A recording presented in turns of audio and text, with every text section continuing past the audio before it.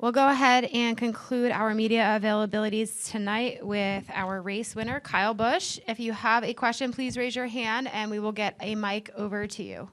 Who would like to begin? We'll go to Jordan and then Jeff.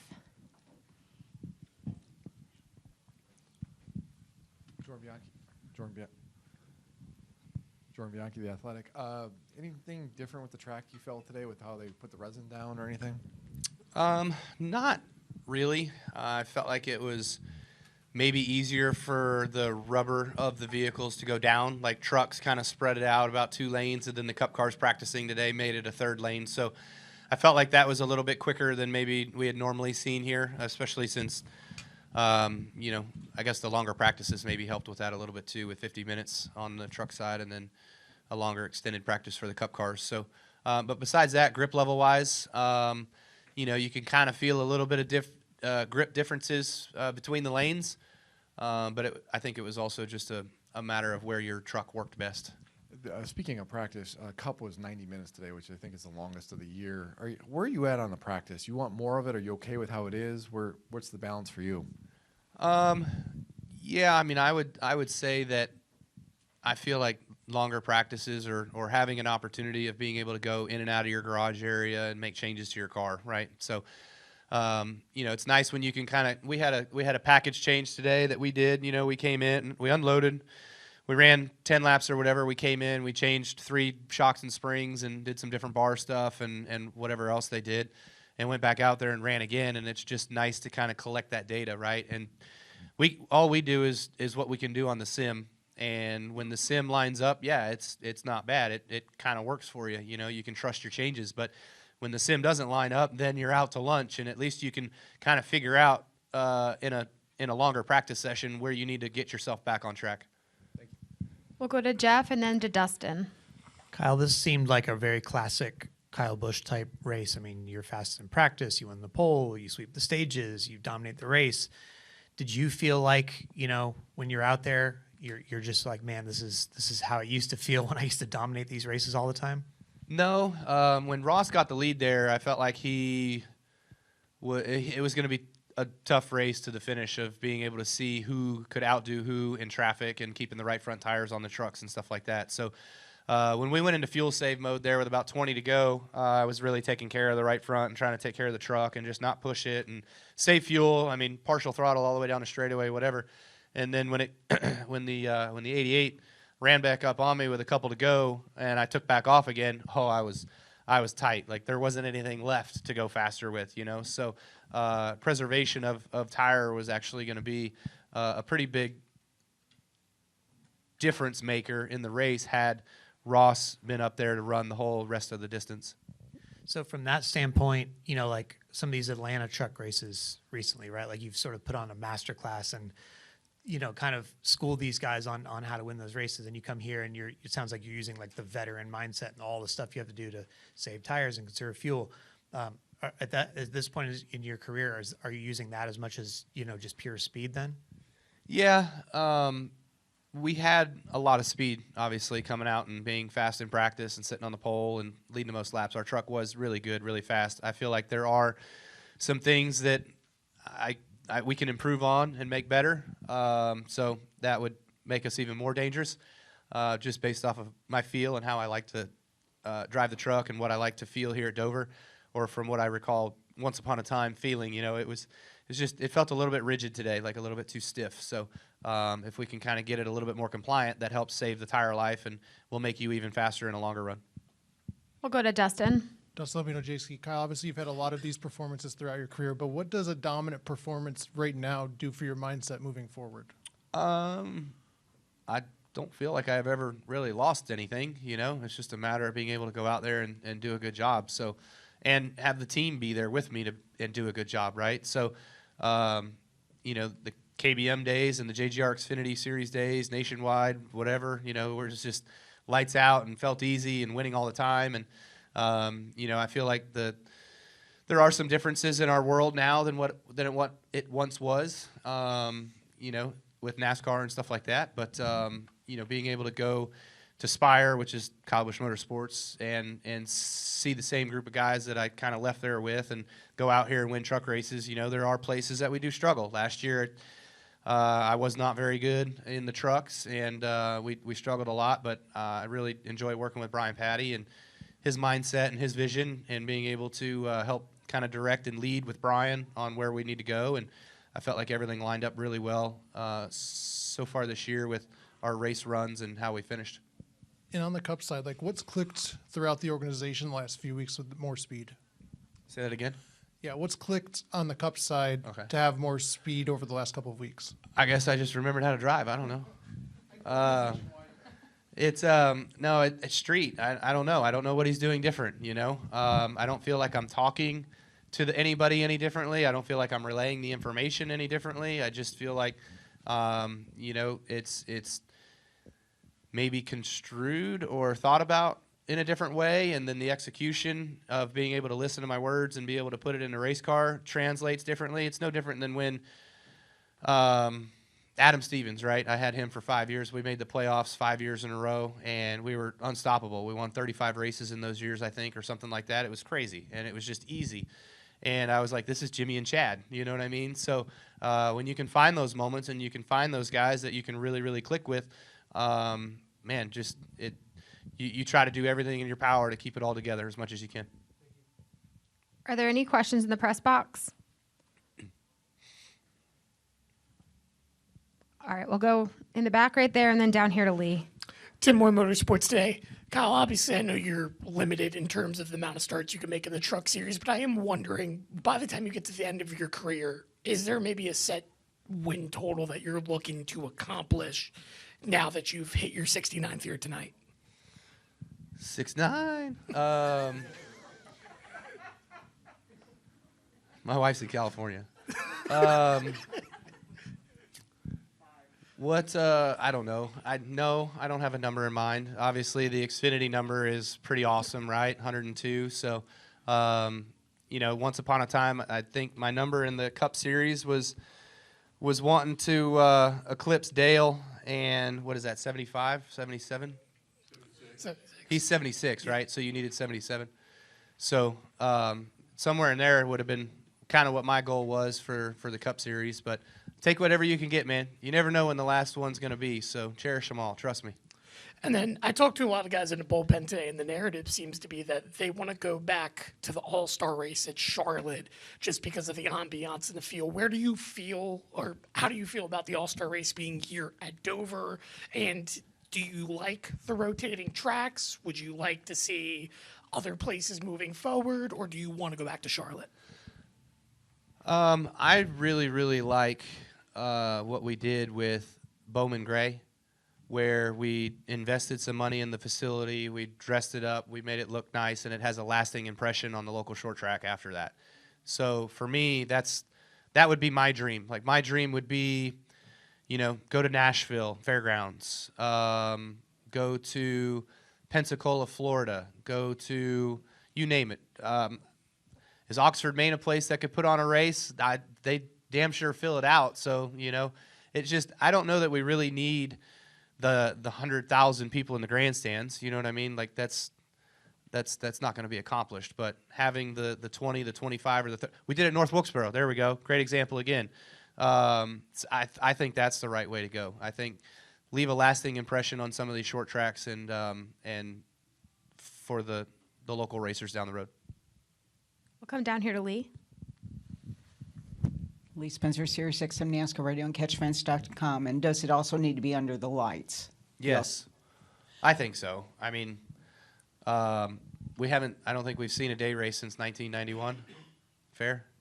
So we'll see what it looks like here. But honestly, it's just, and Dover may not be the right place for it either. But, you know, when you go to the short tracks and sometimes you see some short tempers and things like that, you get to see the sparks. Everybody remembers the 92 episode of the All-Star race and the sparks flying down the backstretch.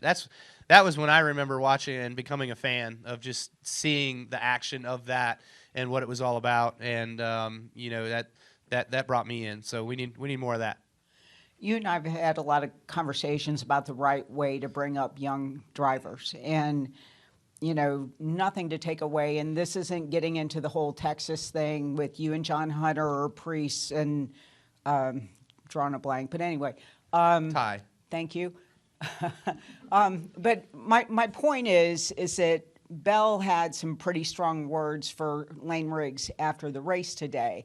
And he said, because I'm not a truck racer, I wasn't going to take you out because I'm not going to be in a situation where you lose points in your respective series. But you're going to be... He's got a way different mindset than Kyle Busch ever did.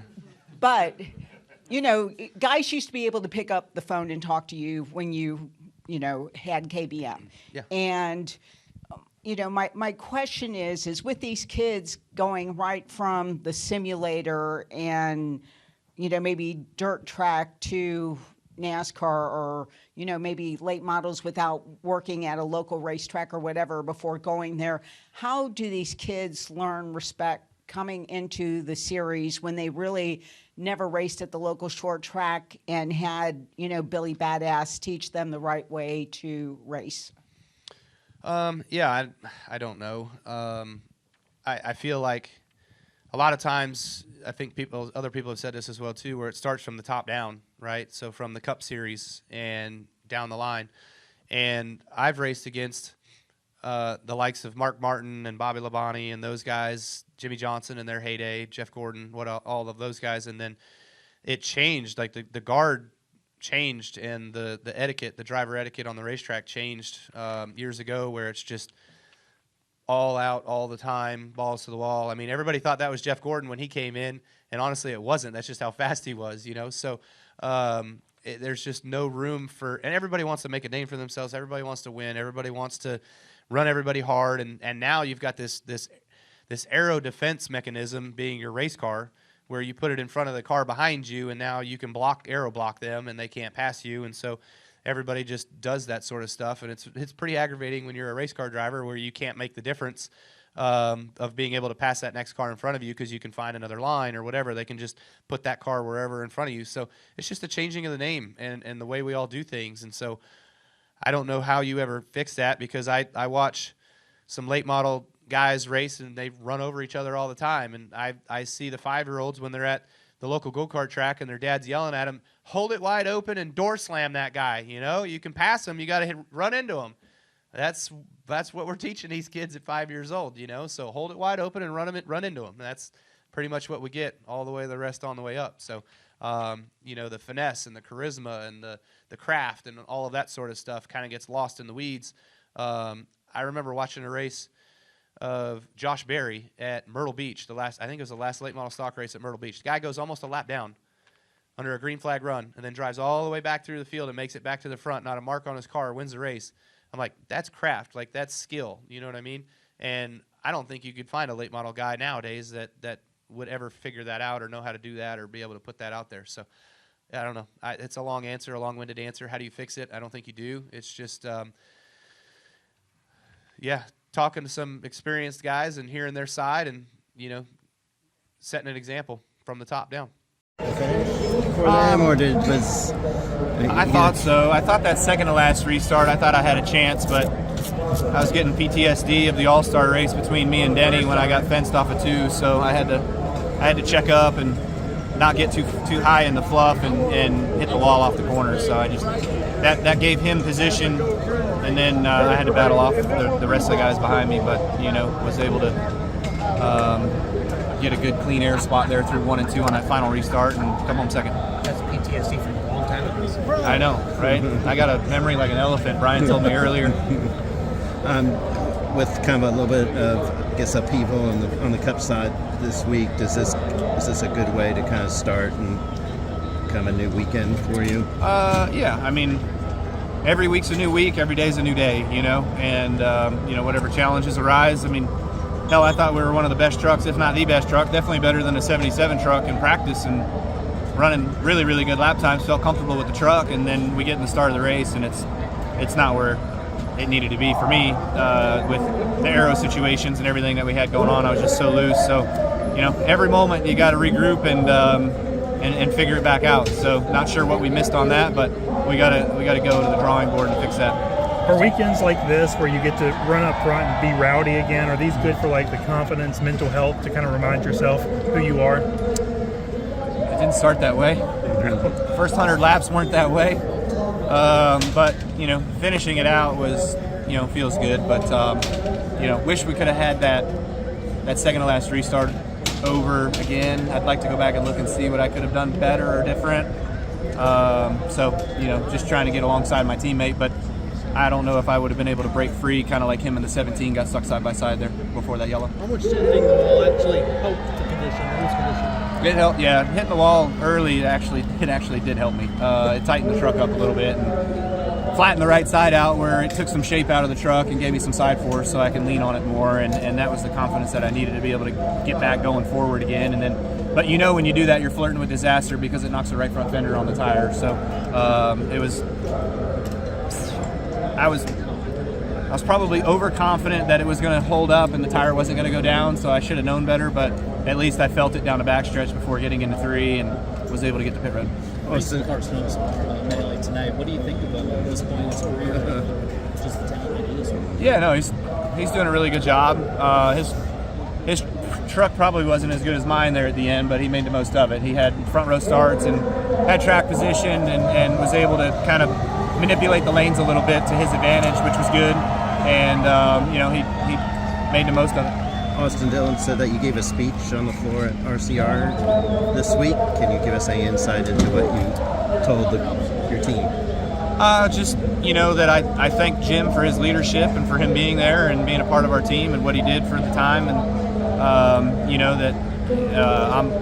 I'm full in. I'm all committed. I've never probably worked as much in these last 4 years as I did in 15 at JGR, but that's due to us needing to get better and us get the things heading in the right direction. And so, we got to put the train back on the tracks and have a direction of what we need to do in order to be able to go forward. And I feel like the 3 car's done a good job of that lately. Those guys are clicking on all cylinders and making things look good for them, and we got to be able to do the same so we can carry our weight and help improve the program. So just reiterating all of that and just giving them the vote of confidence that we're all in this together and we're digging in. Did you feel like it was inevitable? No, I liked Jim. I liked his leadership and I liked his fire and his passion and all that sort of stuff. So, was he in the right position? Obviously, Richard and Mike and the guys in charge didn't really feel that way. So, we did have some decent races with Andy Street. Do we come to Texas and flip everything around and run top 10 right here, right now? But I'm not sure about that. But, we certainly have done all of our due diligence in this week of trying to get prepared as best we know how. So they come to you and they're like, hey, listen, this is the direction we think we're going to go. And you're like, it's your team. You see what you got to do. Yeah, obviously I think the riding is in the point standings, right? Like, we're not where we need to be. So there's got to be a change somewhere. And from my understanding, I feel like the conversation with Jim was well received and he was fine with it. This almost seems like kind of a gasp of like, hey, let's see if we can get things on right ships to see if you want to stay. Are you talking about gas and ships? Gasp. Gas. One last gasp. Gasp? Yeah. Okay. That is what it seems like. Like, oh, I'm like, let's politics? What? No. Believe me. Okay, I'm not going sorry. there. Go ahead. This almost looks like one last gasp from RCR to be like, okay, let's see if we can right this ship so that we can see if we want to continue to work together in the future. I wouldn't agree with that. I feel like we're in this together anyways, Like, I love Richard, and I feel like we've worked really well together. Austin's been a phenomenal teammate that I've been able to work with. I feel he's probably one of the best that I've had, and so it's been a joyful time of working with him. It's just the results aren't there, and we got to line that up and try to be better in order to get those. You worked with Andy last year. He's been at RCR for a long time. How do you feel about him being with you? I feel like Andy and I, we conversate a lot. We did a lot last year, and I feel like he has I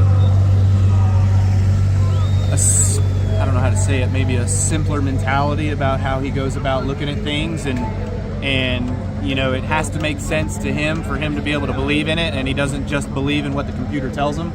And so I feel like that's a good way of being back to basics and a little more methodical about race cars.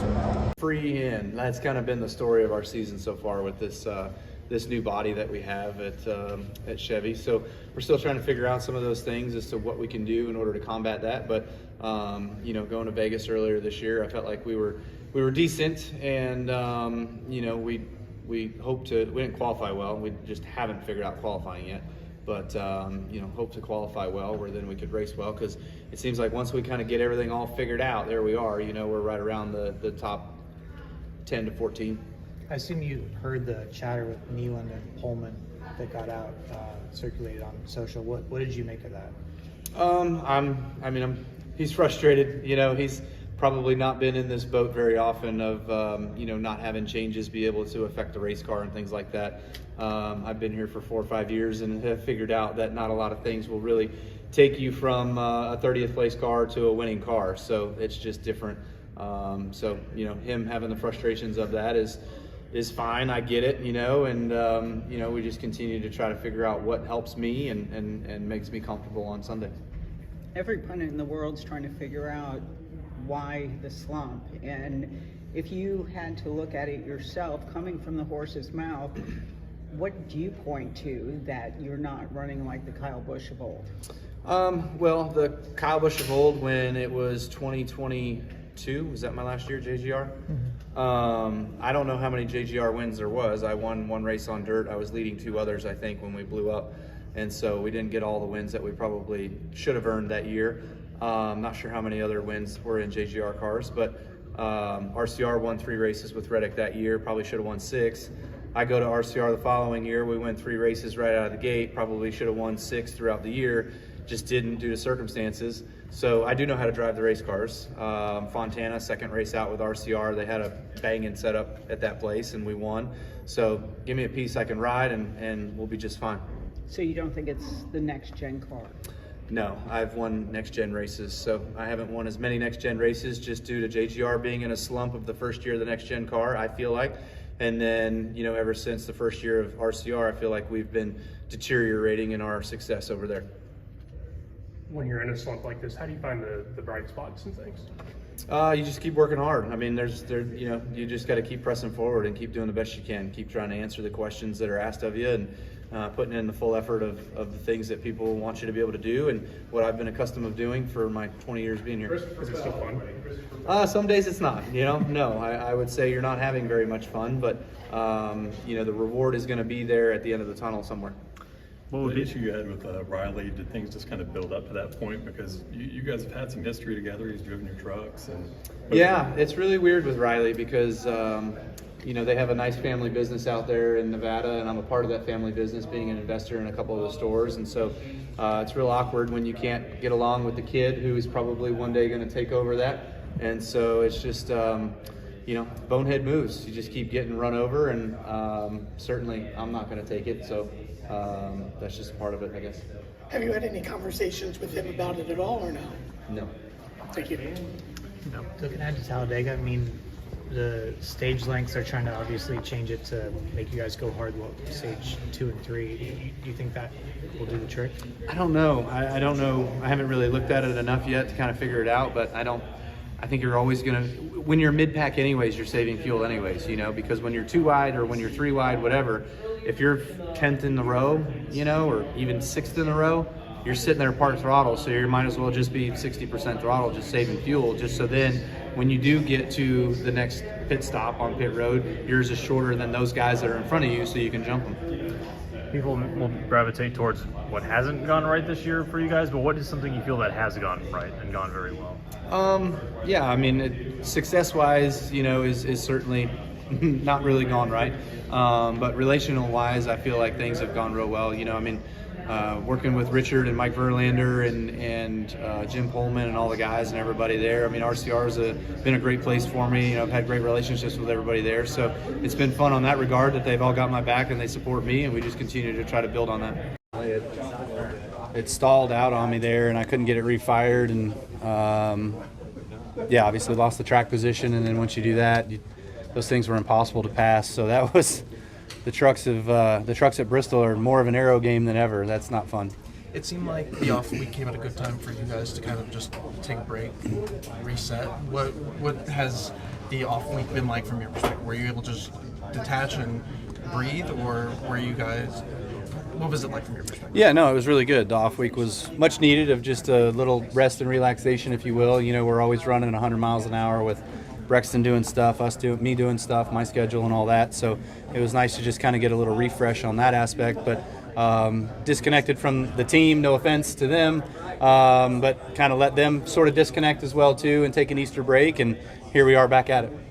Do you feel like you need more off weeks to, kind of like reset with the family, or did it come too early in the season? No, I think that was a good time because, if you start really strong, you don't want to break, right? You want to keep that momentum going. But if you don't start very strong, which, we haven't, then I would say it would be nice to get sort of a break, a reset, fresh mind of being able to think about things maybe a little bit differently rather than going through status quo and just going to the racetrack every week. So hopefully we see some improvement here at Bristol.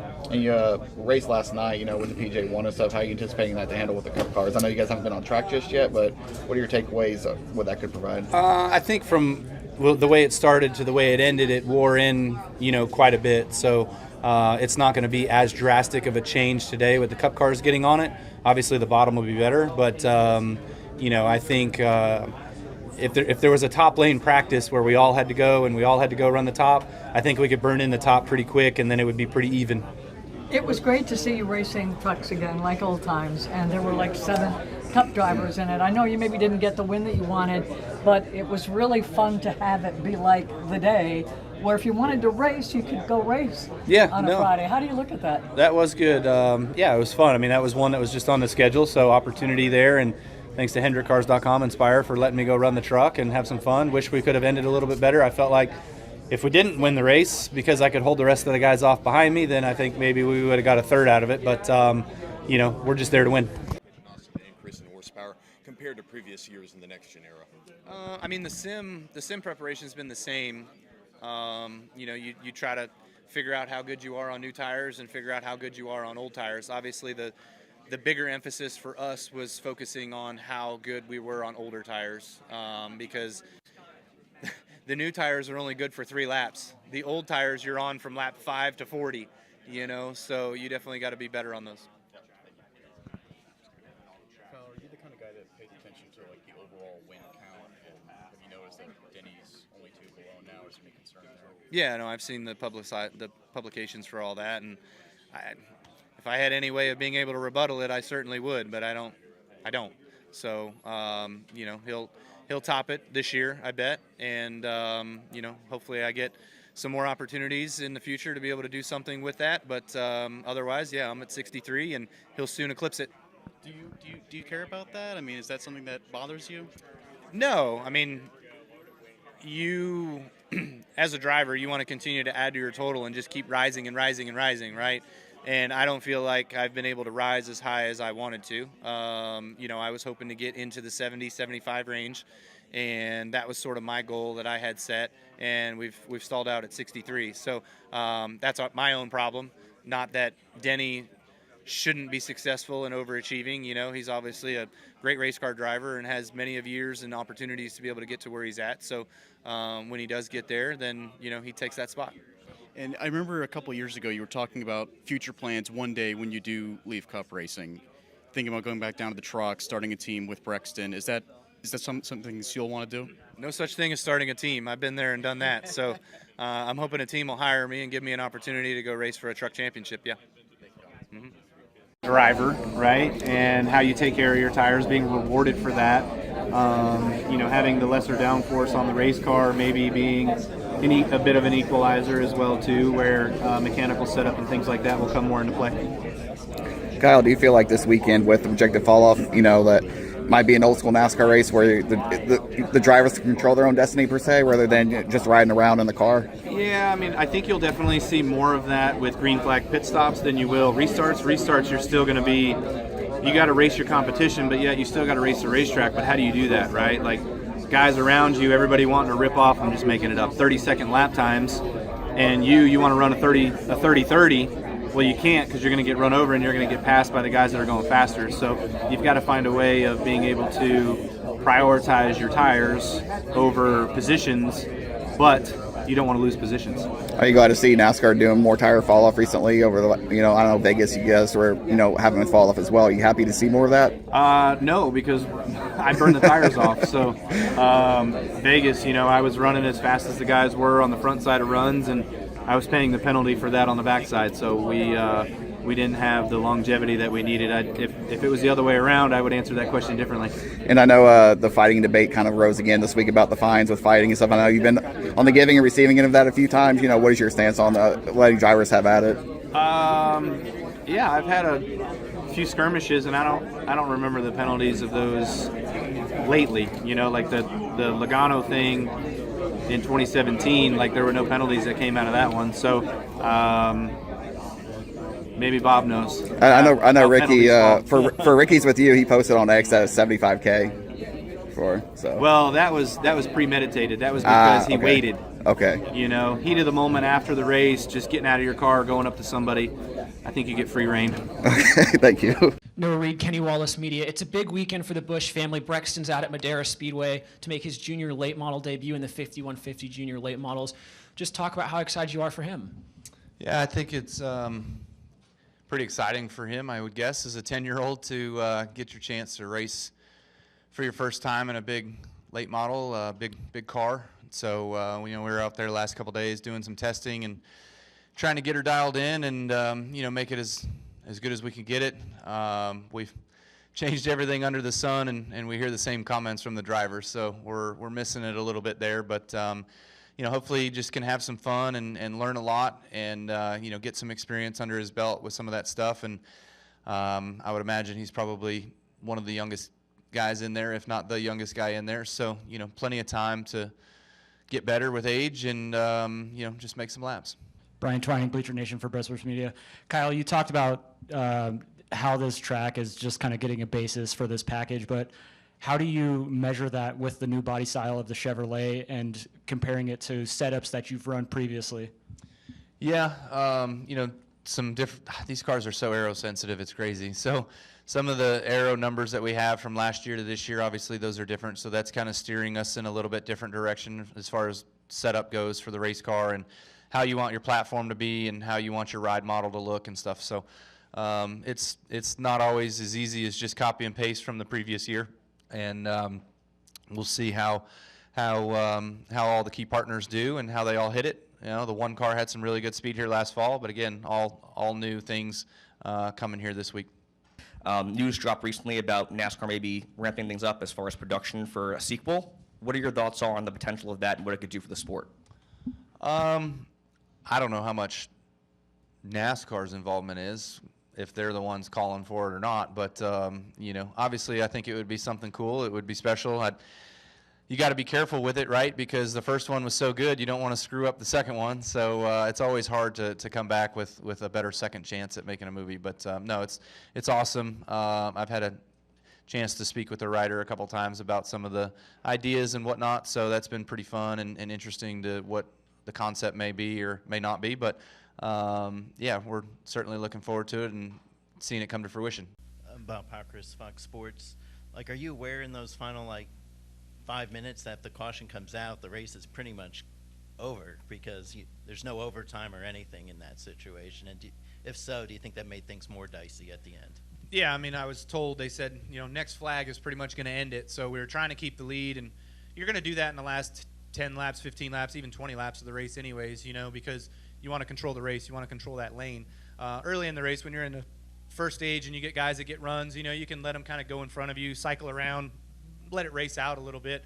But there at the end, the bottom lane, whenever it would kind of start inching ahead, you get down there, you side draft them, you pull them back, and you just want to make sure that you're the first truck on the outside. And, Carson's kind of been in the mix at the end of the last few, last week in Daytona and Truck and Cup, and then here, just kind of what was like working with him, and had you discussed much about how to handle things near the end? We hadn't talked at all, really. So we, in the beginning of the race there, the first stage of the race, he kind of hung me out a couple times, and I was like, okay, here we go. Great teammate I got today. And then in stage 2, there was a chance there where Hocevar was in front of me, and he started kind of playing the air a little bit, and I was kind of like, okay, this is good. I'm impressed. I got you. And I pushed him, and we made our way. We started ratcheting ourselves back forward, so that was really good, being teammates. And then there at the end, he was back to being my wingman and keeping us in pace to control the lane and in pace to win the race. Go next to Zach, then to Holly, then to Chris. Zach Sterniolo of NASCAR.com. Bob kind of took the question, but in terms of how does working with Carson today and him staying loyal to you, does that impact anything when you're trying to draft together in the Cup race, or is that completely unique to itself?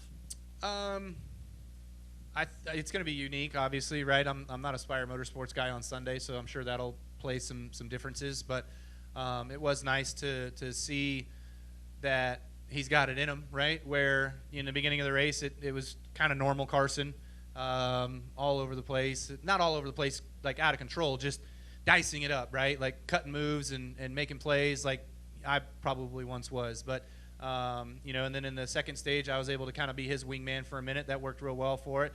And I kind of wanted to say something like, see, when you got a guy that'll stick behind you, you can make some headway. But I kept my mouth shut. I just said it now. And then at the end of the race, that's sort of how we played it, where I guess I had the track position, and so he had to play wingman for the day. So that roles reversed. I'm doing the same thing. I'm trying to make sure that one of our trucks wins. We'll go to Holly, then to Chris, and then to Tim. Congratulations, Kyle. Holly Kane with the NASCAR Wire Service. When you are racing here, do you kind of just know that you're going to be able to pull it out? I mean, you have won so much in these truck races, and again today are there when you need to be. I mean, what is the confidence level for you like? It was dipping. If there was a confidence meter on me, the start of the race was at 100, and then as we getting through the second stage, it was down to about 40. Just because of, it seemed like everybody had talked, and they're like, nobody's helping Kyle today. Because like every time I pull out a lane and look for 2 or 3 to come with me, to go with me in order to get back up to the front, not one of them ever, came to my rear bumper to kind of push there. Middle of the race, Hocevar did once, and then he kind of tucked back in line and went around me. That's when I faded the worst. But that's when I got back around behind him, and then we were able to ratchet our way forward. So it just seemed like in the beginning and the middle part of the race, I was having a tough time making the moves that I remember being able to make last year by myself and getting my way further up towards the front, where, today it was harder to do that. Go to Chris, then to Tim, then to Jordan. Hey, Kyle. I'm Chris Gollin with Above the Yellow Line Media. First of all, congratulations. What was your reaction when you saw Carson join with the burnout there, it being the Spire 1-2 finish? Yeah, I was doing my burnout, and as I spun around, I saw him hanging out over there, so I was trying to position myself to kind of go his way, and he just wanted to give a high five, so we kind of did it as I was rolling on by, smoking the tires. So that was cool. Great of him to come out there. I mean, he deserved it. He was the reason we won the race today, right? And so nice to kind of celebrate a little bit together and have him out there for that moment of victory. Thanks, Kyle. Congrats. Thank you. Go next to Tim Packman.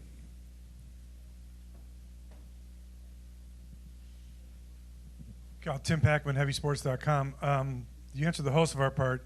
The battle back and forth with Stuart Friesen, because you guys were dicing back and forth there until he faded, but you had to look over a couple times and back and forth. Just comment on that if you could. Yeah, it was similar to last year. I don't know how that inside lane stayed there as long as it did from that final restart. I was expecting it to deteriorate and go away, and the way my spotter was explaining it to me, I was like, how is he still next to me? Where do the other trucks keep coming from that keep supporting him and pushing him forward? Because I only heard there was 2 or 3 down there or whatever, but I just kept having to play the side draft and through the corners and stay tight on him to pull him back, and then on the straightaways get the push from Carson to kind of get our row going and further ahead and getting the speed up. But yeah, he hung on a lot longer than I expected. Similar to last year, though, it was between him and I coming down to the checkered and who was going to win that race with the drag race to the finish out of turn 4. But just in the perfect nick of time, I got that big push down the back and got singled out and didn't have to deal with anybody for the finish there coming out of 4. So I felt like the race was won, about halfway down the backstretch. Okay, we're going to go to Jordan, then to Tim Moore, and then we'll wrap with Zach. Jordan Bianchi, Athletic. Maybe this was the moment. Was that the moment going into 3 where you just seemed like almost hit the turbo button and blew by those guys. You held it down through turn 3. You know what I'm talking about there at the end? The last lap? Was it maybe the last lap or the last 2 laps? Yeah, it just looked like you just. Well, right I by was the inside row was getting a good push down the backstretch, and then as the outside row, as the guy controlling the outside lane, you got to get down there and stay tight to those guys and drag them back. And the 52 Friesen got really close of getting clear on me a couple times there, and I was just waiting on the push from behind. I know Hocevar was hot, so he was probably not able to just get the run developed in order to get to me to push me, or was trying to keep his truck as cool as he could keep it. But the way it kind of worked out, I was nervous a couple times that Friesen almost cleared me, but we made it work. Kyle, first win in NASCAR in the last year for a guy who at one point was just kind of automatic over the years. How has that changed your perspective or appreciation maybe for these opportunities to get back to victory lane? I mean, it makes it sweeter. G comes up to me in victory lane, and he's like, yeah. I was like, you want a photo? He goes, yeah, I'll take a photo. You know, it's been 14 years. Might as well get another one. We don't have enough, right? And I said, well, you never know when the last one is, so you better frickin' get one today, okay? And, I mean, that's true, honest truth. I think I said that for years, even when I was clipping them off at 25 at a time. You just never know when the last one's going to be. So hopefully we haven't seen the last one on Sunday. I'd love to do it again tomorrow and, you know, bring home the Cheddar Chevrolet in victory lane and feed America on Monday. Free Cheddars, Monday. Let's win it, Sunday. Bob Pockris, Fox Sports. Did you come into the qualifying session thinking you had a shot at the pole? This guy did. He had all the confidence in the world, and he said, this is what we're going to do. So we just set out to the plan that Jim laid out and had a really good practice and being able to put some good time on the car and maybe learn a couple things and make the speed that we needed in order to come out here and sit on the pole tonight. And no driver has ever never earned their first Daytona 500 victory after their 20th start. So if you can win, you make history. What would it mean to make kind of history in that type of sense? Yeah, it's a box we got to check. So here we are. This is an opportunity to be able to do that. And, you know, I've come down here a lot of years, and I think I've finished in about every position possible. So it'd be nice to close out 2026 with a victory here in the Daytona 500. Go to Jenna. Jennifer, AP, congratulations, guys. For both Kyle and Richard, just what kind of boost is this for the race team? I think it's a huge boost. You know, I think bringing Jim on board and having his passion and determination of what he's done all off season long and leading his group of guys and, you know, having them all believing in him and putting our faith in what he's got to do for our team and being able to give us what we need to go out there to succeed. So this is just a first step of it. I mean, this is the beginning of the year, first qualifying attempt of the season. There's a whole heck of a lot more that we've got to do throughout the season to be good, to be real, to be contenders. And, you know, but it sure feels good in the moment right now. So a lot of hard work behind the scenes with everybody at RCR, everybody at ECR. And, you know, it feels good to give this guy another pole down here and love nothing more than to make history and put ourselves in victory lane Sunday night.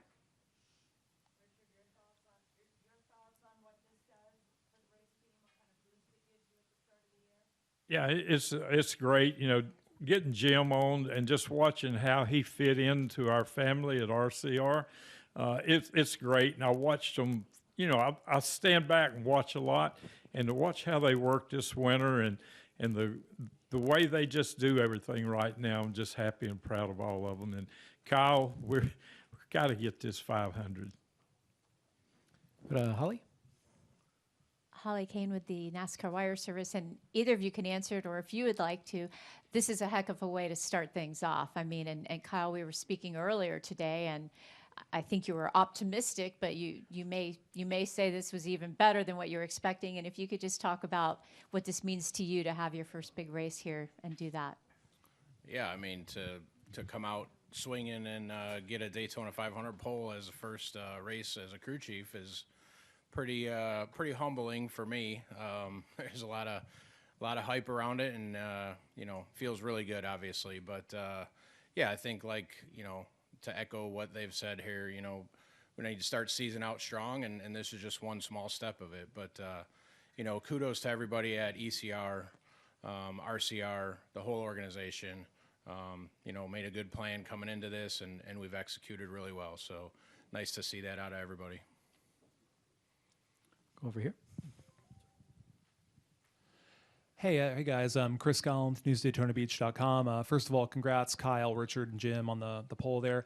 I want to ask you guys the same thing, specifically you, Kyle, the same thing that I asked Chase Briscoe, which is how do you balance the benefits and drawbacks of racing for points in the dual race, especially with the championship format changed now, versus the risks of doing something that could tear up your car before Sunday? Yeah, that's definitely something that we've got to sit down and talk about, and figure out what our game plan is going to be. And so there is that plus and minus of it, right? We've got a great opportunity to start on the front row with this race car, so we've got to get through the dual race. And I've been with Richard here 3 years now. This will be my 4th, and I think we've wrecked 2 of those years. So we'd like to not do that tomorrow night and have a good, clean race to come out and be able to use this car for Sunday and start the race from the number 1 spot. Thanks, Kyle. Any other questions for this group? Go up here to Kelly.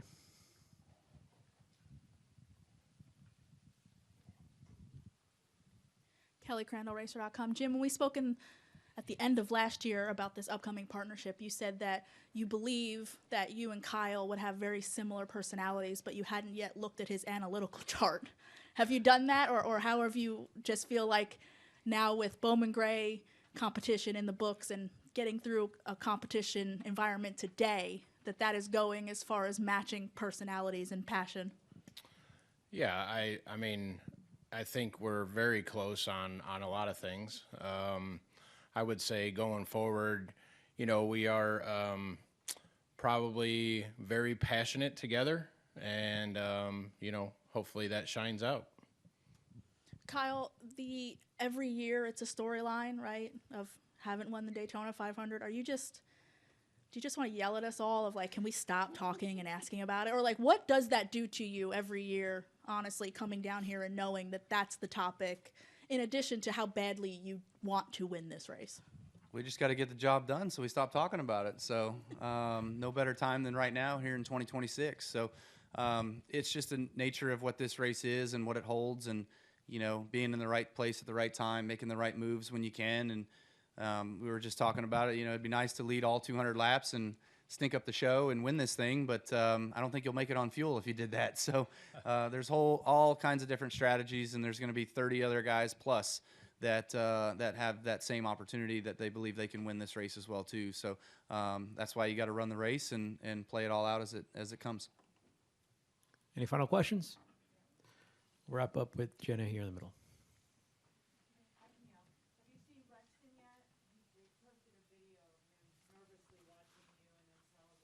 Oh, yeah?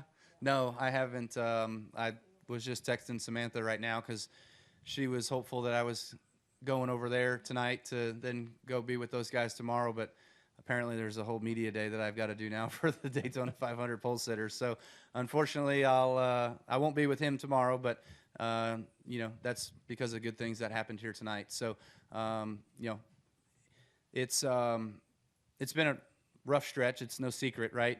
And, seeing my son and his passion that he has, he really, really is probably my biggest cheerleader. And he wants to see me run well. He wants to see me win races. He wants to celebrate in victory lane like he sees other drivers' kids being able to do. So there's nothing more that drives me every single weekend than seeing him see me be proud of me.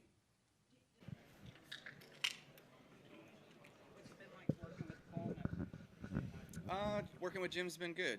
He's very determined guy, and wants to make a difference and be the difference maker here at RCR and the 8 car, and having us have a better chance of being able to reach victory lane each and every week. So it's all about being able to extract the most out of the people, whether it's everybody at the shop or whether it's your team at the racetrack, the pit crew, all those guys. And so I feel like he's got everybody really looking up to him and believing in him and his way, and that's been good.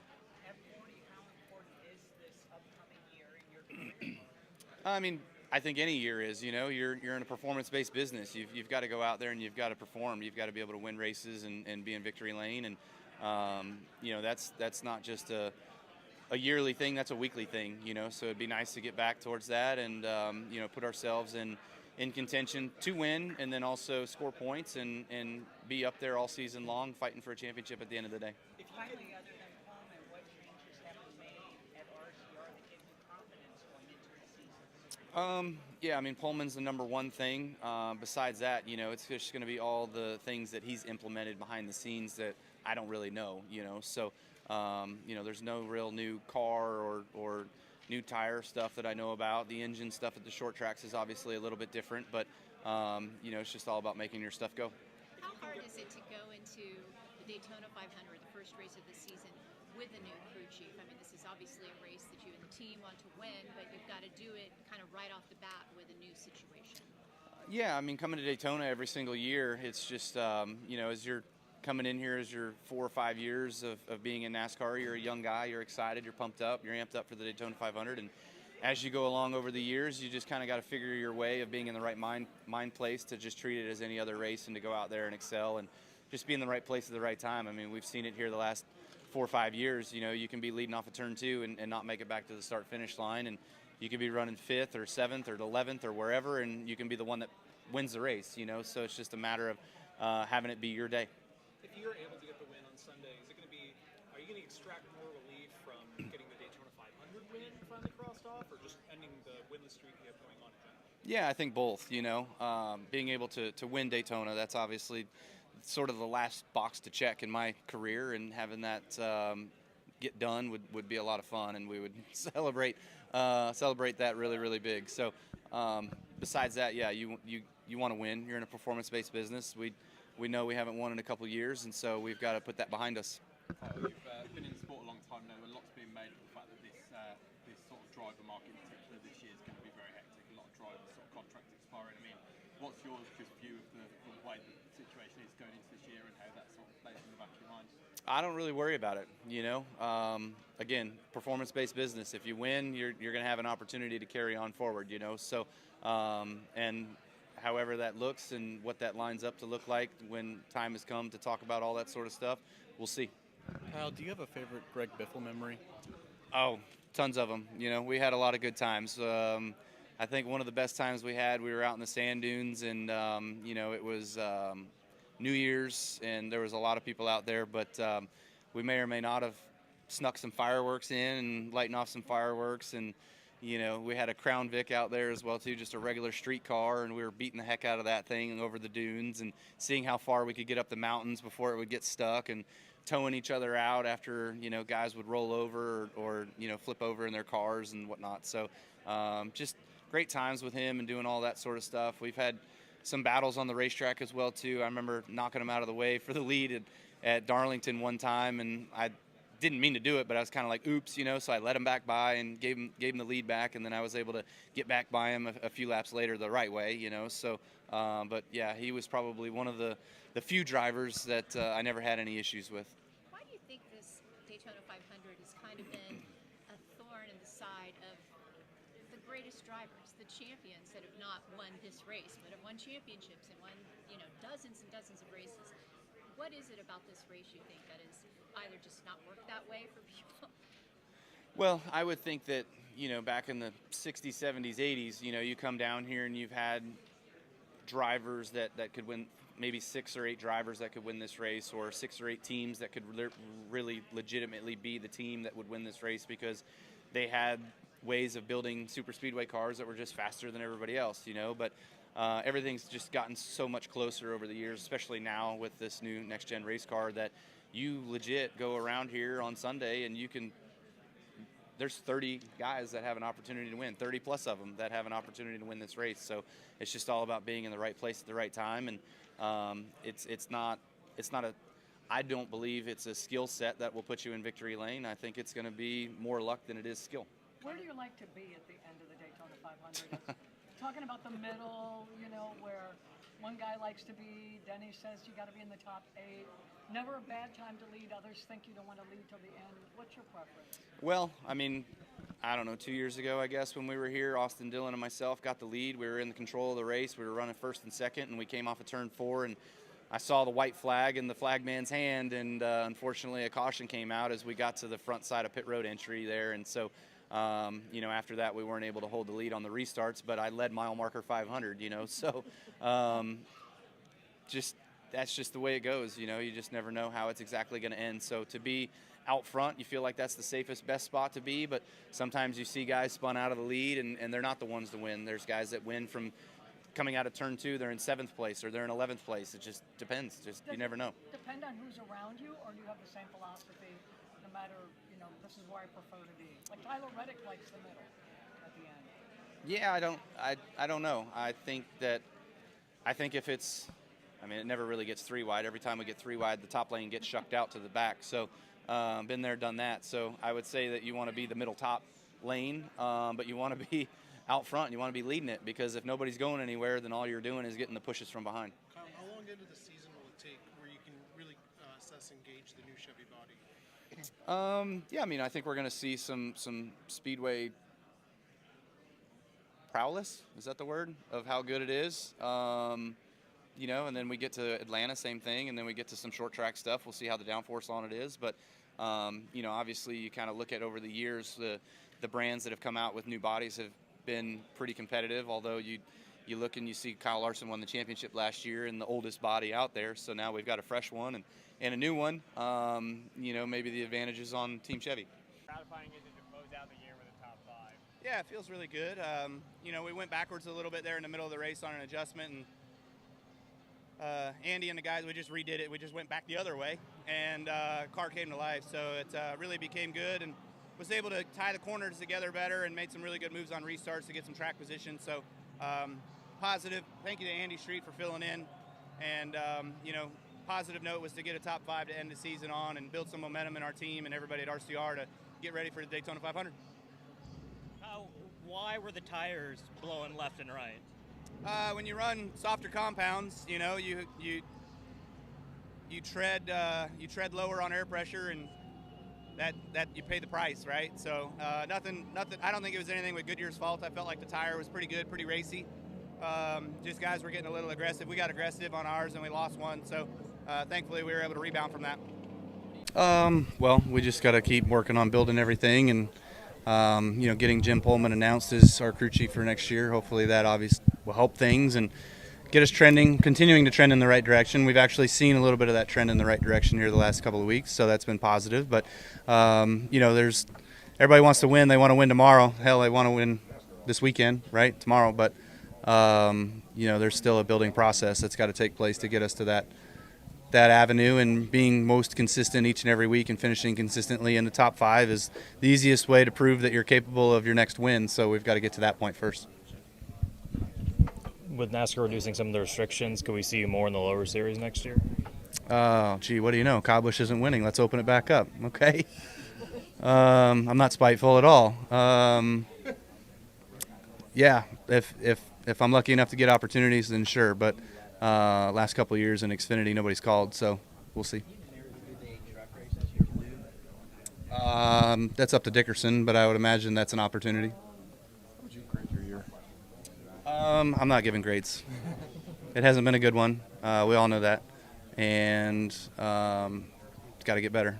How will this offseason be any different from years past for you? Obviously, the crew chief is coming in with Jim, and you've been through those changes before, but how will this offseason be different? I think this offseason will be different just based off of, trying to build some camaraderie and some time with Jim, and being able to spend some time with him and just kind of figure things out and what makes him tick, and obviously ways of things of what makes me tick, and sort of getting on the same page to start our season. Those are always the best ways of being the most successful with a crew chief, is when you know when each other's thinking, what they're thinking, and sort of you can anticipate what's next. So trying to do some of that here early, because it used to be a lot easier to just do that through practice, having 3 hours of practice every given weekend and be able to talk in the hauler for in between those practices. And so now, a lot of conversation happens outside the racetrack that you're not doing on-track activity, and you're not in the stress of,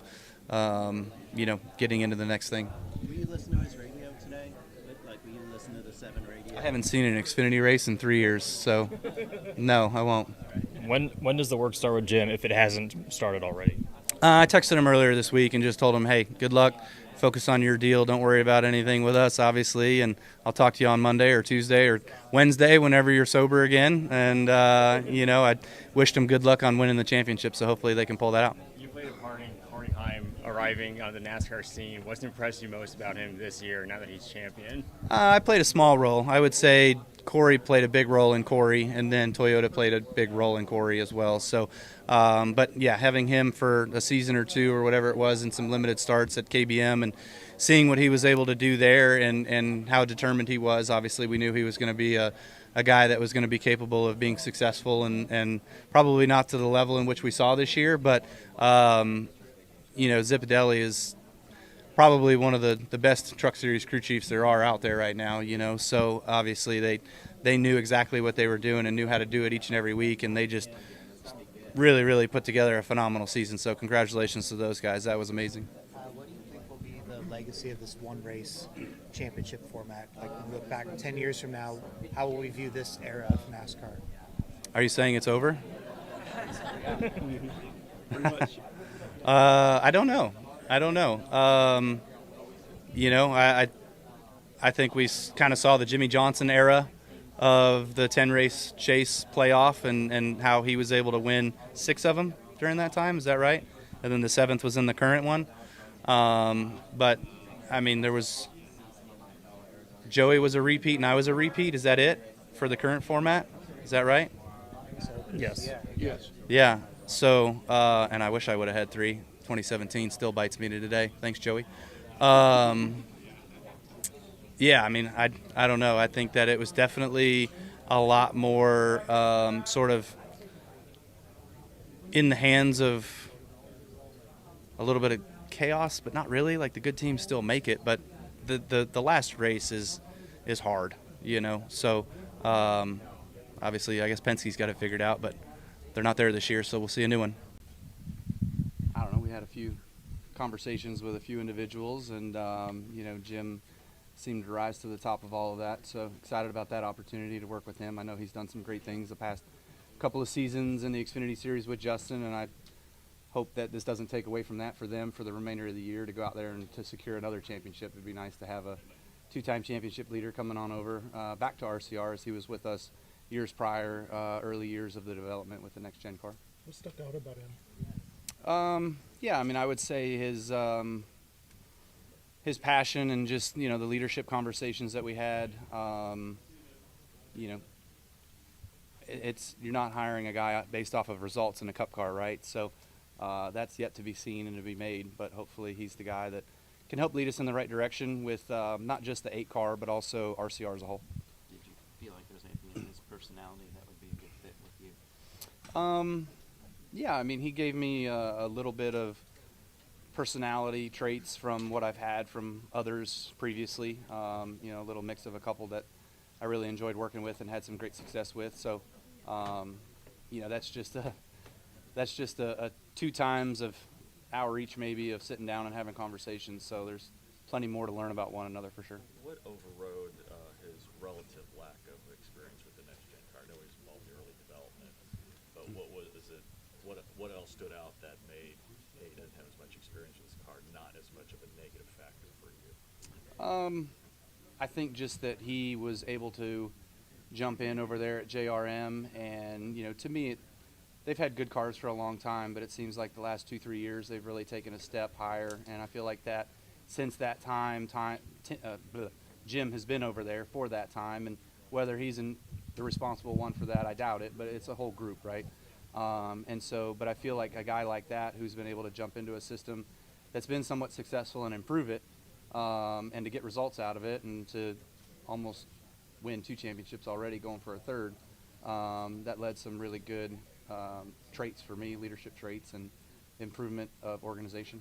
Were you looking more in terms of leadership and organizational traits when you went into this process, or did it kind of evolve as the more you talked with people? Yeah, I would say it evolved more that I talked with people. I would say going in, it was just open-minded of, hey, who's who and who's what, and let's hear them talk and see what they have to say, and then kind of go from there.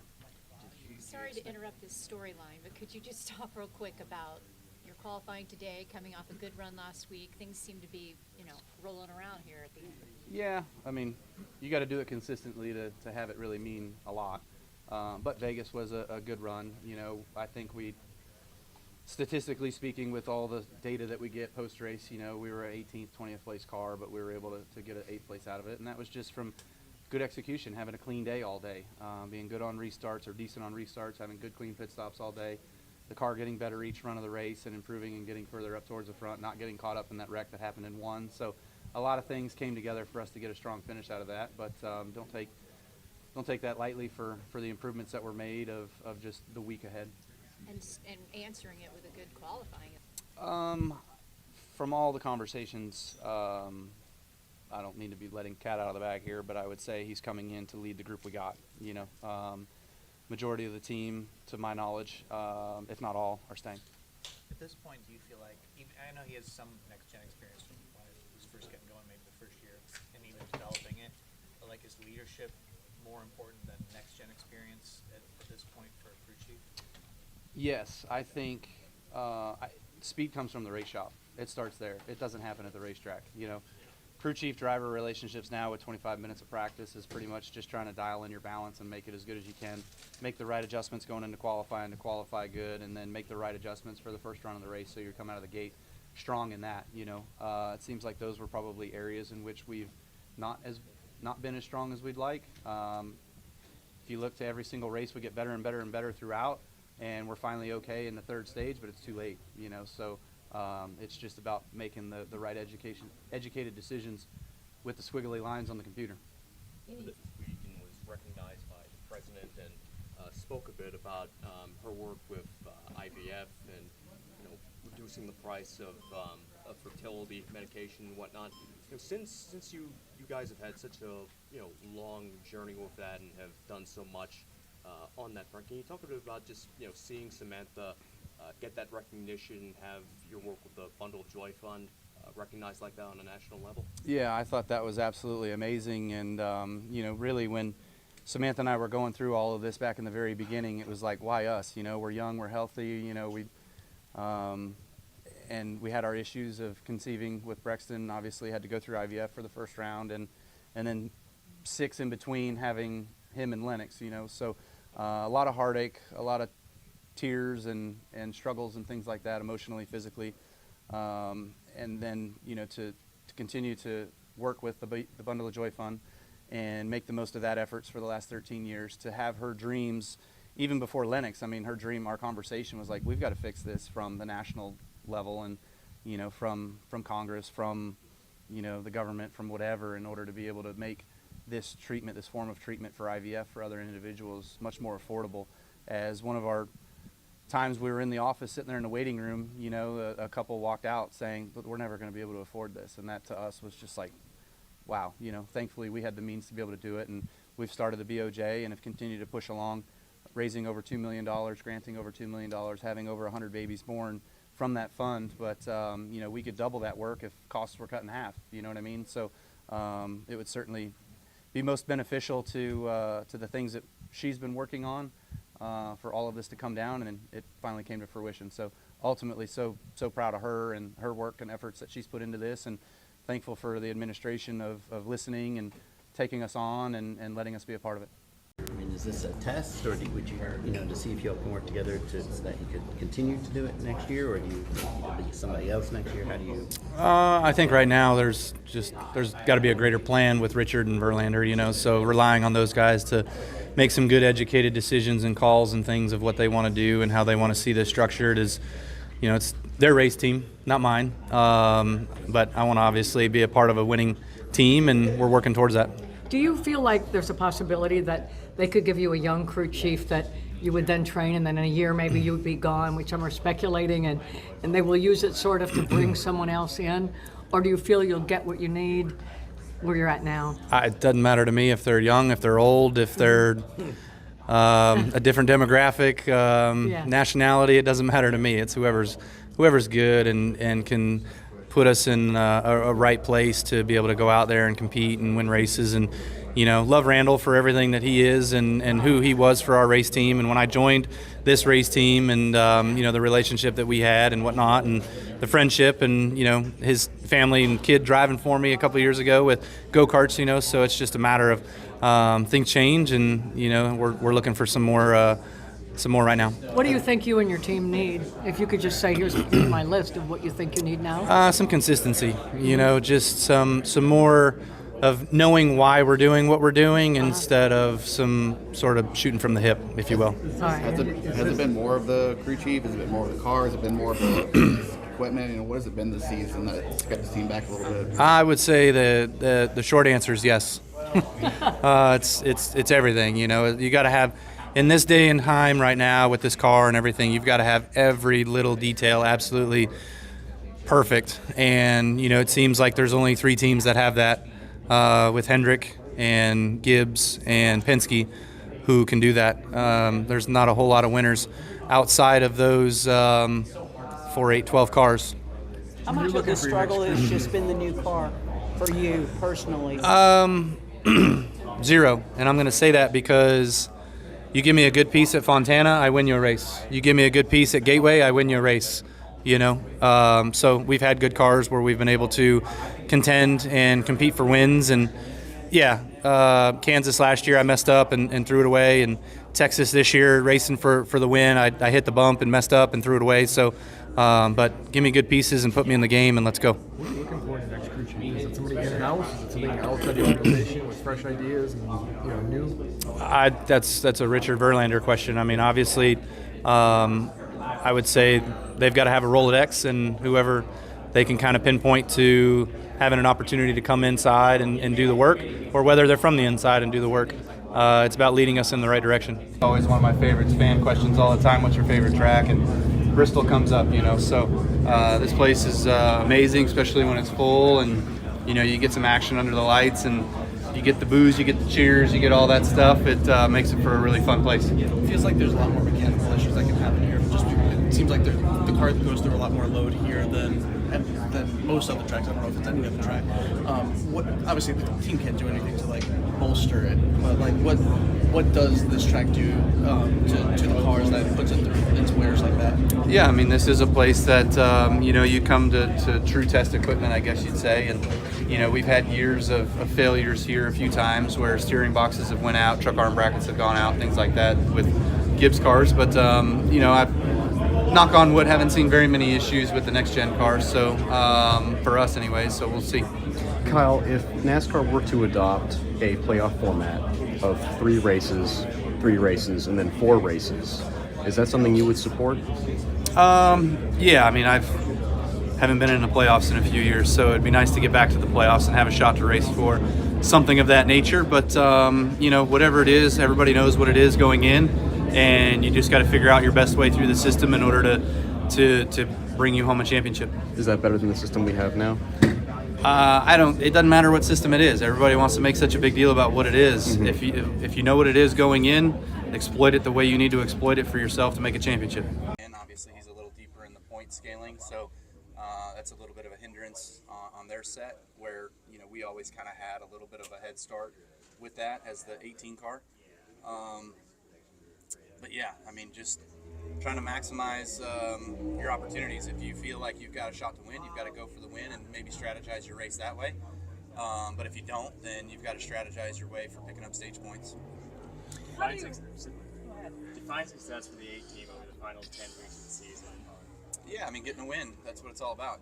We've got to find our way to victory lane. So some good places for us maybe, but got to have the right balance, the right speed, everything together.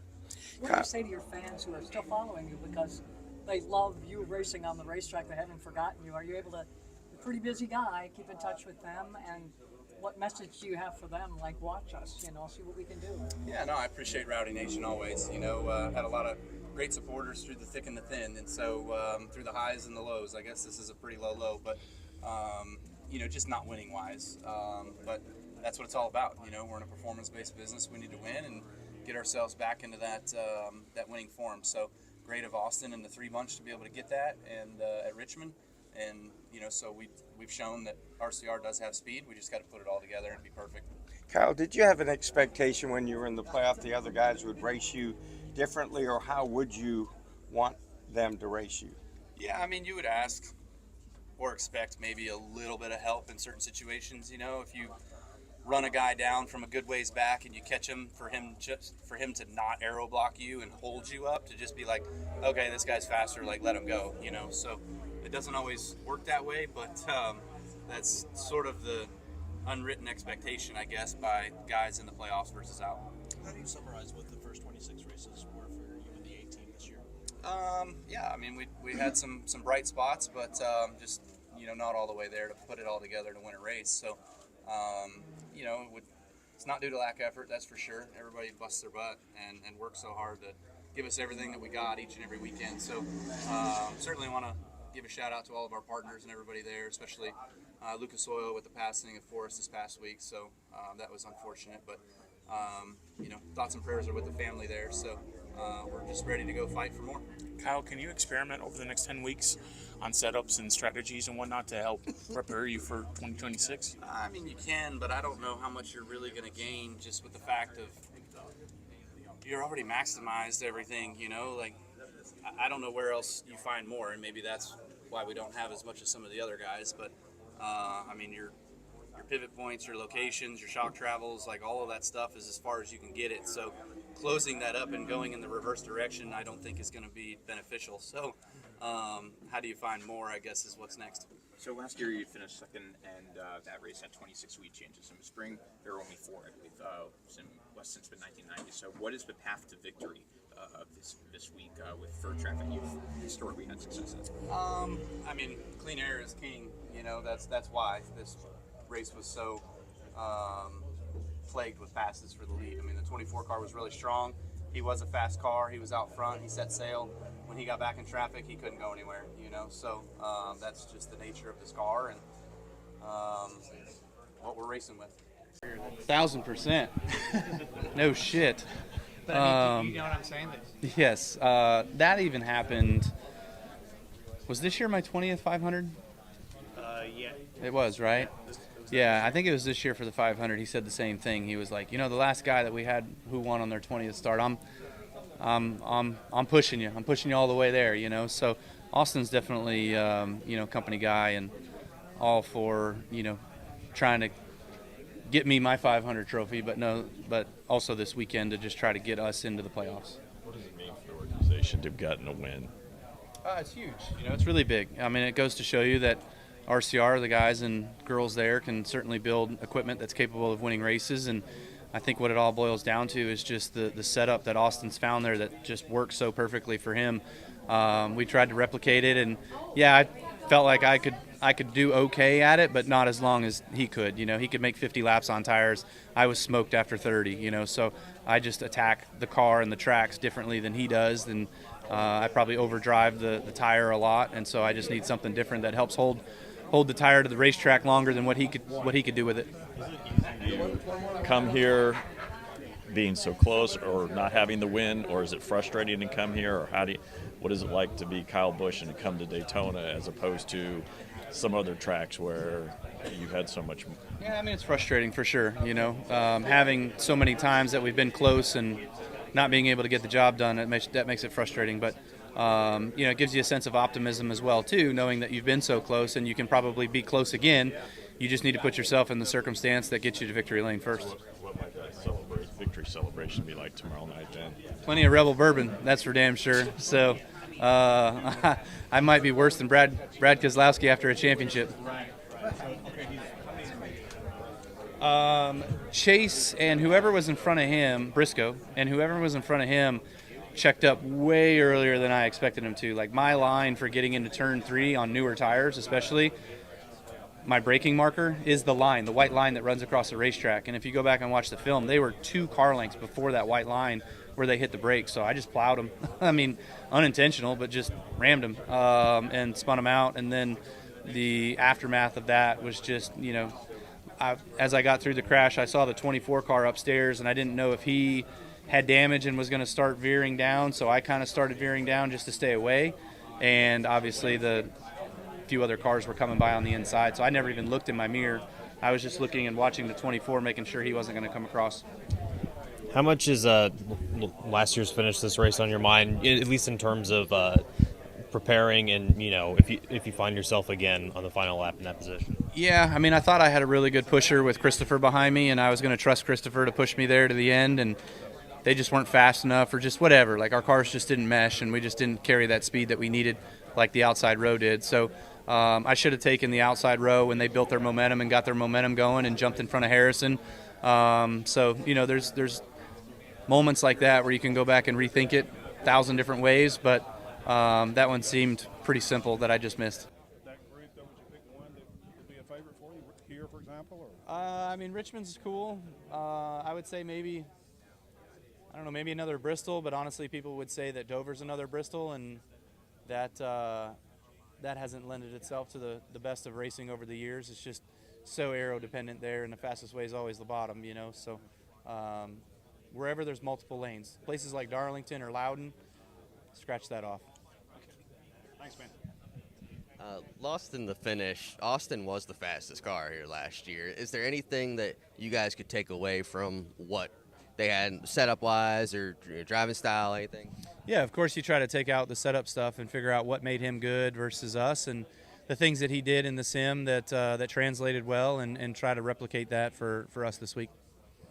And what do you think? You've had a lot of success here. What did you think when you saw this track was losing a date for this year? Yeah, I mean, it's disappointing, but honestly, I have kind of said it for a few years that if you're not packing the grandstands and selling out every single time, then you only need one date, So as much as I love Vegas and Vegas is my hometown, I don't think Vegas needs 2 dates, So definitely some other places that could utilize a date and have an opportunity to keep their places alive. Probably have already answered. Just been standing here. Okay, well then it'll be new. Obviously, you've won here before, but do you look at any of these 3 tracks coming up? And I know this is the perpetual question every week, but do any of these 3 stand out to you as a place where you feel better about your chances at getting a win? Yeah, I mean, I've won at all 3 of these places. One of my best racetracks is Richmond. Watkins Glen is always fun. I've always enjoyed this place. Probably my best road course racetrack. Not sure if statistically, but I just enjoy coming here. And then Daytona. Honestly, I would guess Daytona is probably our best shot, as crazy as that sounds, with 30 other guys having their best shot of being able to win that race as well, too. But the RCR package has been really fast there over the years, and we've been really good at having some good runs and just coming so close to winning. Do you feel like when you come to a road course that there are the road course guys anymore? I mean, 10, 15 years ago, it was, a certain number of you that were considered to be a win. Do you feel like that's still the case here, or is it just more wide open than? No, I feel like, years ago you used to have the road course ringers. Like, they were just known for the road course racing, and they would come in for the road courses, and they would never really fare very well. Well, now you have road course regulars that are super good at the road courses, but also run full time. And so those are the guys that legit have a great shot of being able to come out here and score the victory. I wouldn't say easily, but more easily than maybe the days in which I was winning the road course races, So they're just so good at what they do with it and have grown up doing that. So give them a lot of credit for the skill that they have. But, would love to have an opportunity to be close and to see them in the closing laps. You have 3 top 10s on road courses this year. So what about road courses has been so good for you guys so far? Not really sure. Just it's kind of worked out that way for us. We had a really good car at Coda. Wish that race would have went green to the end. Feel like we would have been able to win that one. Sonoma was okay, not great. Struggled there really bad in the first few runs, but then Chicago was pretty good as well too with our race cars. So it's just road courses are a little bit of an anomaly where there's just a lot of inconsistencies in finishes and runs and what guys do towards the end of those races and the moves they make and the crashes they cause. So, you just got to stay on track. You've obviously won a couple of times here. What does it take to get around this place and succeed here? Yeah, I mean, I won here before the road course dogs were here, So being able to do that, you got to have really good brakes. You got to be able to stop getting into these corners with these long straightaways and high speeds. You got to be able to slow down and get it to the speed that you need for being able to go through the corners. And then, of course, you got to have the grip and the balance right to be able to go through the corners. You got to rotate the apexes and set yourself up for those long straightaways. Overall, how do you feel about these next 3 weeks? I mean, obviously you've been super close to Daytona these last couple of years. Road courses, to my earlier point, been very strong at this year, and Richmond as well. How do you view these next 3 here with where you are? You just race the race, you know, and let it play out. So Richmond's one of my best places statistically. I'd like to think that we could be good there. Austin had a great race car there last year, and then Daytona's always been great for us in RCR with the speed that we've carried there each time. Kyle, I know you didn't have the day you wanted yesterday in the truck race, but did you learn anything from the new placement of the restart zone that might help you in comparison to where the old restart zone was? I only got one shot at it there, so I learned more probably just watching on TV than I did behind the wheel of it. So, yeah, it was quite interesting, definitely different. You know, some things to take out of that, so we'll see how that can translate to the Cup car. He's out of the infield care center. Take me through practice. 17 laps in, your right rears were chattering. Then what happened?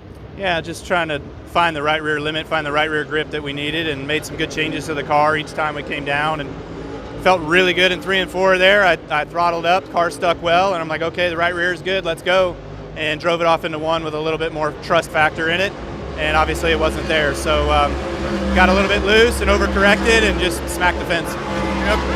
Push you behind the 8 ball for Sunday? Yeah, I mean, starting in the back versus being able to start somewhere close to the front. Felt like our car had decent speed in it. With as slow as I was going, trying to feel everything out and get used to the feel of it all, and then just being able to build up to that trust factor, and obviously overstepped that line too early. What is the key to having a good run? I mean, there's so much strategy that comes into play here. I mean, you got to be good in all 4 corners, but it's no secret you got to be good in 2 and 4 to you know, have good drag race speed down these long straightaways. So that's a big part of it. And this car drives entirely different than the old car. The line is entirely different than the old car.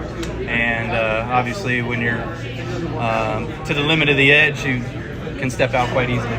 You're watching Denny as you say that, and had a rough qualifying effort when he plowed into the wall. I hit the wall too off of 2, so it's just that corner always seems to be the sketchiest when the sun's out, and it got me in qualifying. I had a really good lap going, I felt like, up to turn 2, and thankfully for us we just brushed the wall, but yeah, I think a few guys had some issues over there. Appreciate your time. Yeah. Kyle, after the checkered flag last week, Richard got on the radio with both you and with Austin Dillon's team and basically said, you know, we need to make sure we have faster race cars. What was the follow-up to that, and how was that received, and exactly how has that been addressed at RCR?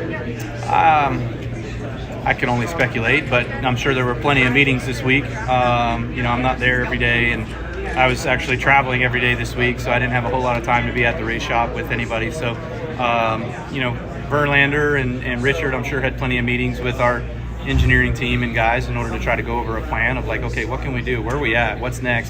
What have we improved on? What else can we improve on? And where can we fill some of these gaps that we seem to be having when we go to these racetracks? So it's not one thing. There is a, what's the word?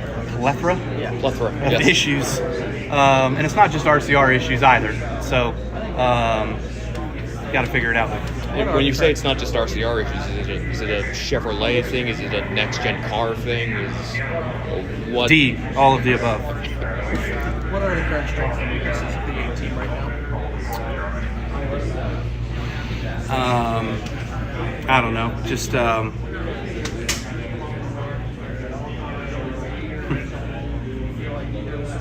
this isn't a positive conversation for me, so I can't really give a great answer. That won't get me in trouble. Kyle, decades ago, Neil Bonnet made a statement that Neil Bonnet. When? Decades ago, Okay. back in the 1980s. Go ahead, sorry. That's okay. He made the comment that a driver reaches his peak between ages 35 and 45 because it takes him that long to learn the craft of racing. Yeah. Now, though, with Brexton coming along as early as drivers start now, the technology they have, the sim and everything, is that peak earlier now? I would say that the peak can be earlier, yes. I would say that my talent peak was probably early, but my mentality peak was not. You know, being able to handle situations, tough situations, Game 7 moment situations, that sort of stuff. I feel like you've got to go through some really, really good tutelage or some life lessons ahead of time before you can put all of that together as a person. So, I feel like with everything that I've learned and where I've become, a two-time champion, that I can certainly give some good advice to Brexton in helping his attribute become a little bit better and his speed be better, faster, and maturity level to be ready to go when he gets here. Thank you. What's it take to make a next-gen car go fast in terms of how on the edge you guys are? Like, how close to the line are you guys on any lap? Well, I mean, some guys are on the edge more than others, right? I'm trying to make our stuff go faster than it's capable of going. And that what has gotten me to 63 wins in this sport is being able to push the fastest cars, JGR, to that limit and just destroy everybody, right? And so now we're trying to do that with where we're at to get ourselves into the top 10 and get top 10 finishes. So, but if you look at guys like Denny, who just made a mistake, stepped over the line, spun out, like that's probably the first time he's crashed a car this year. They just look at the lineup of the Dover race. Like it was Gibbs cars, Hendrick cars, and then 2311 cars and one Penske car. And then, you look down the line of pit road, it is the Hendrick cars, the Gibbs cars, the 2311 cars, the first Ford group, which is Penske. Those are the guys that are good, and those are who have the most grip each and every week, and the best pit crews every week, and those are the guys that are making the most of what they got. But then we'll even see Bell spin out by himself twice at Dover. We'll see Larson wreck sometimes. So they must be up close to the edge as well in some ways, right? Yeah, I mean, if you're not leading the race driving away, then you're probably driving over 90%, right? So, it's just, it's the nature of this car. It is certainly more to the edge, and all the drivers, everybody, when we all built this thing or when we all started driving this thing, we were like, yeah, this is cool because, you're going to see more wrecks. You're going to see guys pushing it to the limit and stepping over the limit and crashing more. And there are still, though, the same teams that are fast as those that were fast with Gen 6. Okay. Use Denny as an example. He's won 4 races this year. He just signed a 2-year extension. He's 44. You're in your 40s as well. For people who don't drive race cars, why is it notable, or what should be appreciated about drivers who can win consistently into their 40s at a level as right now, using Denny as the example that he's doing? Yeah, I mean, I guess Jeff did it, right? Kenseth did it. Denny's doing it, so Truex did it. There's guys that can certainly do it. I have yet to win a race after my 40th birthday, so I'm working on it. But, it's a testament of time. I mean, obviously, someday, eventually, it comes to an end, and you got to put the helmet on the shelf. But those guys are just making the most of all the stuff that they got and the opportunity. With how early drivers are starting their careers and making it to the Cup now, do you think it's possible that your current generation, you, Hamlin, Keselowski, might be like the last generation of drivers that races this deep into your lives and your career? No, I still think guys will go 40 or plus. This car is harder on you, so maybe not. I don't know. I think there's a lot of factors that'll go into that, right? So I don't want to speculate as to when drivers should hang it up or whatever. But I mean, if you're competitive and winning, and you're making the most of your team and everything else with what you got, then keep going as long as you're happy, I guess. Lee Spencer, Sirius XM NASCAR Radio and CatchFentus.com. Can you talk about the initiative over at Dover Air Force Base this week? Cheddar's has a special promotion for, red, white, and blue, obviously. And, we wanted to give honor to the service members that are over here, Dover Air Force Base, Dover being the next race on the Cheddar's calendar. And so Cheddar's has painted their car red, white, and blue for this weekend, also in honor of veterans that have or do work at Cheddar's. There's 67 names on the deck lid this weekend, and we're here to honor those, but also paid a visit over to the military base to help honor some more that were over there. What was your take from the visit? It's always enjoyable to be able to go and spend some time with our service members and, their passion for the sport and, what they enjoy to see going around the racetrack on Sundays. And so it was really, really cool to just spend some time with them, sign some autographs, take some pictures. There was a foreign exchange student group that was there as well too, that got to spend some time checking out the race car and looking around on that. So it was a really good piece by Cheddar. So we appreciate them serving lunch for everyone as well, and made it a good time for everyone. We'll come right here in the middle, black shirt. Des Moines Motorsports today. Kyle, throughout your career here, you've had a bunch of wins, but you've also had a bunch of DNFs. Here at the Monster Mile, just how hard is it to stay out of trouble? And would you say it's easier for you to find trouble trouble to find you rather than it is for you to perhaps find trouble on the racetrack here? That question started really rough, by the way. Sorry. I would probably venture to say that I've had a bunch of wins at a lot of tracks and also a bunch of DNFs at a lot of tracks. So I think you have feast or famine just about everywhere. Here at Dover, winning 3 times has certainly been, the highlight, and we've had some really, really good runs as well, too, of being close to winning. I remember that time when I was so close with the 5 car and finishing second to Jimmy Johnson right up his tailpipe, was told to leave him alone and let him win the race. So, it's just been a great track for me over the years, same as Richmond has, Bristol has, a bunch of places. So it's a great place to race. It's fun. It's really challenging, but yet, lends itself to really good drivers, really good cars. Evan Tromper Motorsports today. So looking at the weekend last year at Dover was obviously one of your best runs of the season. You got the pole, you finished top 5. So I'm just wondering, is there anything that can be taken from that, even though it was an April race compared to July now, the new tire compound, there are a lot of differences, but is there anything you could take from last year's run to help you? I would say that you take everything that you did use last year because it was good for you, and you try to just look at all of that and try to replicate that as much as you can without knowing anything about the tire, with no tire test being here, no wheel force test being here, anything like that. We're all sort of up in the air on exactly what that's going to be. So you might as well just copy and paste last year and go out there on the racetrack and hope that it suits your race car again this year like it did last year. Thanks. We'll come down here to Cole, and then we'll go to Jeff, Kelly, and Dustin. Cole Cusimano with the Arizona Republic. Kyle, you're the winningest active driver here at Dover, obviously, with 3 wins. That means you got 3 miles, the Monster Trophies. I'm curious what it was like, if you can reflect back, what it was like winning that first trophy here, and if that Miles, the Monster Trophy is one of the more sought after as a driver. I think it's so hard to win races anymore, honestly, that you take any one that you can get. It doesn't matter if it's here at Dover or Martinsville or Phoenix or wherever. You certainly would just want to win the race. And there's definitely some cool trophies that are out there, and Dover being one of those with the cool Monster Trophy that you get, that's a special piece. So always looked up to that trophy, and I was able to win a couple truck ones, a couple Xfinity ones, but then finally was able to capture the big one with Sunday win for my first time. And they're all special, and they all mean a lot. But this place is very tough, especially in that era. Going up against Jimmy, was really hard to get those Dover trophies as he was hoarding them all. Go ahead, Jeff. Kyle, last year there was a lot of talk about, after this race, should people get rid of the mirrors?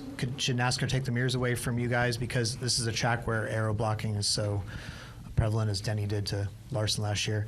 What's your stance on the mirror? Do you want it in the cars? Do you want to get rid of it? Us talking about it isn't going to change anything, right? But I would say that if you run the mirror, you don't get a spotter. If you want a spotter, then you don't get the mirror, the camera. So pick one. What would you pick? What would I pick? I would pick the spotter over the mirror. We'll go to Kelly and then wrap with Dustin. Kelly Crono, Racer.com. Kyle, with NASCAR combining now the practice session for everybody getting out there for 50 minutes, is that a benefit to have everybody on track at the same time? And even when it comes to being able to evaluate where everybody stacks up, being out there at the same time instead of split into groups? I must be really stupid, because I was scratching my head on why.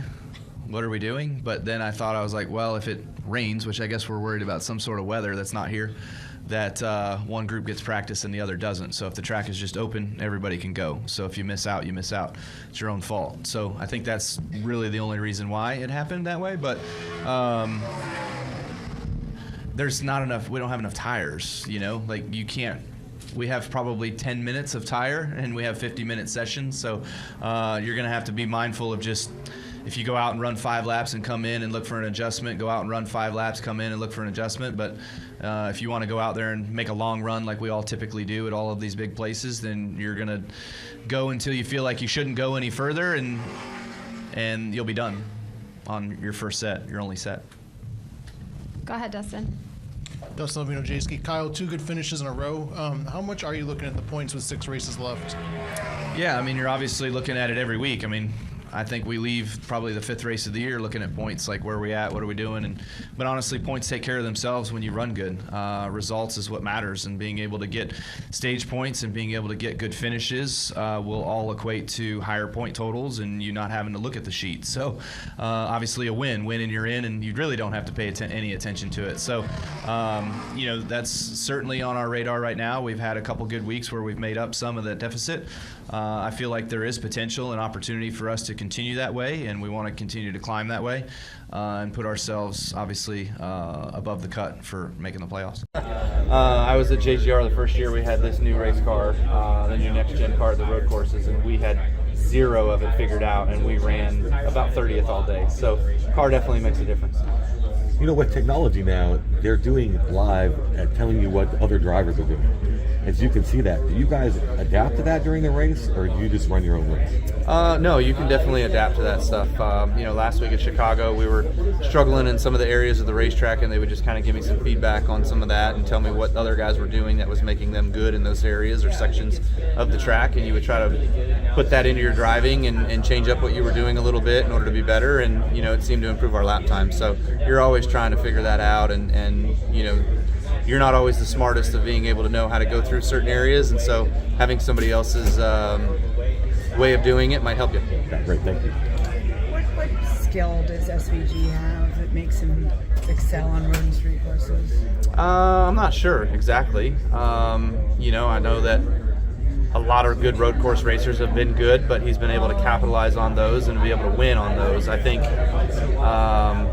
he's just grown up doing it, I believe. I mean, just the longevity of it all, but we've also had others that have been here that have grown up just doing that as well. So I don't know. He's just really, really good. He has the heel toe method, I know. So for me to try to figure that out, it would be until my retirement before I'm even 10% as good as he is at it.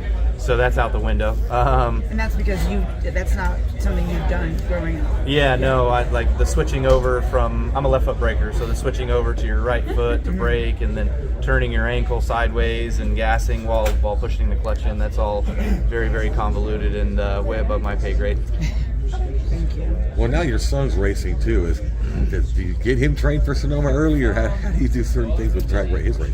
Yeah, I mean, the road course stuff is probably the biggest thing that we're behind on with his development. You know, we do a lot of the dirt stuff, a lot of the pavement stuff, but the road course stuff hasn't really been a priority. So need to get more into that. But karting, your left foot braking and that stuff. So it's not until he gets to bigger stock cars where that stuff kind of comes into play.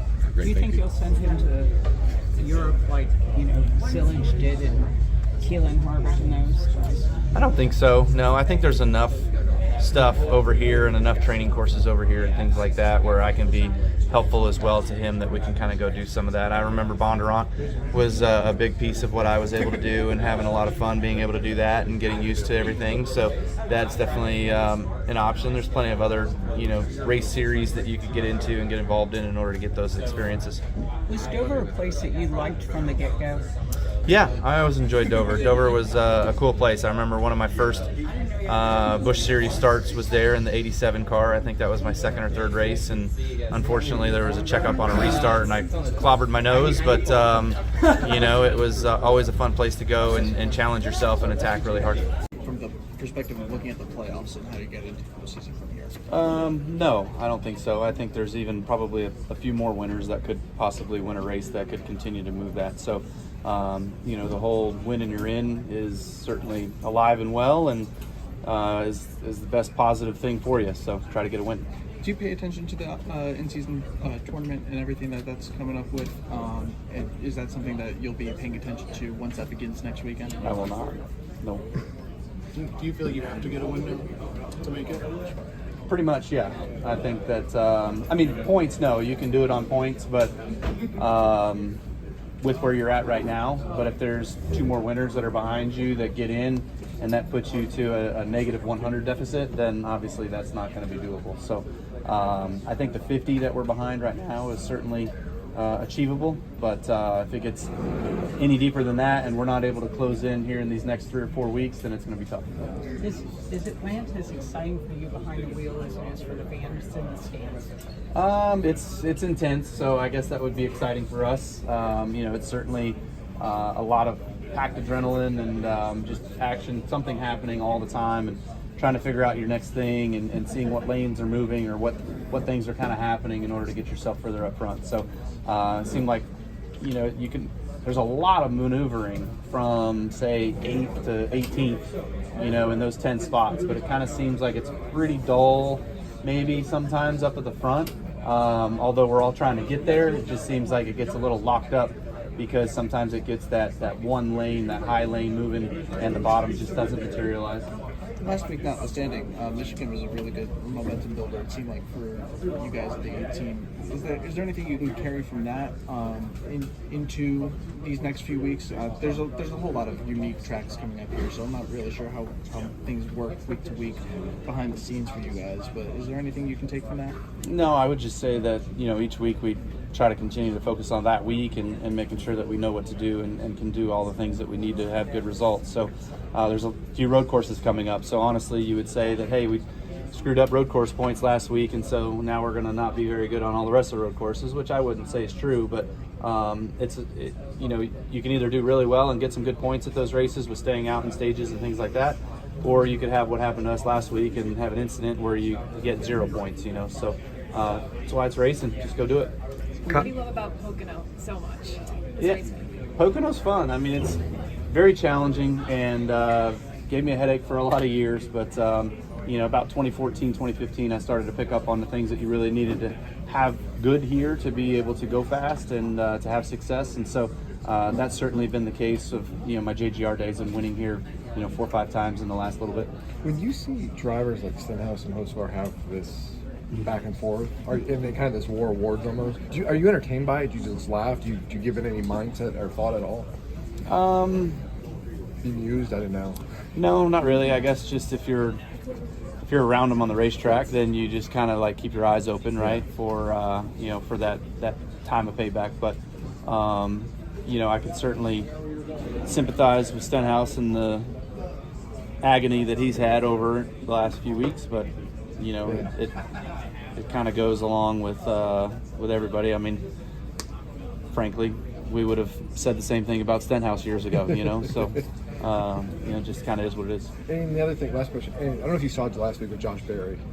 Stenhouse went over to confront Hocevar, and Josh Berry saw this and just like was leaning against the railing, kind of taking it in. Do you ever seen a moment on pit road you're like, oh, these guys are going to have a moment here and I want to watch this, or anything like that? Think of Harvick, remember Texas with Brad and Yeah, I don't know that I've ever really been a spectator to those. I've mostly been a participant, so I can't say that I've ever really been one where I'm like, oh, I'm just going to stand here and check this out because I see it coming. I'm so just in my own little world that, after a race is over, I'm out of here. You know what I mean? I'm over it. Thank you. Kyle, there's a lot of buzz about Dale Jr. being on top of the pit box for today's Xfinity race. As somebody who was also a car owner and as a driver, how difficult is that transition to make? It's all publicity, but spin it how you want it. He's just going to be a warm body sitting on top of the box. They've got enough stuff from the shop and enough technology these days of being able to have the crew chief still involved. So, I could say I could do the same thing, with one of my truck teams, but the guys at the shop would be the ones handling it. But still, great, cool eyeballs and, putting some attention on their team and stuff like that. I mean, JRM's one of the top 2-3 teams in the Xfinity Series, and so may the best man win. Kyle, your brother, was inducted into the Hall of Fame. Congrats to him and your family. Obviously, you're going to share that space with him one day, so have you thought about that, any of the emotions of being in there with your brother? No, it's too early for me, but certainly I think we all knew this day would come eventually, so congratulations to Kurt. It's an amazing milestone in his career, and basically kind of capping it all off. Race wins, championships, all-star victories, Coke 600s, Daytona 500s, everything that he's been able to achieve. So now to be inducted into the Hall of Fame is really, really special. You guys had a lot of competitiveness on the track when he was racing. Does that drive you with this extension with RCR to sort of do more with your career? Yeah, obviously I think there's one box left for me to check off, which is winning the Daytona 500. So it would certainly be special to win that and to just basically have everything that you could accomplish in this sport accomplished, and that would be most meaningful for me to be able to go into the Hall of Fame with. How did the interactions go? It was fine.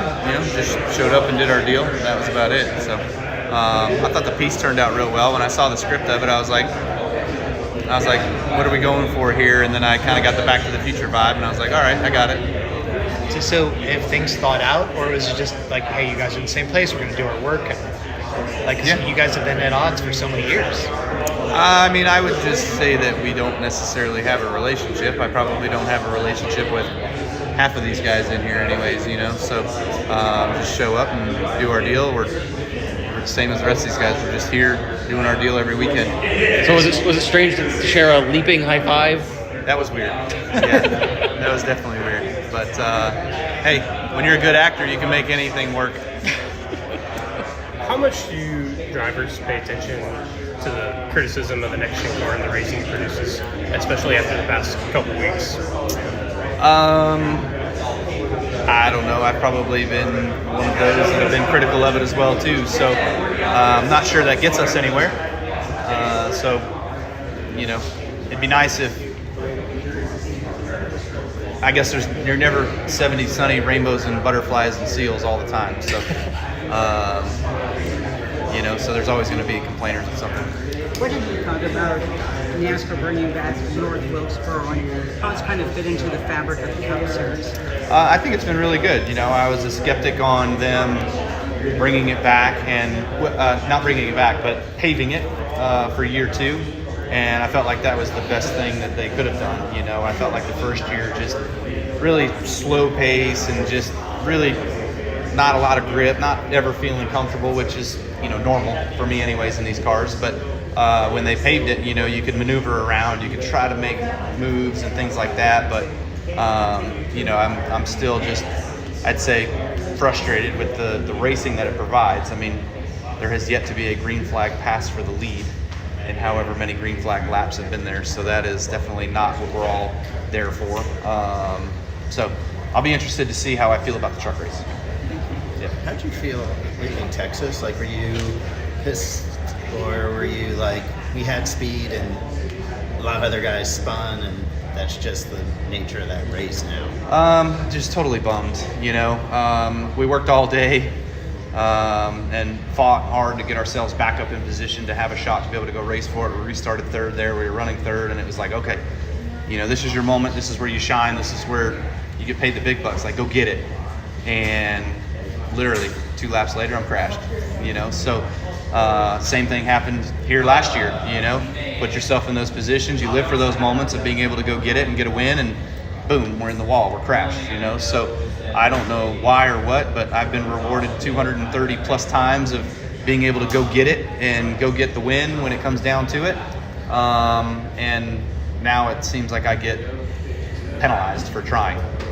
Do you want them to shave the bump up there? Should they do something about it? Well, you had 3 guys crash this year. I haven't gone back and watched film from last year. I bet you there was probably 3 or more that crashed over it last year. So I would say that that's probably a deterrent to drivers wanting to get up there and venture around and make a different groove than just the bottom. So, yeah, whether they completely cut that section out and just repave that section, or whether they grind it, I really don't care. But you probably got to smoothen it out.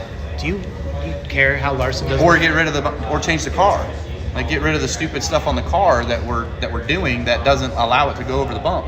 We had bumpy tracks before with the old car, and we didn't complain. Look at Kentucky. We all loved Kentucky when it was bumpy. You would never make a lap at Kentucky nowadays.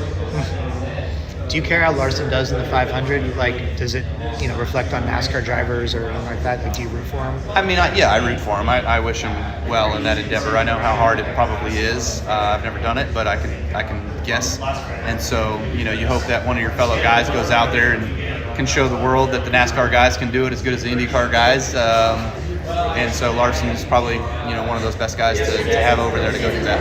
And I know you came close to securing a double ride. Is that something you've given up on or still want to do? I wouldn't say I've given up on, but the phone hasn't been ringing. So, I think Larson got the seat I was supposed to get for the last 2 years now. So, whether that seat's open for next year, I'm not sure. Haven't really ventured into that, but those conversations pretty much take place, July, August of each year, and they try to get done before December. I'm curious, you mentioned Texas last week, Kansas last fall. When you're in those situations, obviously each of those are unique, right? But when you're running toward the front and it's go time, is your mindset impacted based off of the issues you've run into in those situations more recently? Depends on how easy your PTSD sets in. I mean, like coming here, it's probably going to be pretty easy for it to set in, like, hey, don't do what you did last year. And of course, coming off of last weekend and having it just last weekend, it's going to be right there in the front of your mind, not necessarily too far back. But you have more speed now than you did probably last fall. I would hope so. Overall, if we had a shot to win last year with now having better speed this year, hell, we'll lap the field. So let's go see it.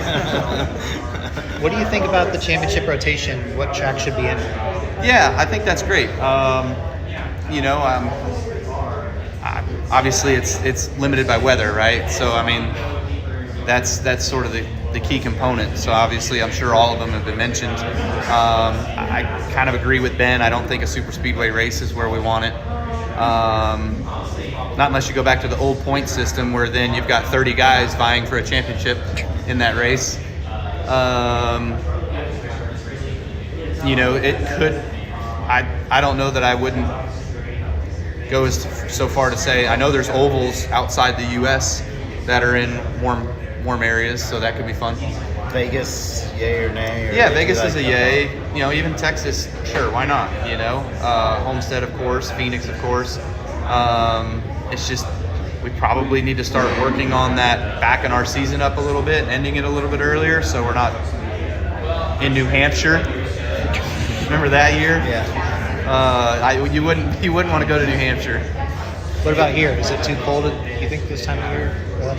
I'd have to look, but I would believe it would be too cold. The average high is like in the low 60s.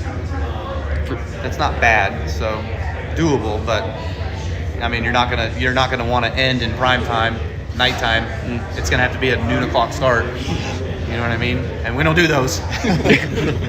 So we need to compress the length of the season, shorten things up, maybe double up some weeks. Either that or get rid of some. Yeah, 30 races is probably the sweet spot, I'd say. Yeah, and how important is that to have some weeks off during the season? It depends on how you're ready for it. This 28-week stretch will probably be tough. I know that we've had 18-week stretch in years past, and by the time you get close to the end of those, you're like, damn, are we done yet? But that's also a mental thing when you're out of a points race or something like that. It's like, okay, now we're just along for the ride, doing the circus show, going to the track every week when you're not in it racing it. But when you're in it racing it to Homestead or Phoenix or whatever for the Championship 4, like you're invested, so you're giving everything you got anyway. Any guess on what lap the caution will come out next week in the All-Star race? Between that Marcus, gets to choose. Yeah, what's his rule? It's been somewhere after, they have the 100 lap caution. Yeah. And then he gets to throw it any time between then and 220. Although if it comes out after 200, then he doesn't get. If a natural caution comes out after 200, right? Do we want to put money on if I create a natural caution or I let Marcus throw a caution? It depends on how far Kyle Larson's out leading the race. So how much did you actually get to drive the DeLorean? If at all? Yeah, I got to sit in it. I got to start it. I got to just drive it in between different parking spots and stuff. But that was about it. So good times. But all right, we good? We got to roll, guys. Sorry. That's naturally, and so we had to go through IVF. So over the course of the last 10 years, We've had our son Brexton, we've had our daughter Lennox. There was, I think, 6 failed cycles in between them two, so that's their age gap, but we've also just been fortunate enough to pay for that on our own, but then also have the foundation to help others and spread awareness about that. National Infertility Awareness Week, being able to go up to New York, be on the Today Show, talk about that, talk about our journey, kind of closing the loop on our story a little bit, but also continuing to help others with, over $2 million that have been donated or granted to families, to couples, for them to be able to IVF treatments, and I think over 105 or 110 babies born. So, certainly the list is up there, and, the count's getting better. I had a hard time when I turned 40, just not midlife crisis, but just it feels old.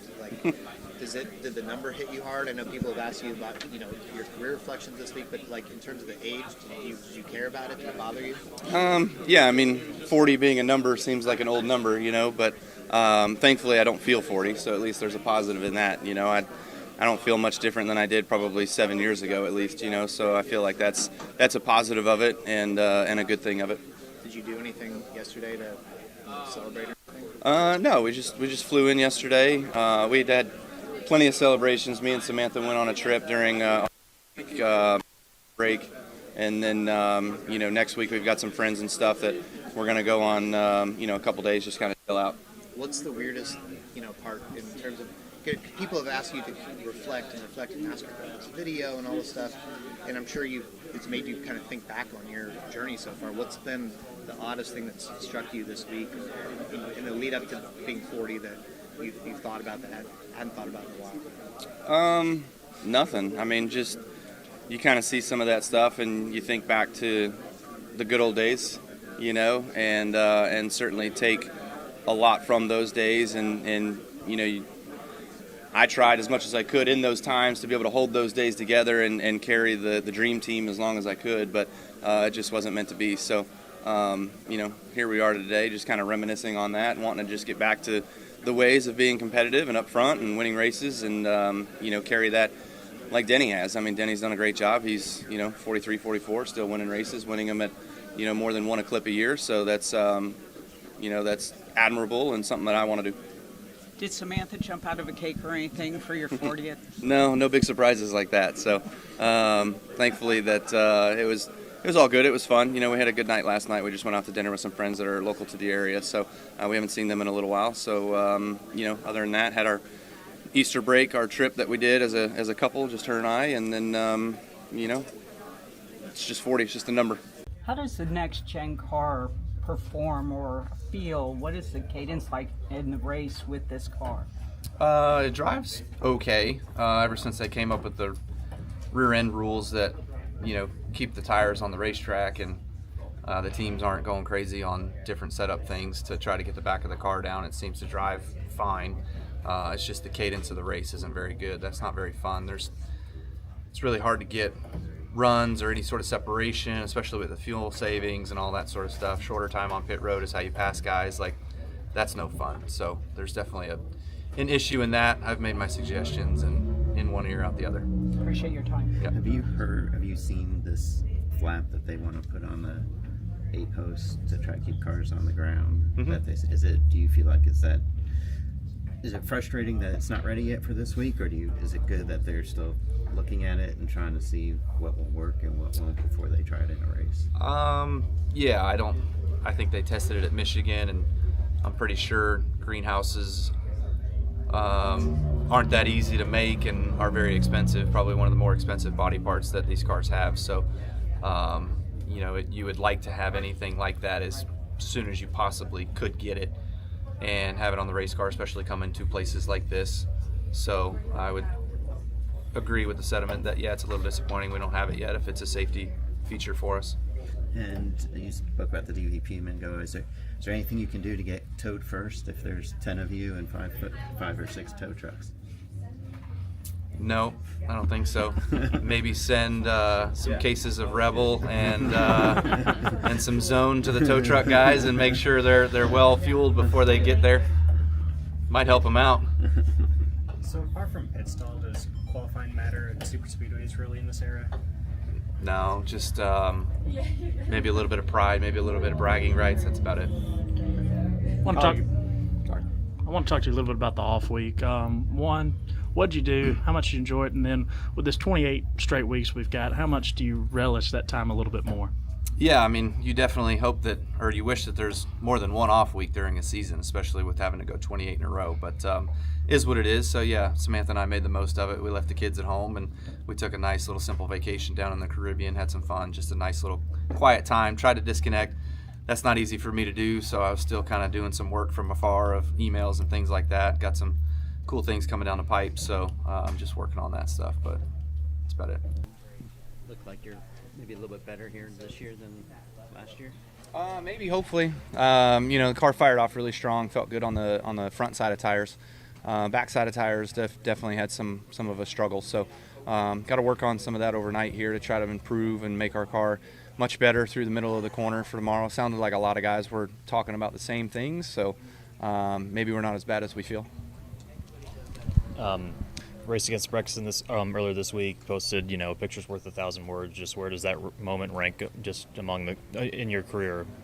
Yeah, I mean, it ranks real high up there, obviously, to share a moment with your son and be on the same racetrack and compete against each other. So, all things considered, he did a great job. That was his first race in an A-class at Millbridge, and he ran competitive, qualified competitive, ran competitive. So, all you can ask for in his first night. Just, if he would have had a little bit better restart and maybe won heat race, if he would have had a better heat race, maybe had a better start, he could have won that thing because the kid that started on the pole in the feature won his heat race. So, that could have been him. But it's just little things like that, little execution tricks that we got to work on him with, but he's definitely got speed.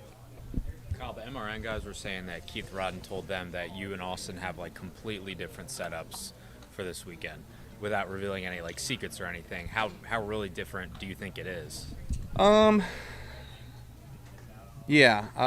think Austin kind of is based off of what he felt comfortable with here last year. In the fall, he ran pretty strong, had a competitive race, so he felt good about it.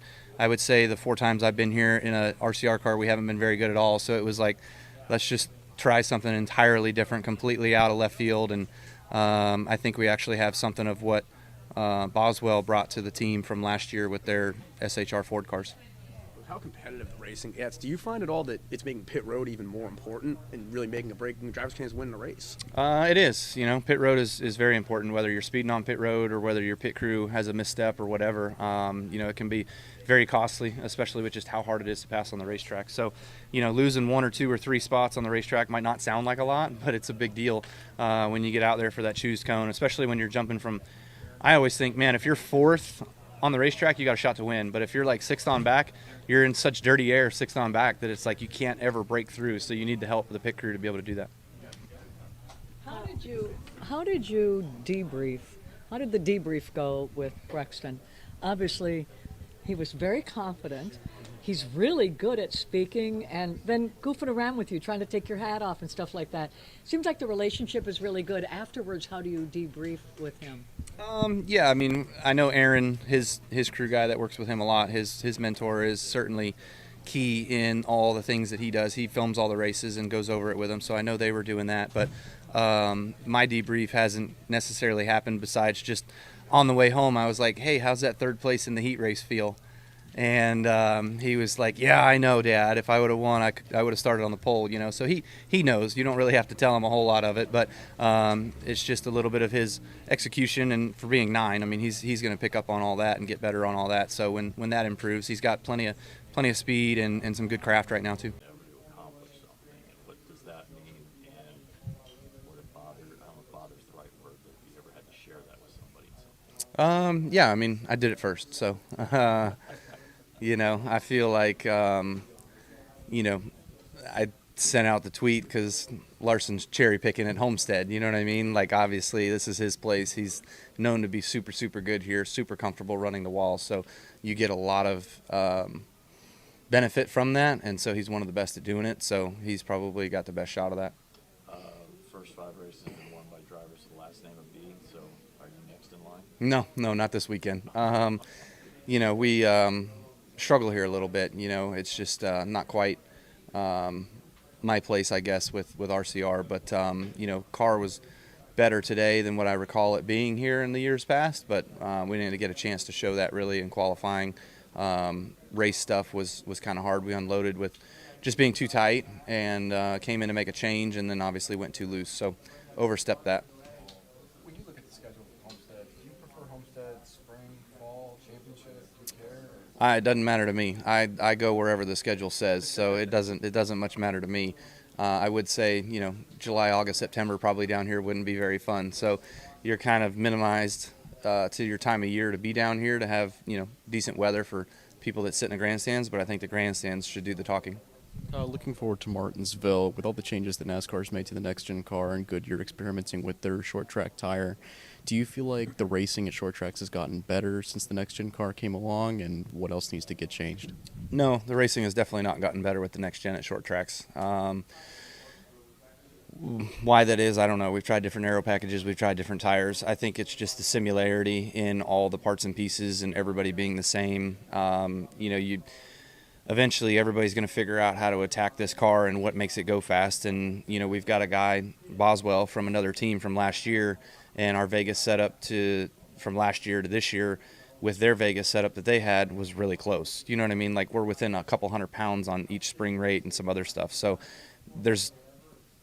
when everybody figures out what the best way is to skin the cat, there's only one way to skin the cat. So I feel like the more we go, it's going to get even more tougher with guys being just good at these tracks and passing becoming even harder. Some drivers suggested running the option tire the entire race instead of only allowing 2 sets. Do you feel like that would help at all? To a point. I mean, it just kind of depends, when everybody's on the same stuff, you all fall off within the same 5 laps of one another. You can save your stuff a little bit, but honestly, with the pace and everything being so tight, half a tenth is a lot. And if you're running within half a tenth of somebody and trying to preserve tire, it's about near impossible to do that. So you just have to have the varying strategies that help divide lap time. After the positive response to the idea of maybe doing more of that at some point down the road, as opposed to maybe how you would have thought of it? Yeah, maybe. I haven't really given it much thought. I mean, I'd love to be good on the racetrack and winning races for a much longer time than I am right now. But, anything's possible. I certainly don't mind it. I've grown up watching it and listening to it and being around it for so long that I kind of get what is said or what should be said or what should be talked about and stuff, and what you're seeing on the screen. People always kind of, not the avid fan, the casual fan looks at it and looks at us as just a bunch of rednecks running in circles. You know what I mean? It's not quite that easy. So you try to describe it to them of what drivers are going through and giving them a taste of what they feel. When you sit down with Kevin Harvick last week for an interview, what is that like to have somebody one of your contemporaries, sitting there asking you in-depth questions? It's fine. I don't know if it's like a weird dynamic or, because... No, I don't think it's weird at all. I think we share in our passion for the sport and, all that sort of stuff. So we've obviously had our headbutts over the years, but when you come to grow older and respect one another, then it's easy. I guess is it different in the sense that you're not? Do you even think that he's a media member at that point, or an analyst or anything like that? Or is it just you, like him, 2 friends sitting down, just having? Both. I mean, you still kind of have to be a little mindful of your words and how you choose them, but I would probably say that there's a lot of times where I've had driver interviews and you come off saying a little more than maybe you want to or should.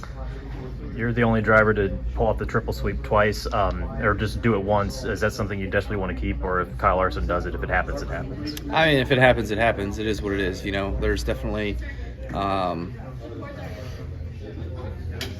don't know. It doesn't happen that often, obviously. So, with him going for it, shooting for it, that's cool. If he gets it, great. But otherwise, I'd love to still be the only. We are continuing media availabilities here today at Las Vegas Motor Speedway with Kyle Busch, driver of the number 8 Richard Childress Racing Chevrolet. If you have a question for Kyle, please raise your hand. We will start right up here. Behind you. Cole Cusimano with Speed Freaks. Kyle, many consider you the king of restarts in NASCAR. For a track like Las Vegas, where restarts are so hectic and crazy, just take me through a restart here on a race weekend. Yeah, I mean, restarts are sort of the name of the game, I guess, now, because sort of once you get single filed out and spread out a little bit, it's hard to make up time and make up ground unless you're really, really good, and to get by guys that you're around or in front of you, whatnot. So you try to get as many as you can and whatever you can. It's kind of tough, you know, with the defense being as good as the defense can be with guys where they pull up in front of you and block your air and things like that, where you've got to, you know, get out of the gas and whatnot. So, you know, it's definitely changed over the years. This car has changed it again. But it seems like, you know, more and more times guys are more amped up and more, not amped up, but more ramped up to just be ready to defend and make it harder for guys to make ground as much as you used to when we first went to some of the double file restart stuff.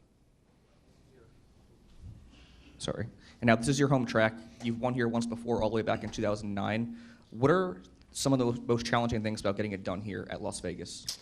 I would say Vegas is challenging just because of the time of the year. You know, we're coming off of winter time for this race, obviously, cold weather, things like that, so the track reacts differently versus the fall race here. You're coming off of summertime, all the summer heat, the ground being hotter, the track being different, the bumps being different. So just kind of getting accustomed to all of those things and getting reacclimated with all of that. You know, the springtime, the speeds are very high. I feel like you run a faster lap time in the springtime, and I feel like the aero deficiencies become greater in the springtime. So, you know, the track doesn't quite widen out as much as you want it to. I feel like we have a greater sense of track wideness more so in the fall. But, you know, that could always change just depending on, you know, if it gets upwards in temperature on race day.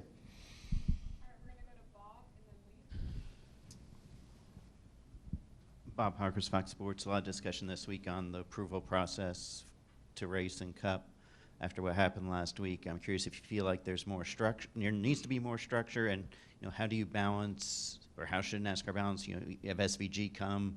Granted, it's a road course. His first race is able to win. How do you balance, you know, somebody who's so accomplished in another series and trying to figure out if they're able to race in cup? Yeah, I don't have a great answer. I feel like I've questioned the approval process for a long, long time. Being an owner in the truck series and seeing some young drivers get opportunities at different tracks versus my drivers that I was trying to get them opportunities at some of those same tracks getting denied. So I was very confused, and probably am even more confused now on how it all works. So I think it's broken. I think there's a lot of work that could be done to make it better. I also do feel as though it shouldn't be suit and ties making the decisions always. Certainly there can be some that need to be involved, but I do feel like there needs to be fire suits involved in some of those decision-making processes on those that need to be approved or not approved for various activities. And I'll even go so far to say, too, that I feel the same way on driver penalties, the Austin Cindric deal. I don't think suit and ties should be making that. I think you should get penalized by your peers. Let's go to Lee. Lee Spencer, Sirius XM NASCAR Radio and Catchfence.com. We talked extensively at Austin. You really felt like things were going in the right direction. You know, in that period of time, you've had 3 top 10s. Do you feel like the 8 team has kind of turned the corner? A little bit, yeah. I mean, certainly we've had some good races so far. We've had some good speed. We've had the cars driving much more to my liking than what we've had in past. So I've been able to get more from the race car as well, too. So that's all a net positive. So everyone at RCR should be proud of the efforts and, you know, all the things that we're doing behind the scenes to get us to where we're at right now. So grateful of that. I do feel like there's more to go get. You know, if we had the gains that we made at Phoenix from last year to this year, if we could have another step of that, you know, then there's going to be reason for us to race for wins. And so I'm optimistic about here this weekend and seeing what we can do this week and putting ourselves in position to race up front and, you know, challenge for stage points, challenge for a win, put ourselves in a position to go out there and continue our decent start to the season of top 10s. Given the gains you mentioned at Phoenix, does that kind of, portend well for when you go to Martinsville, which is another, shorter, flat track? Because since you've been in the A car, that is one of the places where you had lots of success but struggled with RCR. Yeah. Each week's different, right? As we we have a small sample size right now with the start of the season and only having a few races. So as we continue to add to that sample size of Vegas and Miami and go to Martinsville, hit a Bristol, a Darlington, I feel like then you'll really start to see where you stack up. And so the season's changed so fast also. You don't want to start hot and then, have NASCAR looking over you with a microscope, and then you have different issues getting through tech each week that then kind of derail your summer. So you've got to be careful and be patient with everything that you've got going on, but that sometimes can be a defining factor as well too to your season and how you play it out. All right, we're going to go to Reed and then Kelly. Reed Spencer with the NASCAR Wire. Sort of as a follow-up to hers, given that it's been a while since you won a race, is it difficult to keep your emotions in check and not push too hard when you feel like you've got a car that's capable of winning? It is. I would say, when I was winning a lot, you were doing it quite often. You were in position quite often. And so you could harness those emotions and those feelings and to be able to go out there and just do your job and kind of let it come to you. Kansas last fall, I felt rushed. I felt hurried. I felt like I needed to get through the traffic as fast as I could, and I put myself in a bad spot, and we hit the wall and lost the race. So, those things are certainly on your mind as you come to them, especially with as close as the competition is today. It's rare that you see, I guess unless you're Tiny Kyle, it's rare that you see, 3-second gaps to the next guy behind you. You're always kind of fighting within that 1 second gap that you have to a guy behind you. So you can lose a half a second in one lap if you get the wrong lane through a corner and you get in somebody else's wake. So you don't have much room to breathe. Let's go to Kelly.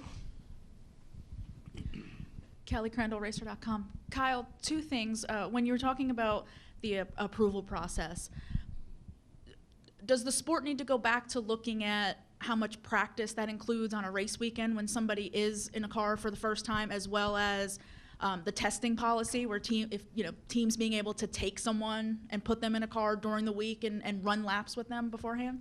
Yeah, I agree. That can definitely be a good piece of what we can do with individuals that want to come run.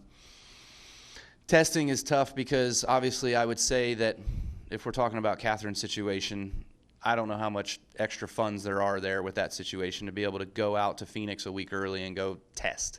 You know what I mean? But that obviously would be beneficial to not only the team but also the driver in that case, to just go out there and get some reps, get some laps, get some seat time, feel the car out, get it more comfortable than probably what she was able to do in just the short practice that we have. So how that all works, I'm not exactly sure. If it's a 4-hour session on Thursday or Friday or like the day before or something, I think that could certainly be a waiver piece that is allowed for some first timers. Track time essentially. Correct. Is a big piece of it. Secondly, we're talking about your performance, the three straight top 10s and the direction this team is going. How much do you want to see from this team or have early season success as it pertains to then when you start weighing your future and what you're seeing from this team and how much that's going to weigh in? Yeah, I mean, obviously having good runs and solid race cars and cars that feel like they should and drive like they should is a big important piece to all of that. So so far so good. I mean, from last year to this year, just Legos being the same, apparently they're not. Because we're doing something different and cars are driving much better. So again, I just appreciate the efforts and values of everyone at RCR putting all that in. And so there's not a team out there that'll outwork us, that's for sure. And so we're going to continue that grit and to go out there and make sure that we have good pieces and, keep performing. Let's go to Crystal. Crystal Clay, Racing Refresh. With Auto Club Speedway gone and the loss of so many tracks in Southern California, how important is it to you to keep Vegas thriving for NASCAR? And do you think that maybe you miss Fontana, or that NASCAR might have to do something to fill that gap now that it's not on the schedule?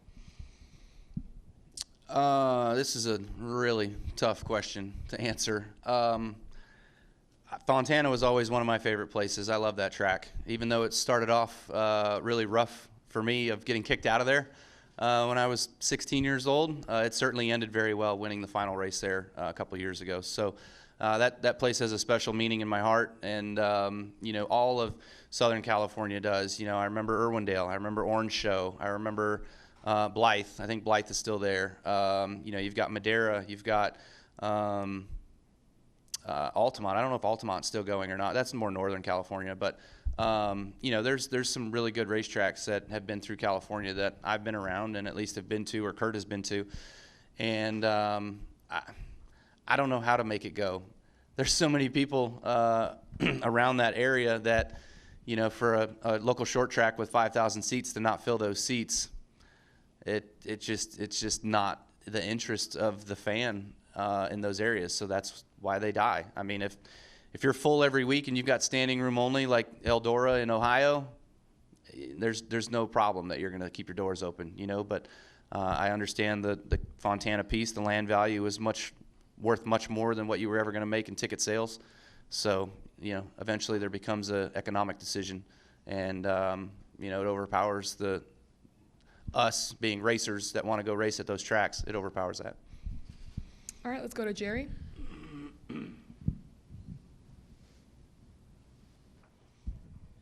Jerry Jordan, kickingthetires.net. I've got two. One of them is about your season and you and Randall sitting down at the beginning of the year and figuring out which tracks you're going to, I know you're going to try to win every week, but do you focus on certain tracks that you may have a better shot at? And does that morph throughout the year? As you perform well here, you might think that, hey, we learned something that we can apply at X track down the road. No, we don't circle any venue or anything like that to say, hey, this is a place that we want to go win. We know we can win here. No. Like, we just try to elevate the whole program. If you elevate the whole program's going to, bring yourself to the front and being able to capitalize on good runs. And honestly, like a lot of times with the way pit stops are, with the way sometimes strategy goes, with the way restarts are, with the way calamity is, if you are running between 4th and 7th every single week, you will at one point or another in the race be eligible or be racing for a win. And so, yeah, obviously you got to race for the win at the end, but if you're within that position, there's going to be some guys that falter. You literally, a lot more times than not, guys beat themselves out of a win. So you just can't be that team that does that. So I feel like getting to that level of that 4th through 7th, 4th through 8th range, where we've been just on the outside brink of last week at Phoenix, then we'll have a shot. Where you're starting, would that impact kind of your tire strategy of what to use when? Do you think? I think you ended up 15th. I have no clue what strategy is right now yet. There's only 2 sets of reds, so that's not enough red sets for me. I need more. I felt way better on those, so would love to use them all the time, but we'll get what we get with it. Do you think, I think at Richmond most teams use them in the final stage? Potentially. I mean, yeah, if you want to get some stage points because you're right on the brink of it, and maybe you're just on the outside of the top 10 and you want to buzz up through there and get some stage points, then go for it. But obviously it's just going to kind of come down to who else does that. Hey, I know when you were on Sirius the other day, it was just right after the penalty, the 2 came out, and you expressed what you expressed.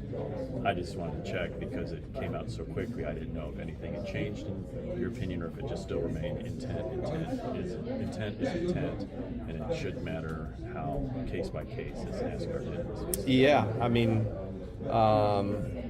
I did it once and maybe twice.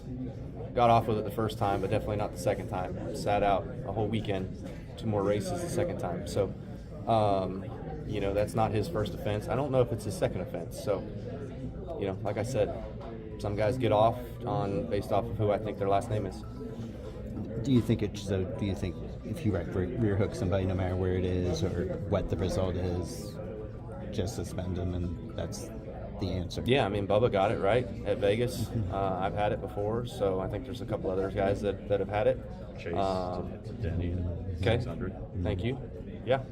There would be one argument that the rules changed, that in the sense that the penalty is a little bit harsher now. Rules change every week. Because you lose all your playoff points, but you don't see a difference. No. In that, okay. So Kyle, you should know that going in, right? You want to pull that move, you're going to know that going in. NASCAR says that whether it's cautions or incidents like these, that every incident's different. They don't want to apply a black and white rule. They want to be able to look at them differently. As a competitor, I would not want to be in that business if I was NASCAR. Calling balls and strikes is not who I want to be if I'm a NASCAR official. Intent is intent. From a competitor's standpoint, you'd rather have as something applied as widely across the board as you could get, rather than each individual incident. Put it in the rule book. A right hook will result in one race suspension. Period. Yeah, maybe. Certainly didn't help. You know, I was out front, had a gap, was just trying to preserve my tires and work my car the best I could to run clean lines, take care of my tires, and go as fast as I could without slipping the tires. And then when you get a yellow and you get everybody bunched up, then it's complete defensive mode and you're just all over the place and not hitting corners correctly, not being able to arc your turns and save your tires, and you're pushing through the fronts and getting pushed through the fronts.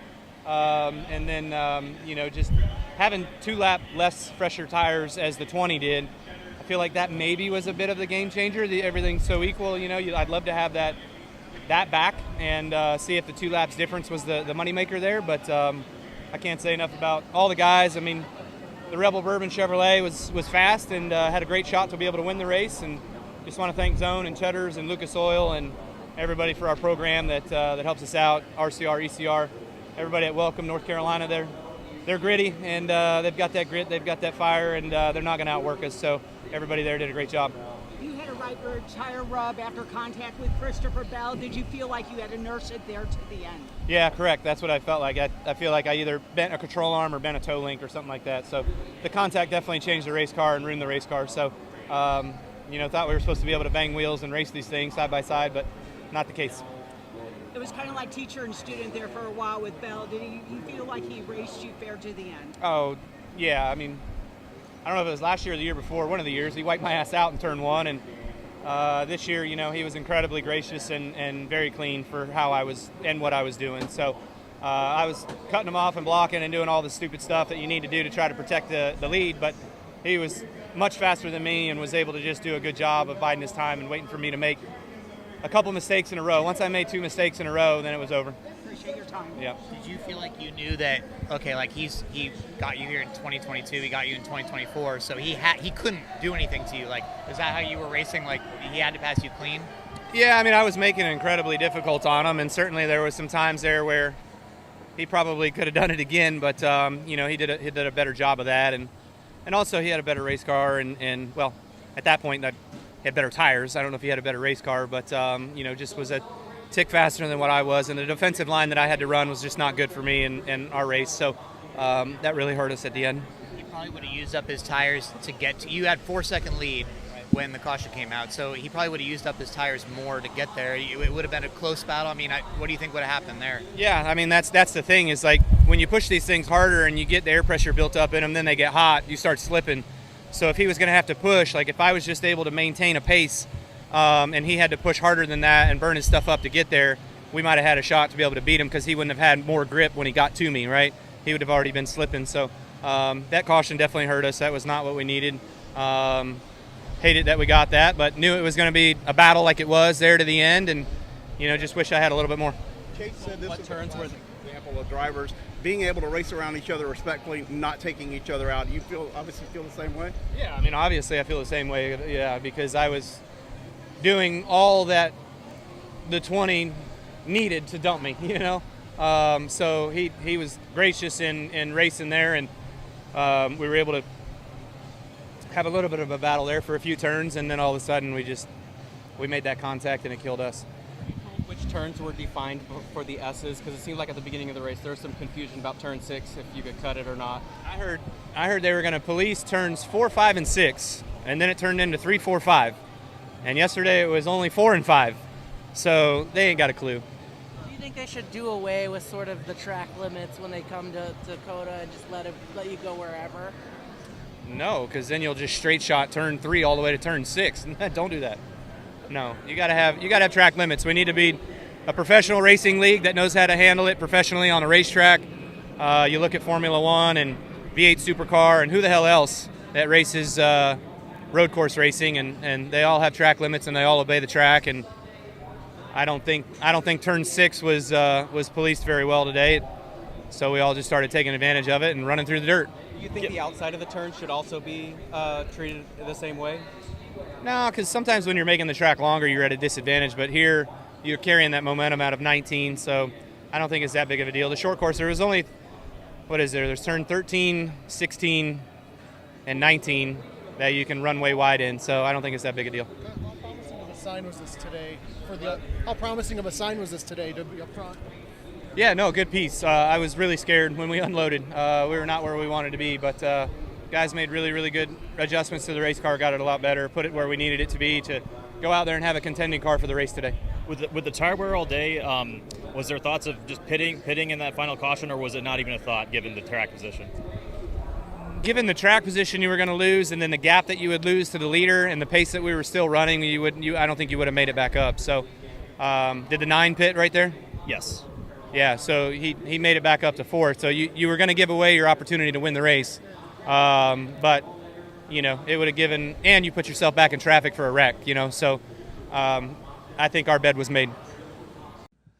Yeah, it was pretty dicey there towards the end, and good show for the fans, and was great to be able to finish a super speedway race without a slew of cautions and crashes. So good race in there. That inside lane materialized. I don't know where it came from or how, but those guys kept working and getting each one of them that kind of led that line got cycled to the lead, got up to the front, and then I was able to kind of do a move from second to first to cut them off and get back up to the front each time. And there at the end, I chose the wrong line off of 2, coming to the white flag. I should have stayed low in front of Friesen, I believe it was, and I went to the top because I thought the top would have the run off of 2, and that's how Friesen got by me. And then I was kind of nervous that I wasn't getting enough energy from behind. Those next couple trucks from behind me were getting kind of slidey and fading back and getting gaps, and wasn't able to push me forward. But got enough there down the backstretch and a good push from the 44 truck to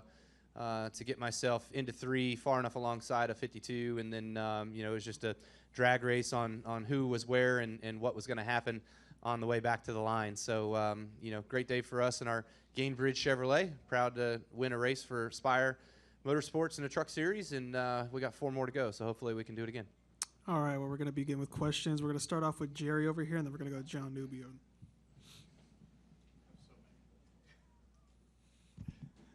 Jerry Jordan, kicking the tires.net. So when you're out there from the driver's seat, are you, like, as you took us through this, it's easy to look back, but are you thinking about how to do this in the split second? Because it looked like you were toying with these guys and letting them get ahead and then running them down and passing. And it's like, oh, there comes Kyle again.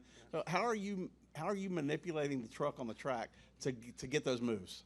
No, I was trying to hold that inside lane back. Each time it kept crawling forward, I kept trying to pull it back and then get the outside lane to push forward. And really, the outside just didn't stay organized enough. It was really dirty up there. We weren't clean and close and keeping the gaps and being able to push down a straightaway and get the big speed that we needed.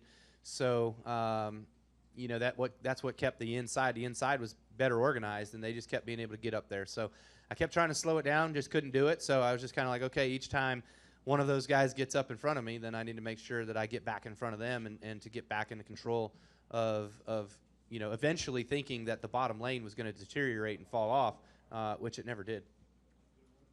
We're going to go to John over here, then we're going to come back in the middle of Bob.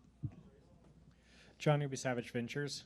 So Ankrum said after the race that this is kind of the closest thing that they have right now to an old school super speedway race. Obviously, you've seen it all the different eras. I mean, how does it compare in your mind? Yeah, I just said that in Victory Lane. I actually somebody asked me a question similar to that, and I was like, yeah, it kind of reminded me of being able to race in the late 2000s, early 2010s, and actually speedway race, you know. So that was pretty fun, you know. It kind of led itself a little bit that way. The gaps aren't quite as big, you know. You always want to try to keep the gaps close. So, you know, leapfrog strategy back in early 2000s or mid 2000s, I should say, was you could get enough of a gap where you could catch a guy and then slide back up in front of him and just kind of keep working your way forward with the gaps that were happening. But here the gaps were so tight, there really wasn't that that ability of being able to make that type of move. Hit Bob and then Dustin. Bob Hawkers, Fox Sports. Your first win in any NASCAR event since last April at Texas. I'm just curious, like, do you feel relief, and especially winning by inches, which you've been kind of bit by a couple of times since then? No relief. Just you know, here to race, here to do a job, and to go out there and do a good enough job. You know, thought that we had a really fast truck each time I was out front leading the race. You know, it seemed like I could tow the lane pretty fast around the racetrack. So that's a kudos to the Spire guys and just the equipment that they brought for me to be able to race in. So just trying to do what I know how to do, and that's to race as best as I can with all these guys that we got out there, and to go out there and try to win. So glad to be able to do that. Go ahead, Dustin. Dustin Long, NBC Sports. There has been a good bit of talk this week about Daytona type of racing with luck or how much a driver has in their hands, and obviously it's been a conversation that's happened for years. And also, this is also, you know, so there's that discussion, and maybe there's some momentum building to something. This is also a year where NASCAR is looking at how the playoff champion will be crowned. How significant are these two things that are kind of, I guess, underlying everything in the sport is maybe how Daytona could be raced and how the playoffs could look next year? I feel like we're talking about completely different things. The speedway racing on the Cup side is the way it is. You know, it's 3 wide, fuel save until it's time to go and try to push, and when it's time to go and try to push, it becomes 2 wide because a lot of times the outside row can't keep up. But it's just bumper cars. It's 200-mile-an-hour bumper cars, and the guy fourth in line doesn't want to be fourth in line. He wants to be the front in line. So anybody's trying to move the lines to go forward to get towards the front, because that's your chance to win the race. First one to the finish line wins. So, but a lot of times we end up crashed, and we do it quite frequently. And as far as crowning the regular season I guess champion, it's just for the entertainment aspect of it. There's so much, the viewpoint is there's so much with the entertainment with the Daytona type of racing as opposed to allowing maybe what you guys can do. Is there as much of that you know, there's the focus on entertainment and how the champion is crowned, I guess is how I look at that. Well, I think last year, I think the argument, the point is last year Joey was a 15th place car and he won the championship based off of having some good races at the right time, but they capitalized on that. They did it. So, yeah, I mean, it wasn't a skilled team that played throughout the whole year perfectly. Like, I would say Larson was probably a better team. I would have said the 45 was probably the best team there late in the going, you know. So they were more deserving champions when you look at the competition aspect of our sport. But when you look at how the rules are and everybody plays by the same rules, Logano got it. So it kind of is what it is. I don't know that the average viewer that tunes in for the Daytona 500 is going to pick up much difference in how you win a championship. They haven't been around the whole year and haven't watched how everything's materialized each week. Do you feel like, I mean, I think back to your second championship, and look, you know, I think you even said that you were the fourth best of those 4 that day, but you won the championship, and you know, history is going to remember you as the champion, not as the 4th best. So I guess you don't even worry about that, or how do you look at that? Because you're a 2-time champion, and again, maybe there was another year you felt like you could have been the champion and didn't get it. Yeah, 2017 I could have been the champion. Truex was the best car all year, but we had him beat it at Homestead. You know, strategy came into play, and they jumped us on a strategy call. And then the next year, 2018, I was the worst of the 4 cars, and we ran 4th in the race. It was all 4 championship cars, 1, 2, 3, 4. You know, so and then 2019, you know, arguably. We were just as good as the other Gibbs cars. The 4 car was fine too. But yeah, I mean, championships come in certain different ways. It's not always the same script each and every time. There's not a perfect way to be able to write the book, but you just have to go out there and let the book be written. Come on back to Daniel. Daniel McFadden at Frontstretch.com. Kyle, were you impressed that this race was able to just go to distance with just one major caution for an incident? Yeah. Relatively speaking, yeah. I don't know what happened with Raja.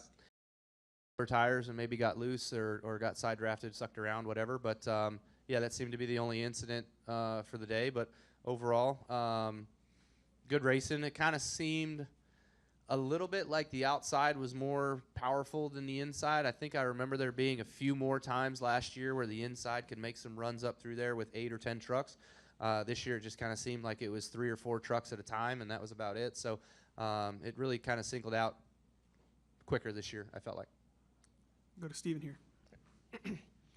Stephen Toronto, CBS Sports. Kyle, last week at Daytona 500 Media Day, we actually talked about, and you kind of alluded to this a little earlier, the way old Daytona raced and how you could slide into the corner kind of beyond the limit of the tire and then slide up, find a hole in line, and race that way. Do you think in those last 20 laps or so that it maybe gave you a bit of an advantage over the rest of the field, especially considering that a lot of the younger drivers here have only experienced kind of that, foot to the floorboard, just run flat out speedway style racing? Maybe a little bit. I don't know. Would say that experience can certainly be more beneficial than not. Anytime you're out there on the racetrack, whether you're at Martinsville or Atlanta or Daytona or California, I miss that place. Where else? Kansas? Who cares? Experience is experience. It's going to prevail more times than not. And in the context of the Truck Series, you were part of another pretty exciting finish here 20 years ago. I know that your preference will always be for the old Atlanta, especially given the way that you could slide around there. But how did the intensity of those last 20 laps compare to the intensity of those last 3 years ago where you were on new tires and trying to get to the front in a limited amount of time? Yeah, I mean, each race has a different character to it. So, this one was fun in its own way. The speedway aspect of it, of everybody in a line, and you're trying to protect yourself of staying as far forward in the line as much as you can, and then that inside kept coming through, and kind of that leapfrog deal that was happening there with the front cars. But, they're just vastly different. I mean, it just is what it is. Old Atlanta was fun for its certain particular ways, and, one of those cooler finishes was when I didn't have third gear in the transmission and was able to come back up through the field and blast by some guys on the outside with some new tires and then take the checkered. So, but this way was entirely different from that. But I feel like both have their own cool factor and put on a good show for the fans. Thanks, Kyle. Congratulations. Yep. We'll wrap up here with Reed. Reed Spencer with the NASCAR Wire. You got a good push from Curry there at the end, but prior to that, it looked like you were able to retake the lead on your own. The 99 also seemed at one point in the race that he was able to do that, pass a car without help. Is that something that would have been possible here 3 years ago, right after the repave? No. Well, after the repave, yeah, I think that sort of stuff would have happened. I think, again, situations, just how the race kind of played out, was you were able to kind of make those moves of getting those runs and knowing that you were clear of the inside, that you could side draft that outside row back a spot and get yourself back in front of it.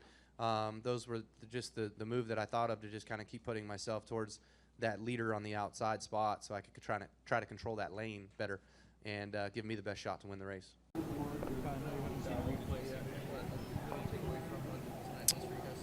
I don't know. I ain't seen a replay, but got beat by NASCAR procedures again, just not being able to get back out on the racetrack. Did you get towed back to the garage? I had 4 flat tires out there, and we have these air jack systems in the car, mandatory by NASCAR, and the guy carries around an empty air bottle to plug up to the car. So couldn't plug it up so I could make my own return back to pit road. Said I just wanted to push, so they decided for 3 laps to figure out how to hook it up to tow us back in. Towed us into a work area where our guys reviewed the car, looked over the car, didn't see anything massively wrong, all the wheels were pointed in the right direction. We put 4 new tires on it to go back out to basically see what the next process was going to be for us, and then was told that if you need to work on it and repair it, you got to go back to that place. But if you go back to that place, they park you.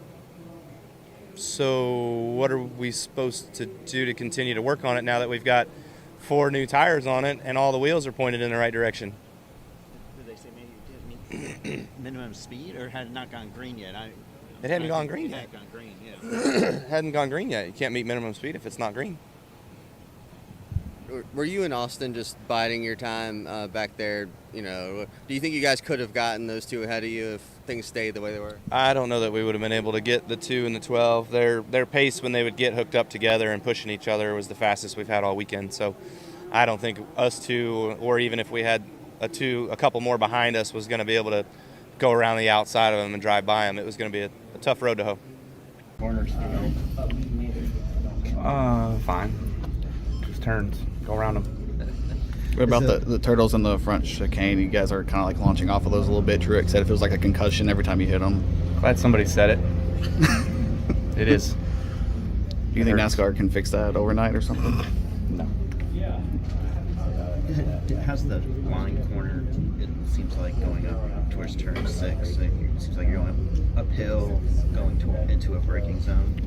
Yeah, I mean it's uphill. As you crest the hill, that's sort of where you get out of the gas to brake a little bit, and it is blind on the downside. So you're kind of trying to figure out where to aim, where to shoot, and I haven't quite figured it all out yet. I screwed up my qualifying lap over there, so probably cost us a top 10 spot. But you know, it's just going to be about repetitious motions and being able to go through the race and continue to find that momentum and that rhythm over there. A lot of drivers have said that they expect it to be chaotic on Sunday. What is your thoughts on that? I mean, it's a dive bomb spot, so I'd imagine that there'll be some of that. You know, some contact over there for sure, and it seems like if you just kind of roll the outside as the outside guy, you can probably clear the inside guy because he's got to pinch it so tight. So I don't even know if it's a passing zone. Are restarts going to be much different with the tighter chicane, front stretch chicane? We told them last year it was a problem and we needed to go back to the restart zone on the oval. How'd that work out? Still where it was last year, so yep. It's going to be tough. It's going to be very tough, yeah. Yeah, I mean, bouncing off of curves, jumping off of turtles, whatever, and then, yeah, just having to be super slow through there. Everybody's going to hit everybody going through there. Is there advantage to the lane that you're in? Like, is there a big advantage? Last year there was, yeah. I don't know if this year, if it'll change with the tightness that it is, but last year there definitely was. The dive bomb, is that something that, you know, will be exciting to watch? Or is there a defense against it? Is it just going to be craziness? Is that part of racing? I mean, if you could define it, you've done so much. I mean, there's always a double-edged sword, right? There's always repercussions and things like that that come from those sort of situations. Guy can dive bomb a guy, hit him, knock him out of the way, and then going into the next braking zone, that guy could just wipe him out again, you know. So it just depends on how bad you do things and what happens. But overall, I mean, maybe it's just going to be fine and clean and clear. But I don't think we've seen a race at Sonoma go clean and clear in a long time in turn 11, and this one's tighter than that. So are you a good defender against a dive bomb? Is there a way to do it? No, I'm not a very good defender because I know if I try to defend, I'm wrecked anyway. NASCAR this week kind of clarified the DVP policy. What were your thoughts on that? I know nothing. Were you surprised the way it went with you when you pulled down the line? I mean, Talladega? maybe it was a little bit early, but I was like, man, we got 2 rows we got to clear. I'm like, let's start building the run off of 2 and take the momentum off the top down the backstretch and have if me and whoever was behind the 43, I think it was a 7, if us 3 could have connected down the back, and then that would have drugged the 2 in front of me backwards, and we could have been, you know, 3 wide. But the top never works when everybody's running wide open, so they were probably just scared of that. So you're literally in a box to try to go win a race. I would have been obviously better off of just riding in line than trying to make a move and just waiting to see if they crash in the tri-oval or wherever and miss the crash to try to be the first one to the start-finish line. But otherwise, you're just going to finish 5th. And so for me, what's the difference between 5th and 20th? Nothing. You know, it's all about a win right now. Given your success at Las Vegas, you said it's all about a win now. You kind of think that that's your best shot at getting the victory? The last couple of years here has gone well, and I feel like this car here that we have today was better than we had last year. So hopefully that proves good things for tomorrow with our Lenovo Camaro and trying to get that thing to victory lane here. But Vegas is a good shot for us. We ran good there in the spring. I think last fall we ran decent there as well. So we just got to make sure we execute all day and do a good job. Hopefully qualify up front, keep the track position. That's always nice. They're expecting it to be in the 100 degrees. Will the track widen out to some degree then in this race? Should, yeah. I mean, even in the spring, I thought the track widened out pretty well, and there was a top lane there, especially in 3 and 4. At the Glen, you guys told NASCAR that was not safe, and they made changes. I don't think we told them anything. I think the data told them. Yeah. Is there an avenue, though, for you guys to go to them and say there's got to be a better way than this, based on what we knew about Watkins Glen? I mean, the first time we came here with the chicane down the backstretch, that was an epic disaster, so they worked on that and changed that. So they do make changes. But the front stretch chicane, I don't know why we changed the front stretch. The front stretch was fine. To make it tighter, I don't understand the reasoning behind making it tighter. Just to make us slower through there so we don't get into turn 1 as fast. I don't really know, but the turtles over there, the sharper corner, if you don't ramp them, you miss the exit. You miss the second set of them. So you have to ramp them just to give yourself a shot to be able to miss the exit ones. They made the changes either for a better passing zone or more calamity passing zone coming to the finish, right? I thought we already had calamity the first year, Bob, didn't we? Well, I guess you can always have it doesn't happen every time, but it has happened. Yes. Well, Martin Truex Jr. said that he felt like he was getting a concussion every single lap, and I wonder, is that overblown? We hear this, you're trying to... It's not overblown. It's 1,000% correct. I don't know when I'll see the data, probably not till Monday, but my head hurts. And does that worry you? Is that a worrisome, obviously? I signed my rights away. Wow. All right, last question, guys. Is that similar to the Glen, or is it not similar to the Glen as far as the kind of way your head yeah. goes? I actually here, I think it's a sharper, faster hit, but it's 1 versus the old bus stop at Watkins Glen. It would be 3 of them going through there. You know what I mean? Mm-hmm. Yeah, it's more violent here. More violent here, but more often, or more back Just to once. back to back at the Glen. Correct. I wasn't getting that, and so I tried to force my hand to get that and get to his outside. And when I did, just for some reason, whatever happened, it just gave all the air in all the wrong place and spun out.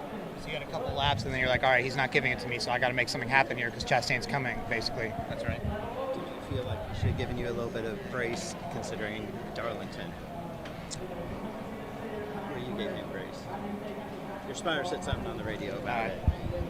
It doesn't matter what I expect. I don't think anybody gives anybody anything anymore. It's all take. Last question.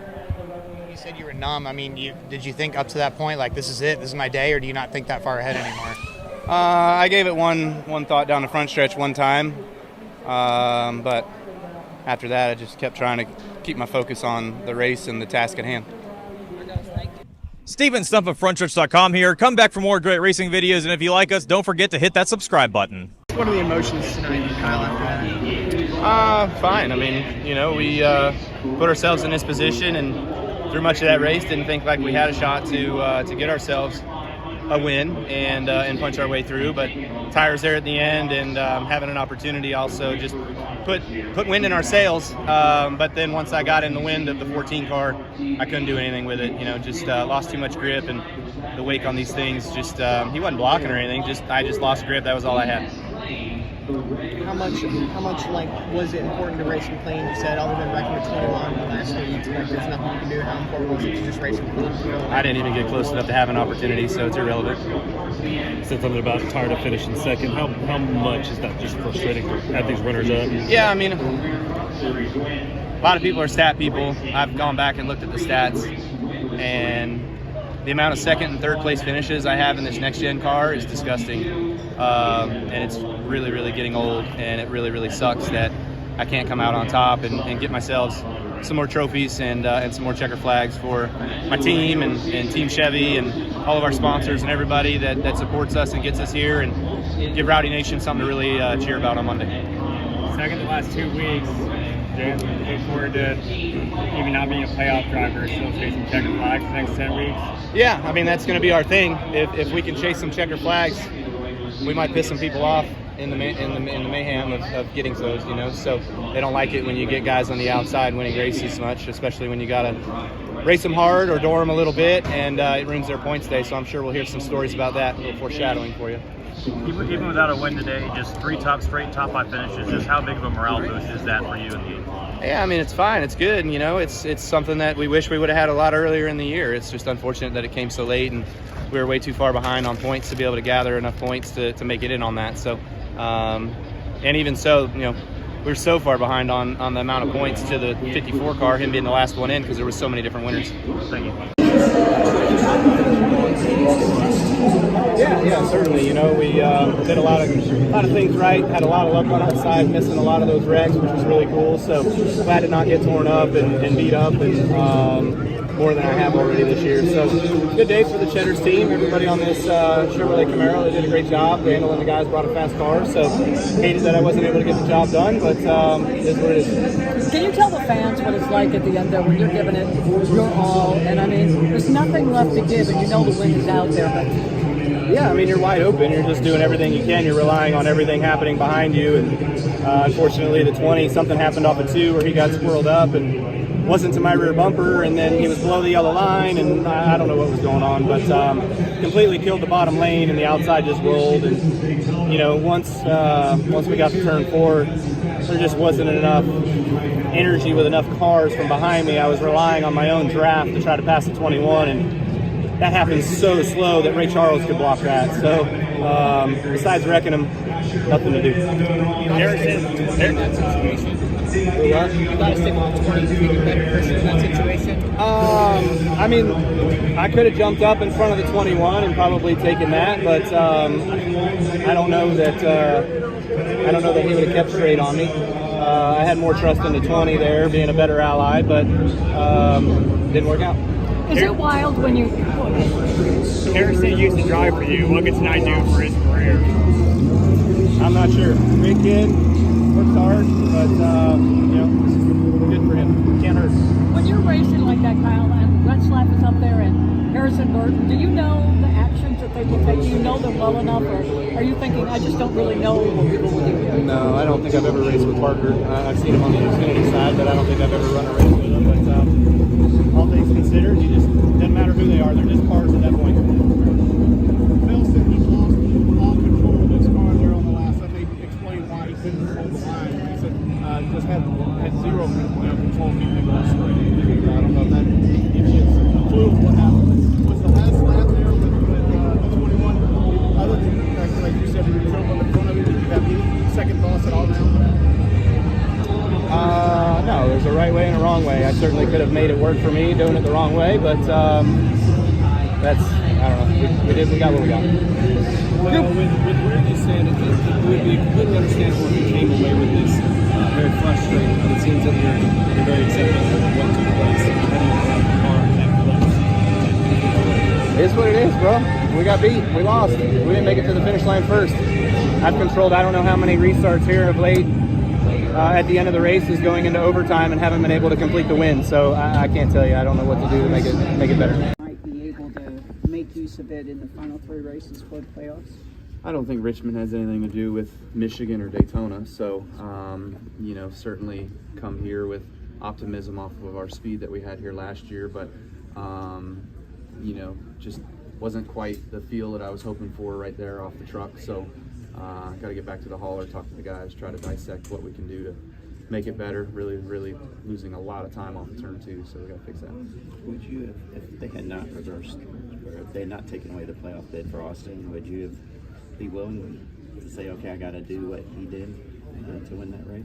Yeah, I mean, the precedent I think before that was you got to do what you got to do to win the race, and you know, he put it out there where then NASCAR had to react, and so that's the unfortunate part of all of that, and the the net result that should have been prior to the caution coming out, you know. So hate it for RCR, the 3 team, all those guys, and obviously they're appealing it, so we'll see what happens with that.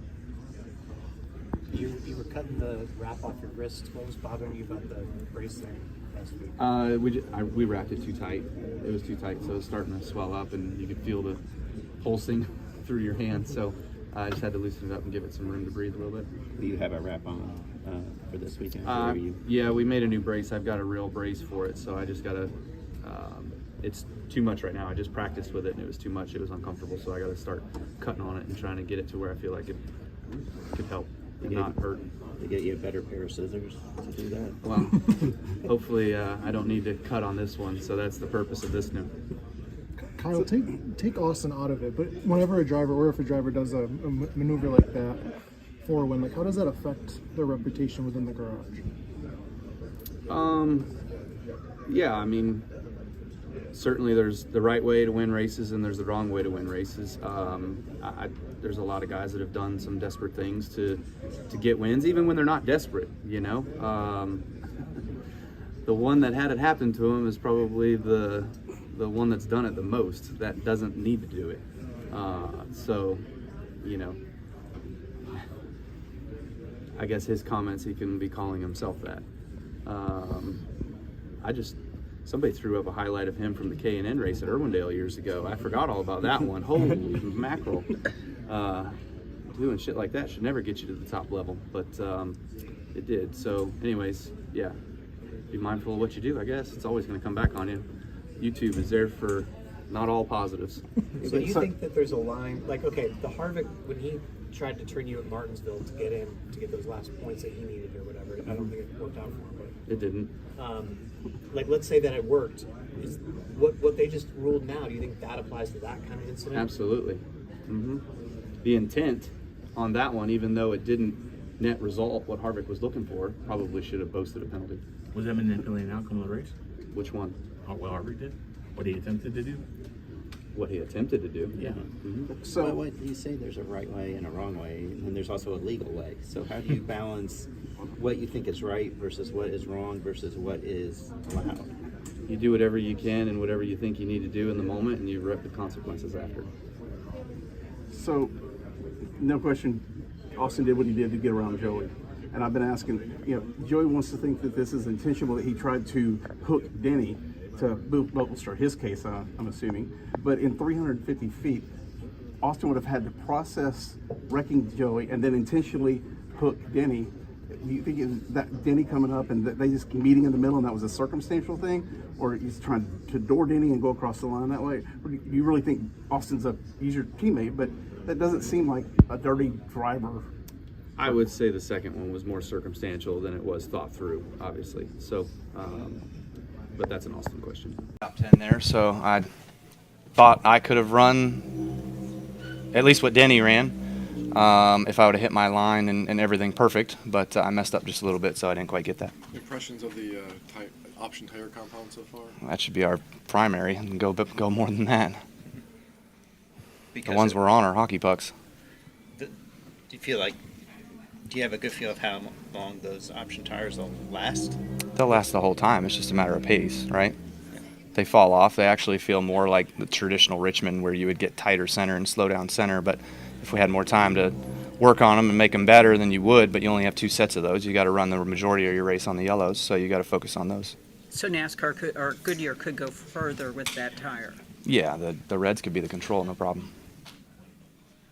You have a new race engineer starting this week? Mm-hmm.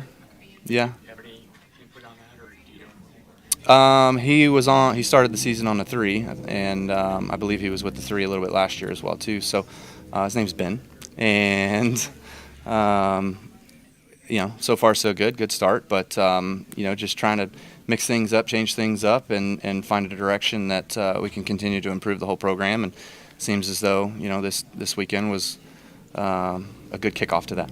Was there a direction that you wanted RCR to really focus on during the break and try to find whatever's been missing? I don't know that you're going to find everything that you're missing right now without making complete key new hires from outside, which we're working on. And so I could be more optimistic probably of next year's stuff than how we finished this year, but we know we need to finish strong, and we got to do it with what we got. Thoughts on going to Michigan, a track where you've run really well in the past? Yeah, we were fast there last year. We had good speed there last year, and put myself in a bad spot, and had somebody else help me keep myself in a bad spot and crash. So try to not do that this time around, and get a good finish. But we ran okay there.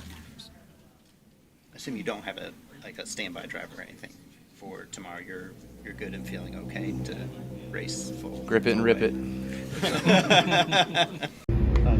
I know you said yesterday that you hadn't talked to LaJoy, so just want to check that you hadn't talked to him. Nope. Last day.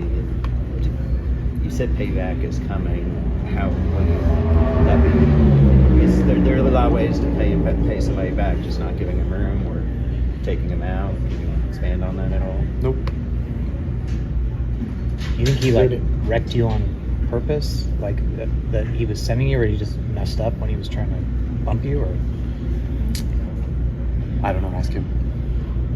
Is there any concern about saying publicly that you're going to do retribution or anything like that, and putting it out there so NASCAR knows? Is what it is.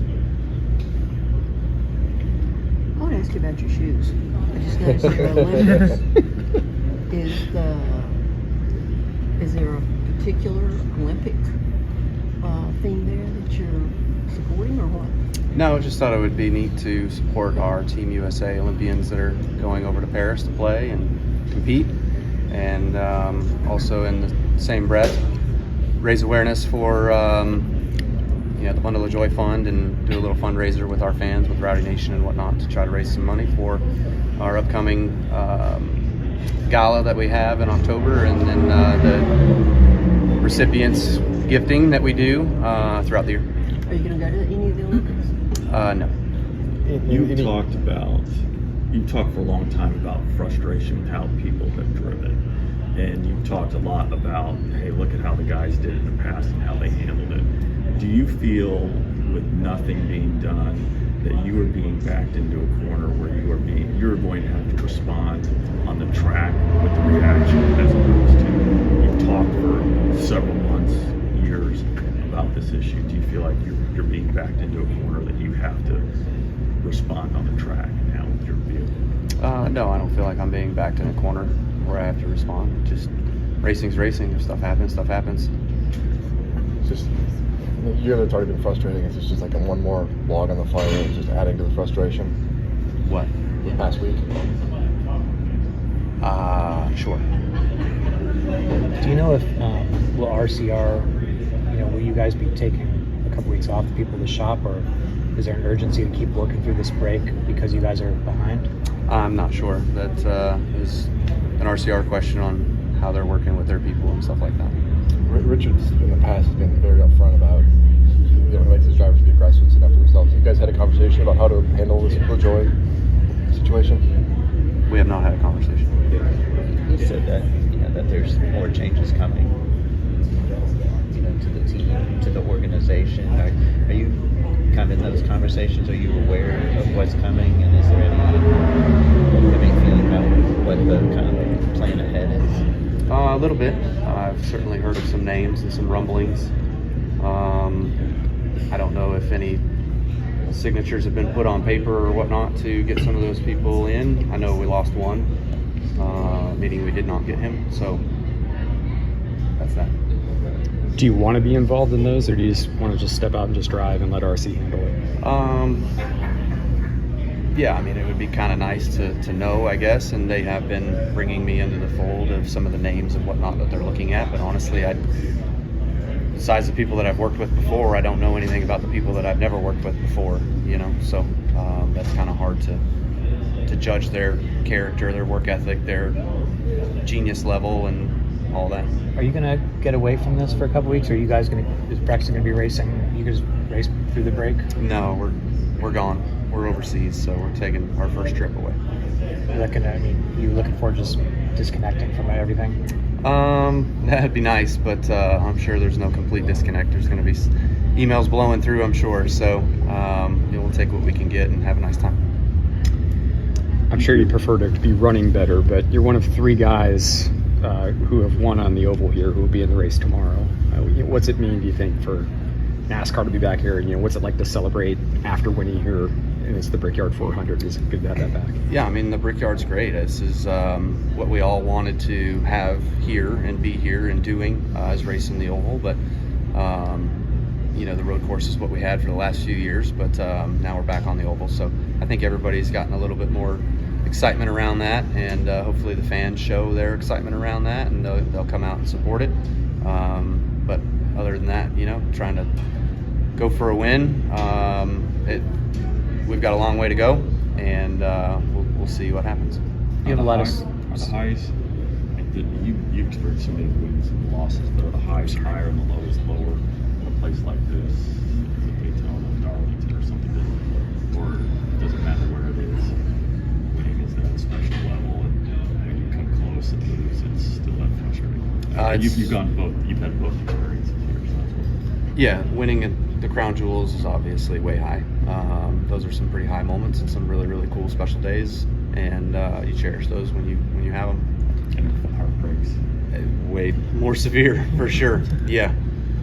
When you go on McAfee, the style of that show. Like they want a certain, they don't want somebody to be boring or flat. So you have to sort of bring your A game. Are you comfortable in that environment? Because a lot of sponsors, be like, oh, we don't want our guys to go on McAfee, but you seem to do a good job of walking up to the line without going over it. Yeah, maybe just the relationship I have with him. He's fun. We've had good times of hanging out before, so we've got a little bit of a friend relationship that he could have gotten a lot further and probably been a lot worse in his questions and his prodding, but we got good respect for one another, so I felt like it was good and fair. Kyle, when you have an incident like you had at Pocono, how do you use that as a teaching moment for Braxton? Yeah, great question. I don't know. I guess just showing him and telling him about things that are okay in instances in which when you're racing together, you're going to have close quarters, you're going to have contact, things like that. But when you have instances in which you get drove over, then those are moments that aren't acceptable as a race driver, whether you're doing or receiving. Last question. What are your expectations for the double compounds coming to Richmond in 2 weeks? Not much, really. I think the biggest difference, though, is just the NASCAR not telling you when you have to run them, right? So I think that's where we're all kind of been like, hey, you want to create some separation? Allow us to create our own separation of when we want to put them on. And so with this car, what can be really interesting with it is if you put them on and you want to gain track position, you can put them on earlier and get yourself up front, and then put your other tires on, your controls, I call them, and hold the competition off that put the softs on. So it'll be dependent on how all that looks, but I would imagine guys are definitely going to hold their last soft set for the last run of the race to try to end on those if they can. I always tried to make sure that each corner was perfect, and there's no such thing. So figuring out a driving style that would pick a corner that you want to fix, that you want to make your own, and you want the car balanced too, and then go with any of the other corners and figure out how to drive those other corners to make it work.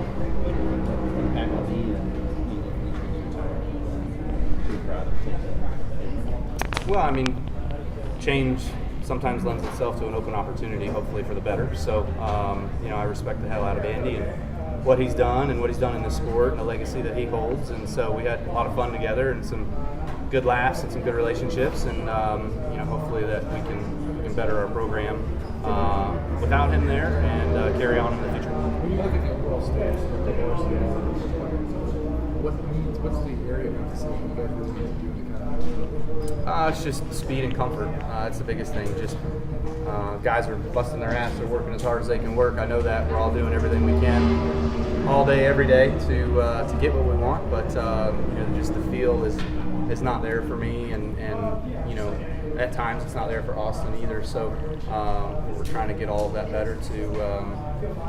The more comfortable you are, the more positions you can put yourself in and take chances. I feel like I'm having a hard enough time making laps on my own to ever think about trying to make a pass on someone.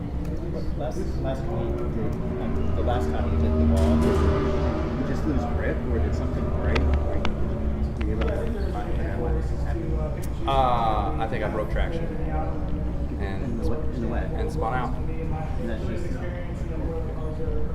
kind of experiment of rain tire. I mean, I lifted way early and just kind of soft rolled into the corner, and it slid across 3 lanes and got to the old asphalt and turned sideways, and I tried to correct it to chase it, and it just turned and hooked the other way and spit me in the fence.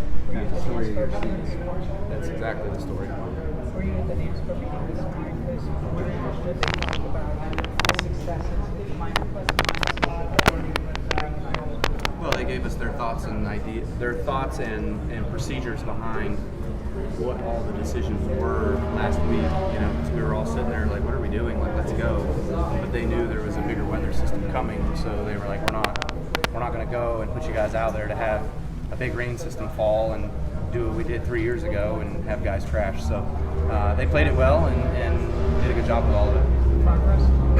Yeah, I think so. I mean, you know, Martinsville earlier this year, was it this year or last year? Last year, the truck race that I ran, it was just barely sprinkling, and they parked us for that.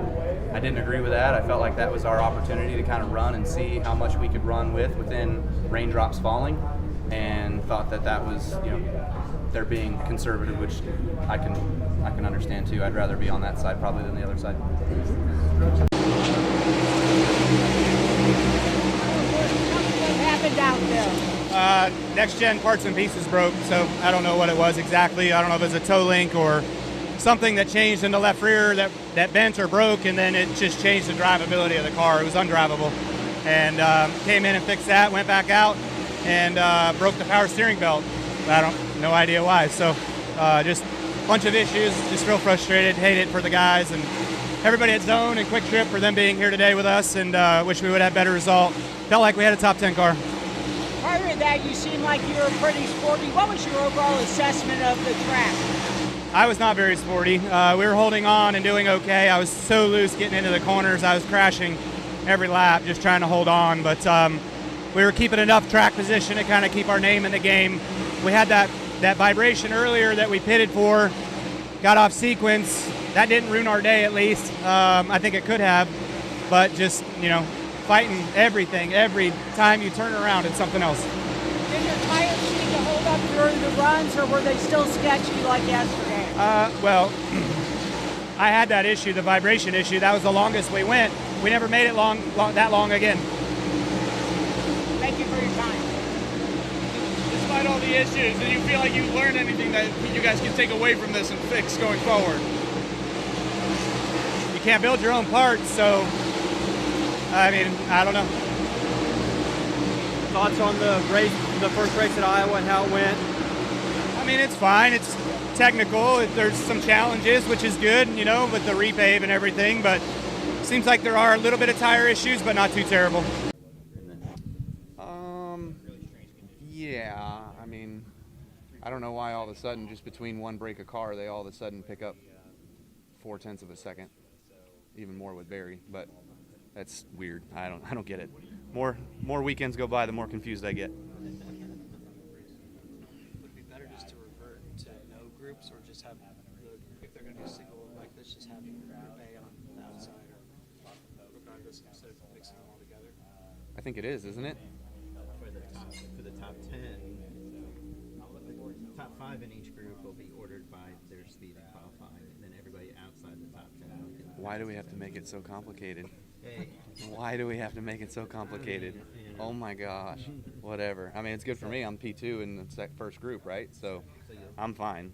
You'll start at least 4th, right? No, you could start as low as 7th. Oh, great. So we will. Because they're mixing, in the group, the top 5 in each group are by their regular speed. Would I run a 69? So yeah, we're already going to be the slowest of. Okay, cool. Sorry. 7th, got it. Last week, there was some thought that maybe you ran out of gas before you got hit or had an issue. Did you, or did Ross just overshoot the corner and get into you? I mean, it stumbled getting into 4, but I'm not sure that made any difference. I was far enough offline. I was a groove and a half out of the way, and he just comes barreling on in there and blows through my door. Don't know the significance. Obviously, it hurt me being able to just have enough fuel to get back re-going and then try to fend off the rest of the cars that were coming from behind me. So do you think it would have probably still been probably within top 5 or top 10 if it stumbled? I would have been top 10. Yeah. Are you guys making strides? I mean, you feel like you're making strides? It seems up, a little up and down, but is there something you're noticing? We learned a few things at the Indy test before I cut it short. So feel like hopefully we can start improving or building some improvements of what we found out there and bringing those to the racetrack. So I'm not sure if all that's been implemented yet, but it hopefully certainly will be, and we'll continue to keep working at it. Yeah. So that will help at big tracks. So is that what you learned there? How can it help us? Arrow's arrow. Anytime you're going over 35 miles an hour, arrow makes a difference. Just ask Mark Martin. Maybe his number was 60. I don't remember what his number was, but it makes a difference. Truex announces that this will be his last full-time year. What will you kind of remember as his influence or impact? Having been a teammate with him? Him kicking my ass at Furniture Row and being so mad about that all the time. But no, I mean, him and I actually came in at the same time. Not many people really know it, but he and I were slated to share the Chance 2 car together. And then when I got my opportunity at Hendrick, that gave him the full-time opportunity in the 8 Busch car and me in the 5 Busch car. And we competed for a championship, and he beat me out of the gate with that one. So we've been here the whole time together, and we've always had a great relationship, a great understanding and respect for one another. And it was always fun working with him and being a part of the same team with him, and just his skill level and how good he is at what he does. And I would say the lesser of the effort that he puts in from others, and yet he can still get good results. He didn't have the success early on that you had. Correct. Did you ever wonder whether he could have the success that he ended up having at Gibbs? I mean, all those years at DEI and then a year at Michael Waltrip. Yeah, I mean, he had it. I felt like he had it. His rookie season was fine. I mean, he won a race. I won a race in my rookie year, and then that was the COT era, so it kind of got a little weird with that, and DEI kind of folding and whatnot. But then MWR, and then once he finally found a solid footing at Furniture Row, and then the Toyota relationship, that was when it really kicked off for him, obviously. But racing against him for that first year in the Busch Series, I knew how good he was, and I knew what he was capable of. And a lot of times it's a matter of what horse you're riding. Does it weird you out that just a lot of your contemporaries are starting to go away, and you're kind of moving up the older driver ranks? It is weird, but it's evolution, I guess, of how this sport happens. I mean, Jeff Gordon came in at 22, 23, and he left at 43 something. So I'm not too far behind. I know my days are numbered. You're a pretty clean racer, but it seems lately guys have been getting into you a little more than normal. Do you think they'd take advantage of you like that if you were in a more competitive car? I mean, we are trying to gracefully fade a little bit more than we should be, and guys are trying to make passes, and the good ones like Denny and a couple others, they take their time and they know the pass is going to end up eventually being made, but then there's some other guys out there where you run them and run them and run them and run them because you've been run into before, and they'll run as hard as they can until they run into you again. And so that's just the nature of how you race people, I guess, and then the nature also of how hard you run guys. And sometimes you got to pick and choose those battles, and you'd like to think that you can race side by side with some of these guys, but some you can't. Some of the buzz on social media when Truex retired was like, could Kyle Busch ever come back to JGR? Could you ever see a scenario like that? I would say anything's possible always, certainly that if I was welcomed, I would go back. If Hendrick welcomed me back, I would go back. But right now I'm at RCR with my group of guys and in the deal that I have right now in place. And so we're trying to work and build this program and make RCR great again. And you're back there next year at Correct. RCR. Did anybody from JGR reach out to you to to see if it was possible to get out of your contract? No, they pretty much knew what my terms were, so there's no talk clauses. What's the difference between trying to build something or make it stronger as opposed to your like I said, say glory years where you're on top of the mountain and just Yeah, I mean, to me, like, you always envy the Jimmy Chad era, and you look at that and you're like, damn, it looks so easy, you know, and they made it look easy, and they made the rest of us feel so dumb. And then 2015 to 2019 happened with me, Adam, Ben, our group of guys, where it was like, okay, wow, it can be easy. This does exist. And, you know, if you're not finishing in the top 3 on a given day, you pretty much screwed yourself. So it can happen. It's just a matter of being able to understand everything to the finest, littlest detail of what's in your race car. You know, why do you have that right front spring? Why do you have the left rear camber? Why do you have whatever you have, where you have it, and understanding what all of those pieces do together to make you fast. And so that's what we're working towards. And fast cars cure all. And then next, obviously, you got to have good pit stops too. So we're working on all that. Middle of the turns and went a little too far and got loose and just snapped. I feel like it's going to be a good race there. Felt with the next gen? I mean, if this car's 30% worse in traffic and it's one groove, it seemed like the groove got narrower and narrower and narrower as we ran with the tire test. Just, you did not want to be too high. It would just wash out real bad, and maybe that's what happened with me. I wasn't low enough, and the rear washed out instead of the front washing out, and I crashed. So I don't know. It's nice to be back on the oval at all. For a minute. Not for the whole day, but yeah, it was fun. I mean, it's just different. Shifting there obviously is different, but the car for a little bit had a good feel. And Larson has said he didn't know if you're still mad at him from last week or you're not. Are you? Last week's last week. It is what it is. Just moving on. As far as the new surface here at Sonoma, how's the race going to be different tomorrow from years past for you? I don't think it's going to be any different, really. Just faster pace, same areas to pass or the same areas to pass, but with a lot more grip and a lot. I don't know that guys are going to miss corners as much as they might before with less grip. You know, you might be able to wheel hop or drag a tire or something like that and get offline, but now I feel like there's enough grip that you can recover fast enough and it might be harder to pass. Turn 11 feel different having that wall there? Turn 11 is different, yeah, for sure. The visual's way different. You know, and I don't know how it's going to be in traffic. I haven't been behind anybody through there, but where your eyes are looking anyways, you're just tracking the top of that wall. So, I mean, it's hard to see through all the stuff that's on the right side of the windshield. If there is a spin or something like that, to avoid it. So that'll probably be the hardest part. We have to race it differently? The corner? Yeah, No, the corner doesn't really drive any differently. How are you doing? Because, I mean, you've had a couple things pile up here. It feels like one of these times when a bunch of shit's dropping on you at once. Like, how are you handling this recent period for yourself? It's been very challenging, so just keep your head up and keep rolling on. Not easy to do. I've been in these situations before, but probably never one as long as this or as bad as this one is. Coming out at 2? I don't know, nothing. I don't remember the back that far. Can you just talk about the contact with Kyle Larson, please? It looked like he got loose, I guess, down the front straightaway into turn 1. He was on older tires and trying to get us for a spot.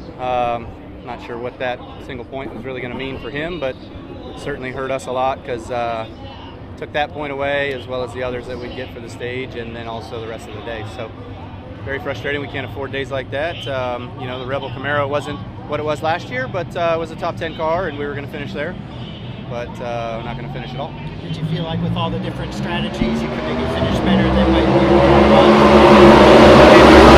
tires right there and we were kind of holding our own. I know Larson was on older tires and caught me from a couple car lengths back after I got by him, so I would say once we could equal back out on tires, I'd say we'd probably be top 10. Braxton is growing up great. And to see what you have done with him and how you're hanging with him, I can't believe how big he is, right? What are you the proudest of him And obviously, just seems to be so smart and himself well. Yeah, thank you. I would say, he's doing a great job behind the wheel and racing and having fun with that. We're working on him to enjoy school a little bit more. He hates school. I hated school, but I knew it was something you had to do, right? You got to get through it. We all got to go through it. So just helping him with all of that. But, he's well matured and does a good job in a lot of different circumstances, things that are thrown his way. And he gets to travel a lot, race a lot. So that's his most fun thing to do. I guess what I recognized was that he did an interview, and he seems to be handling the interviews really well out there. He was so shy at first. Yeah. I thought, that kid has grown up. Are you teaching him? Well, of course. I mean, he's in the spotlight. He's getting interviewed a lot, and he's always around a camera and stuff like that. So it's been really good for him, and obviously he's grown up seeing me do a lot of it too. Kyle, at this point, we're halfway through the regular season. I asked the same question to Joey Logano. Are you guys on a dual track? You're trying to win, but you're also keeping an eye on the points as well? Or yeah, I mean, the better you run, the more points will take care of themselves, and the easier your year will be. So we obviously know that we need to get a win and carry on that that long running 19 years of winning a race, make it 20. So that would definitely be nice. And then obviously too, just being able to run up front. I mean, we had 2 weeks that were really good. We made good headway in the points, and then we had a really bad week last week. So you can't be feast or famine. You've got to be consistent, and there are guys that are out there being consistent. You look at the 24, he's pretty consistent. You look at the 11, who's really consistent. So there are guys that are doing it, so it is capable. We got to make it ourselves. You have to be careful not to press too hard. Just like the guy at the plate, right, he's gripping the bat too hard, trying to break out of a slump. You have to be careful not to keep pushing too hard to get things turned around. Yeah, certainly. You got to push hard all the time, but like you said, you can overstep that boundary. I mean, I remember the years of trying to win so hard at Las Vegas as my hometown race, and just spinning out, crashing, blowing a tire, whatever it might be. All those things would kind of come through, and the times in which you kind of lay back and run the easiest, Homestead 2015, 2019, and the race falls in your lap and you win. So it doesn't take a whole lot to be able to get these things done, but you do have to have good race cars, and you do have to keep your head on your shoulders for a whole 400, 500 miles. Very hard fought for starting on the pole. Talk about your race. I felt like there, when we came off a pit road in third, if we could have maintained third, maybe kind of sort of, we might have had something for the front two, or at least been able to keep pace closer to the front two to see what happened towards the end of the race, but that wasn't to be. We had to come back down and restart eighth to fourth in that final run right there. So decent day, just, obviously could have been one spot better, but still not a win. Frustration kind of being stuck behind the 10 car there late on the race. Yep. Just cars blocking the arrow. Yep. Discuss kind of, this is your first top 5 since Atlanta. What kind of momentum can you bring moving forward based off a result like this? Everything's week to week. You just got to keep working at it week to week. It can be different every week. I'm sure the 9 didn't think they were capable or in a position that they were ready for a win yet, and they got one a couple weeks ago. So just keep putting yourselves up front in position and doing what you need to do for that. Sort of compare and contrast the Dover results and the Dover races in the past few years with weather and everything, and how it was different today in your mind. I mean, at least you can move around, but the aero blocking is just so bad. It's so bad.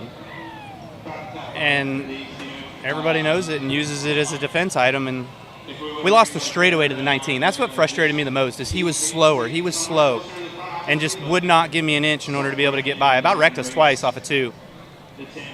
How's it feel to when you're back here with the super speedway win in your back pocket at least? Yeah, definitely, better than not, I guess. So just come out here and try to do it again. Guys at RCR and ECR have done a great job. We build really good super speedway cars, and it's fun when you get to come out to Daytona, Talladega, and Atlanta and know that you've got a shot to win. Is this an opportunity race for this team in that regard? Yeah, I mean, it is for everybody, right? But I think it is for us as well, too.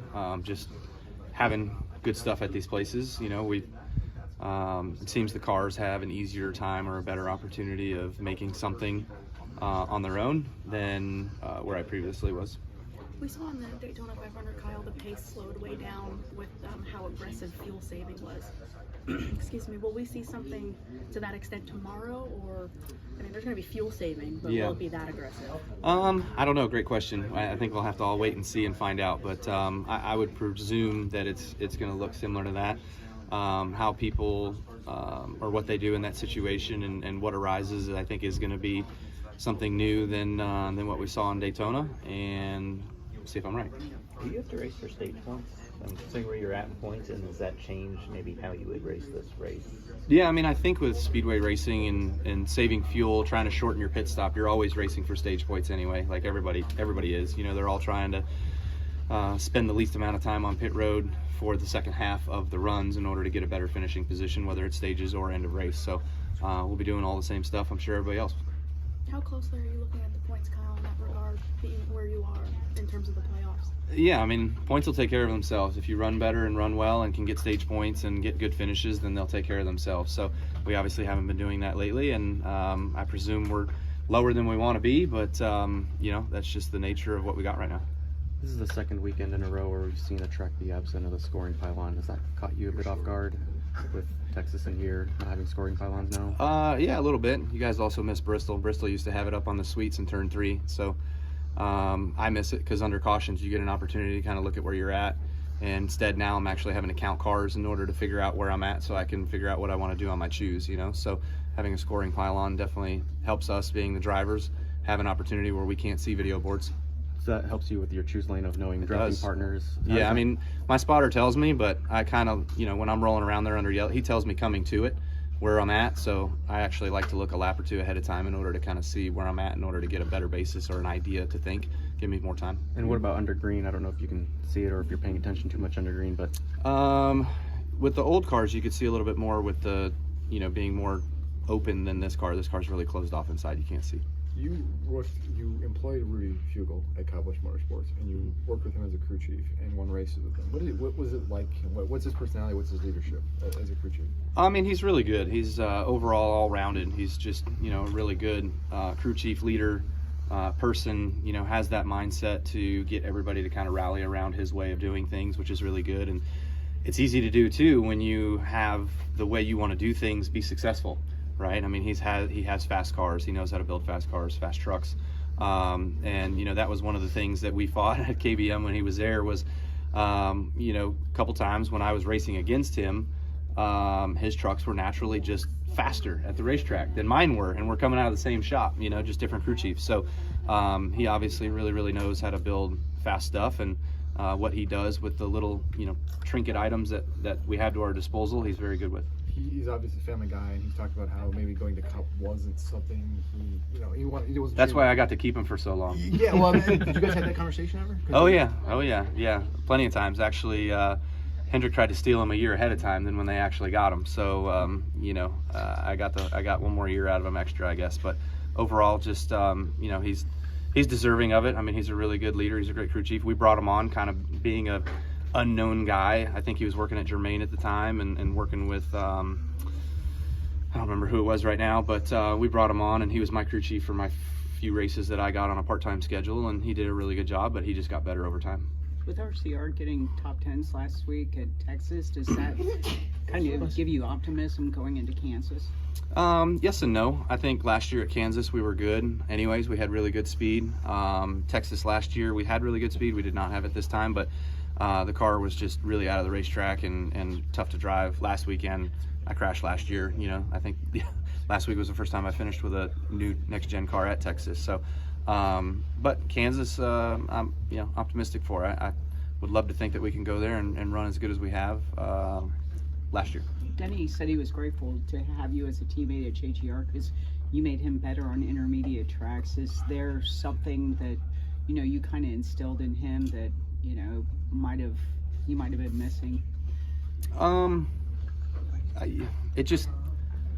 You adapt, right? And I feel like I adapted my driving style a little bit towards his for the short track stuff and became better, especially at a place like Martinsville and Loudon. And I was able to get results from those places where he kind of adapted his driving style at the 1.5 miles to the things that I would do and what I would look for and how I would describe and talk about my car. And so we helped each other. I think that just shows the strength and how good he is, how good I am, that we can do that with one another at particular places. I never was able to figure out the way he can speedway race though, so he still has that. Some people have talked about Rudy's kind of sense of humor. Is that something you've witnessed or seen? Yeah, I mean a little bit when we have more chill days at the shop, when we have like, you know, he would grill out, him or the truck driver would grill out for the team, and we'd have kind of a lunch at the shop, or even on an off Saturday the guys would just be hanging out, you know, so I got a chance to see that a couple times. But every other thing I've had with him was always, you know, to the point. Gotcha. Yeah. Was it just a matter of the wrong lane on the last restart? No, I don't think so. I mean, it might have helped me, but I think the whole day was just mired by date codes. You were mandated to run older date codes in practice, and we way over adjusted the truck to make it comfortable, to make it fast when we needed it then, and then it was just way too tight at the end. I still don't think we were as tight as a 19 at the end, but we were way tighter than I would have ever had my balance, you know, given if working on the same tires all day long.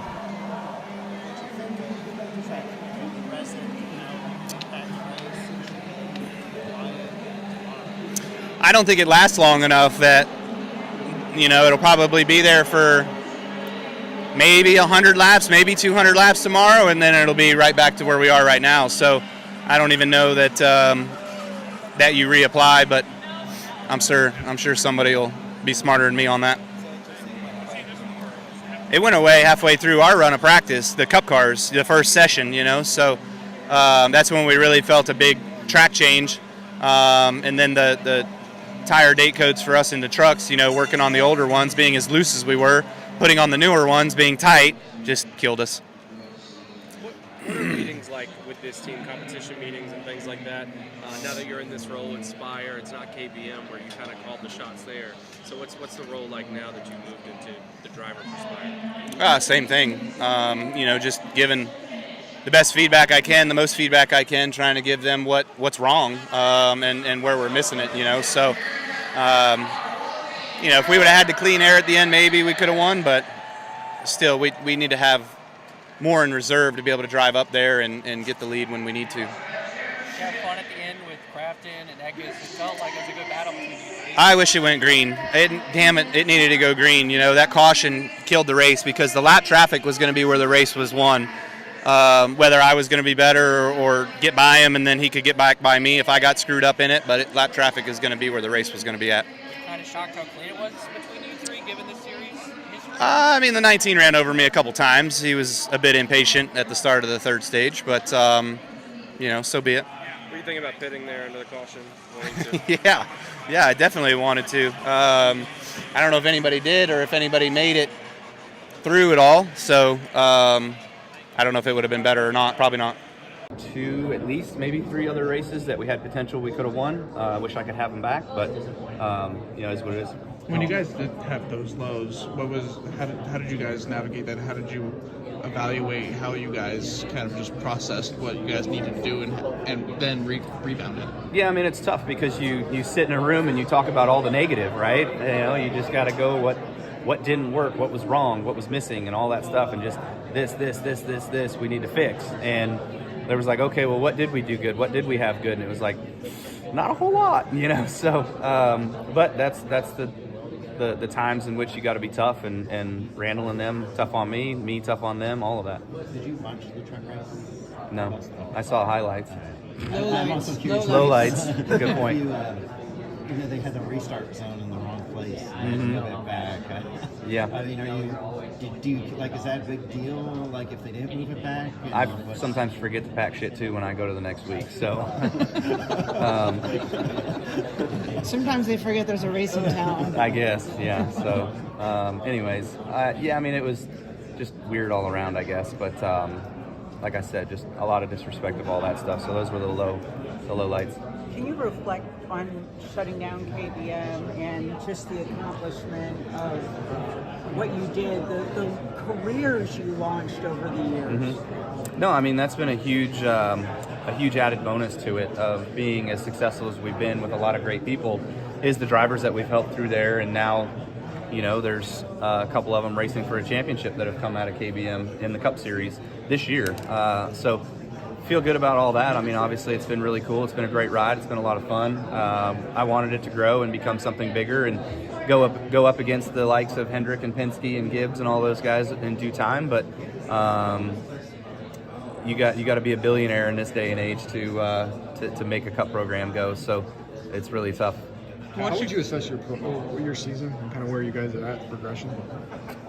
The Cup stuff? Yeah, I'm sorry. Yeah. Yeah, I said it a little bit ago, but pretty good. Just happy with the 3 wins. You know, I felt like there's definitely 2 or 3 other opportunities we could have won. So, you know, if it would have been a 5-win season, that would have been pretty good. And you know, I made up too many mistakes there in the round of 12 to not transfer through to the round of 8. But I definitely felt like we were round of 8 contenders and capable of that. So that's what we'll set our sights on for next year. Can you get that comfort zone for 2024 that, you know, you said you were missing some this year? Yeah, we're working on that. I mean, you know, there's a lot of things that have we've thought about over the last few weeks about how we can do that. So it's just a matter of if we can apply it and apply it properly. Some of it too is just the body of the Camaro and the way it acts is a lot different. And so, you know, there's some to that, but we're not getting a new one, but the other 2 guys are. So we'll fight through with the one we got. Was there any adjustment going from, like, in terms of the handle of the car, the aerodynamics of the car that you had to adapt to from going from? Oh yeah, for sure. Like, yeah. Can you explain like this? A lot. I mean, a lot of it is the car. A lot of it is the tire. A lot of it is the body, the aerodynamics, how that works. The old cars, you could get them sideways and they would still retain downforce and side force. In this car, you get it a little bit crooked and it's gone. You know, you just don't have that air to lean on, so you're relying on the car staying straight. And what's made me good over the years is my ability of being able to drive over peak of the tire and be able to make it work and make speed doing that. Now I feel like anytime I get to that point and I overstep it, I'm crashed. So I always have to stay under it. And when I'm staying under it, I'm too slow. So that's kind of where we've got to work on just more net speed. What are your tomorrow after practice? I mean, of course, top of the charts, but things are going to change coming in. Yeah, I mean, I feel okay about it. I think that our short run speed was really good, so that gave us a good overall lap time for top of the sheet. But our longevity, our 20 lap run wasn't very good. It was only like 15th or something. So we know we've got some work to do on trying to make the long run better. That's what we spent all practice doing. I felt like we slowed down the front side of the run and helped a little bit on the back side, but it was like a 2-for-1. What are your overall thoughts on the Austin Hill, Sheldon Cream thing that happened at Martinsville from an RCR perspective, too? Yeah, I mean, that was tough. I think the biggest problem there was just they were both fighting for a win. They both knew that they needed to be able to win the race to move on to the Final Four because the 0-0 was too close. If there was a little bit more gap between the 0-0, I think there could have been some team orders of like, hey, the 2 needs to win, the 21 needs to finish second. But they just let those guys race it out and race it out how they thought they needed to race it out. And you know, there's a respectful way of doing that sometimes. Denny and I have been in that situation before where I think I moved him out of the way just a tiny bit at Martinsville to score the win in 2017. And he wasn't too thrilled about it, but I didn't crash him. And a Gibbs car still ended up in victory lane. So that's where that needs to happen. Yeah, I mean, I don't know. That I didn't feel the pressure really. Just tried to go out there and do my job and execute and get it done. But you know, the 16, he's a great road racer. I'd call him Mr. Roval, if you will. He wins here all the time. So he's super good here, knows how to do this stuff. So, you know, they earned it today for sure. Given the ups and downs that this team has had throughout the course of the season, I know it wasn't the result that you guys wanted, but to know that you guys were doing what you planned to do and come in here to do, to execute today, what does that say about the resilience of you and this 8 team? You know, the resilience of the team is by far greater than mine probably. You know, I've put ourselves in a lot of bad spots, and they've just come to work on Monday and battled through it and given us another good car to go the next week with, you know. So a lot of it rides on me, just getting sloppy, not doing a very good job, and I'm not making excuses, but trying to figure this car out. You know, I just lose the balance of it. Did again today. Was able to get a third out of it, but you know, probably would have been worse off than that if it wasn't for the track position. Ultimate restart, when you were in the outside lane, you got a great launch there and were able to clear Ty on that restart. How, you know, if that last caution doesn't come out, do you feel like you had enough for the 16? No, I don't. Maybe. I don't know. I don't think so. I would have had to have moved him for sure. I would have had to have moved him in a chicane where it would have made him have to stop, so then he wouldn't come back and retaliate, you know. But that's a tool to use if you can get there and use it. I was hoping William was going to use it, but he's got too many wins already, so he didn't care. Yeah, I mean, just racing. So you're facing a win and in situation. Were you feeling desperate, or were you just kind of doing what the car gave you? No, I mean, if I was trying to do what the car gave me. I was overstepping that a couple more times again, but I didn't crash, which is good. But if I was doing desperation stuff, I would have pile drove everybody into turn one on one of them restarts, and opened the door up for us. We were better than the 22 and everybody behind us, but the 54 and the 16 and the 24 were probably on par, if not just a tick better. Just so really makes a difference. I think it is important, as NASCAR said, to keep the Darlington race on Labor Day, so that was a good move. Just the Olympics kind of mess everything up, so I look forward to the 2-week break. That's another positive, so we'll take that too. What about that first round with Atlanta, Watkins Glen? Atlanta, Watkins Glen, and Bristol, is that right? I mean, it's unique, there's a lot going on right there. So Atlanta, kind of a crapshoot speedway race, but Watkins Glen, road course, we run fairly well at the road courses, and Bristol this year was a struggle, but it's my favorite track, so should be fun. Heading into this week, do you feel that you're still within striking distance to get stage points, or do you feel you're too far back and you're in a must-win? With the stage cautions, I feel like you can't go for points because you're going to get leapfrogged and get sent to the back. So we've got to do what we need to do to be able to maintain track position for the whole race. And if that's pitting early and then leapfrogging after the stages and trying to go for the win, that's what we got to do. And in that case, does it make it somewhat kind of more relieving, less stressful to only have to worry about where you'll be on lap 109 and not in the first two stages? Yeah, pretty much. I mean, it hurts our point total for going forward with the reset if we don't make it through, but we've already killed that the last 2 weeks. So is what it is. Last shot, so we'll see what we get. Damage just impact you and just you couldn't do anything?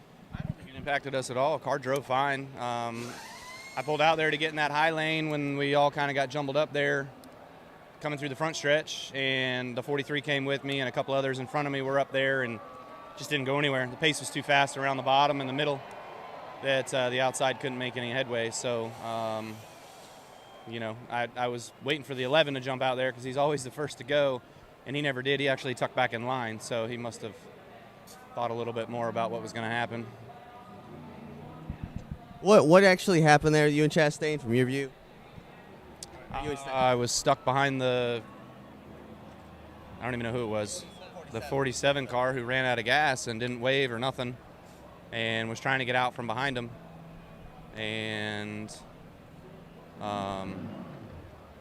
tried to move out as smoothly, as slowly as I could with trying to get out in somewhat of a hurry, not lose every spot, and I just clipped the one. I mean, we're really tight anyways. Yeah. Were things where you felt like you had a problem but were still going fast and didn't want to come in? Yeah, I mean, we came off the pit road with new tires after the green flag cycle and everything was really good. And then we had those couple of restarts. I restarted on the top on that last one, and I felt like I had a flat right front. I was going to come to pit road, and I second guessed it because I was like, man, you know what? It just doesn't feel like a flat right front. Like just debris on it, but it was shaking and vibrating. And then I just went back to the bottom of the racetrack to mind my own business on the bottom, and then it just swapped ends with the back of the car, So I have no idea. I'm at a loss for words. I don't get it, but I hate it for all my guys on our 3-Chief Chevrolet. The car was fast. I felt like it was going to be a good top 5, top 10 car for sure, and nothing to show for it. How much pressure does this? How frustrated you are and backing up all the way around the racetrack? Well, that's not frustration. That's the car. If I back up and stop and try to get going forward, it won't roll. It gets stuck. It gets beached. So I knew once I get going, just keep going that direction, whatever direction it is. I can't hear you. Well, yeah, it's obvious. I mean, you're frustrated, because you want to come out here and do good. You have to do good. This is the time of the year to perform and put up results, and I'm a complete letdown to my team right now, not being able to get the results that we need. Every time I try, I crash. It's like the less I try, the more I ride around, the better day we have. How much pressure does it feel about your chances of getting lucky at Talladega 2 times in a row? Not very good. But we're going to go there and fight as hard as we can and run hard. RCR's had a strong restrictor plate program, so that's all we can do. Steven Stump, Frontstretch.com. Kyle, there's some rumors that this race may go from its current date in September to April. Obviously, the schedule's been delayed a little bit. given that this weekend both days are going to be 100 degrees, do you feel that April would be more preferable to have a race, or are you fine with this current date? Yeah, I mean, for whatever reason, say it for what it is, speak the truth, right? So Texas has been very lackluster lately. So being a playoff race, I'm not sure we're indicative of that. I've actually seen a lot of people say it shouldn't be on the calendar, period. All of us drivers would highly not want it to be reconfigured again into a Atlanta-style racetrack, but I hear rumblings that's where it's heading. So that wouldn't be fun. But yeah, I mean, I think the heat, if you just strictly talk about weather and the heat and stuff like that, look, I give NASCAR fans all the credit in the world because they are a damn strong bunch and they are passionate and they are loving to our sport as much as we want them to be. But to sit out in 100-degree heat in aluminum grandstands, I'm not paying to do that. I'm not paying to do that. I'm getting paid to do that. So I give them credit where credit's due. That's what it's all about. I mean, you can talk about TV and everything else, but it's all about putting people in the grandstands. If we have empty crowds, we're not going to be on TV. So get people in the stands. Make it easier for them. And then that kind of went into my second question of, since drivers may not want this as a play update, is there like are there certain tracks where it's like this should be on the playoffs, this should not be, or is it relatively interchangeable with the tracks that are currently there? No, I think it's interchangeable. I think we've all kind of talked about how Phoenix needs to move around and not be the final race every year, right? So for me to say what racetrack should be in the final 10, I'm not going to pick because I really don't care. I think it's just a matter of what works and what tracks you kind of need and what mixture you need to be in there. You need some intermediates, you need a super speedway, a road course, you need some of that stuff. So you need some variable or variety, I should say.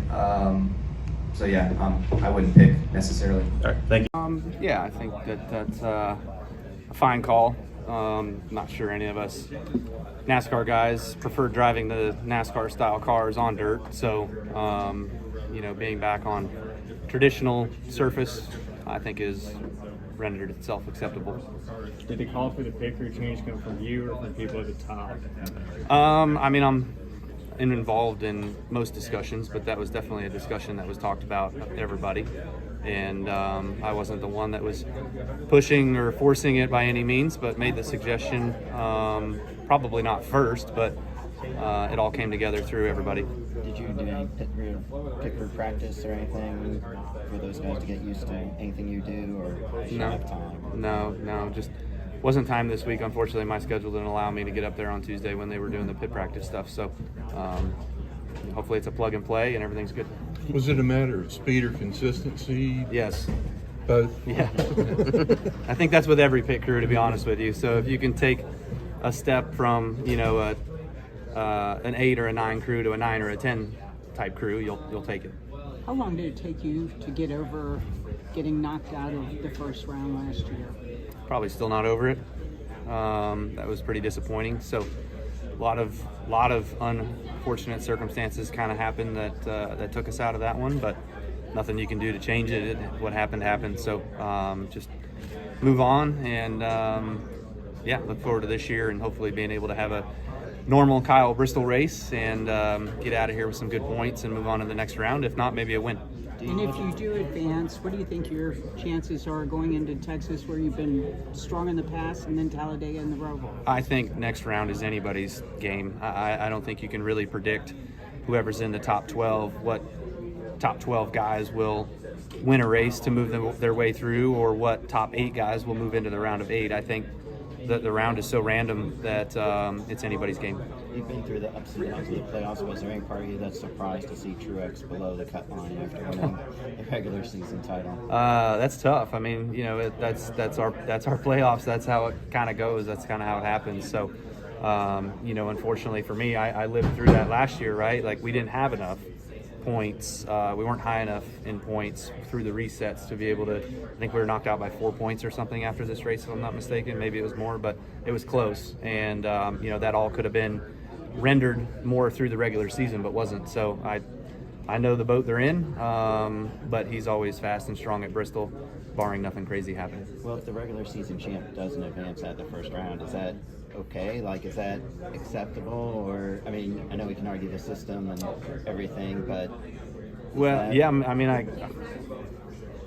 it's a valid point, but it's a hard one to argue when, you know, we were third in points and we had, call it 4 out of 6 weeks go bad, and we're then down to 11th in points. So, you know, I don't feel sorry for him. It sucks. It's this time of year. It happened to us as well too. You know, we could have won the regular season championship if it wasn't for 4 bad weeks in 6 weeks, you know.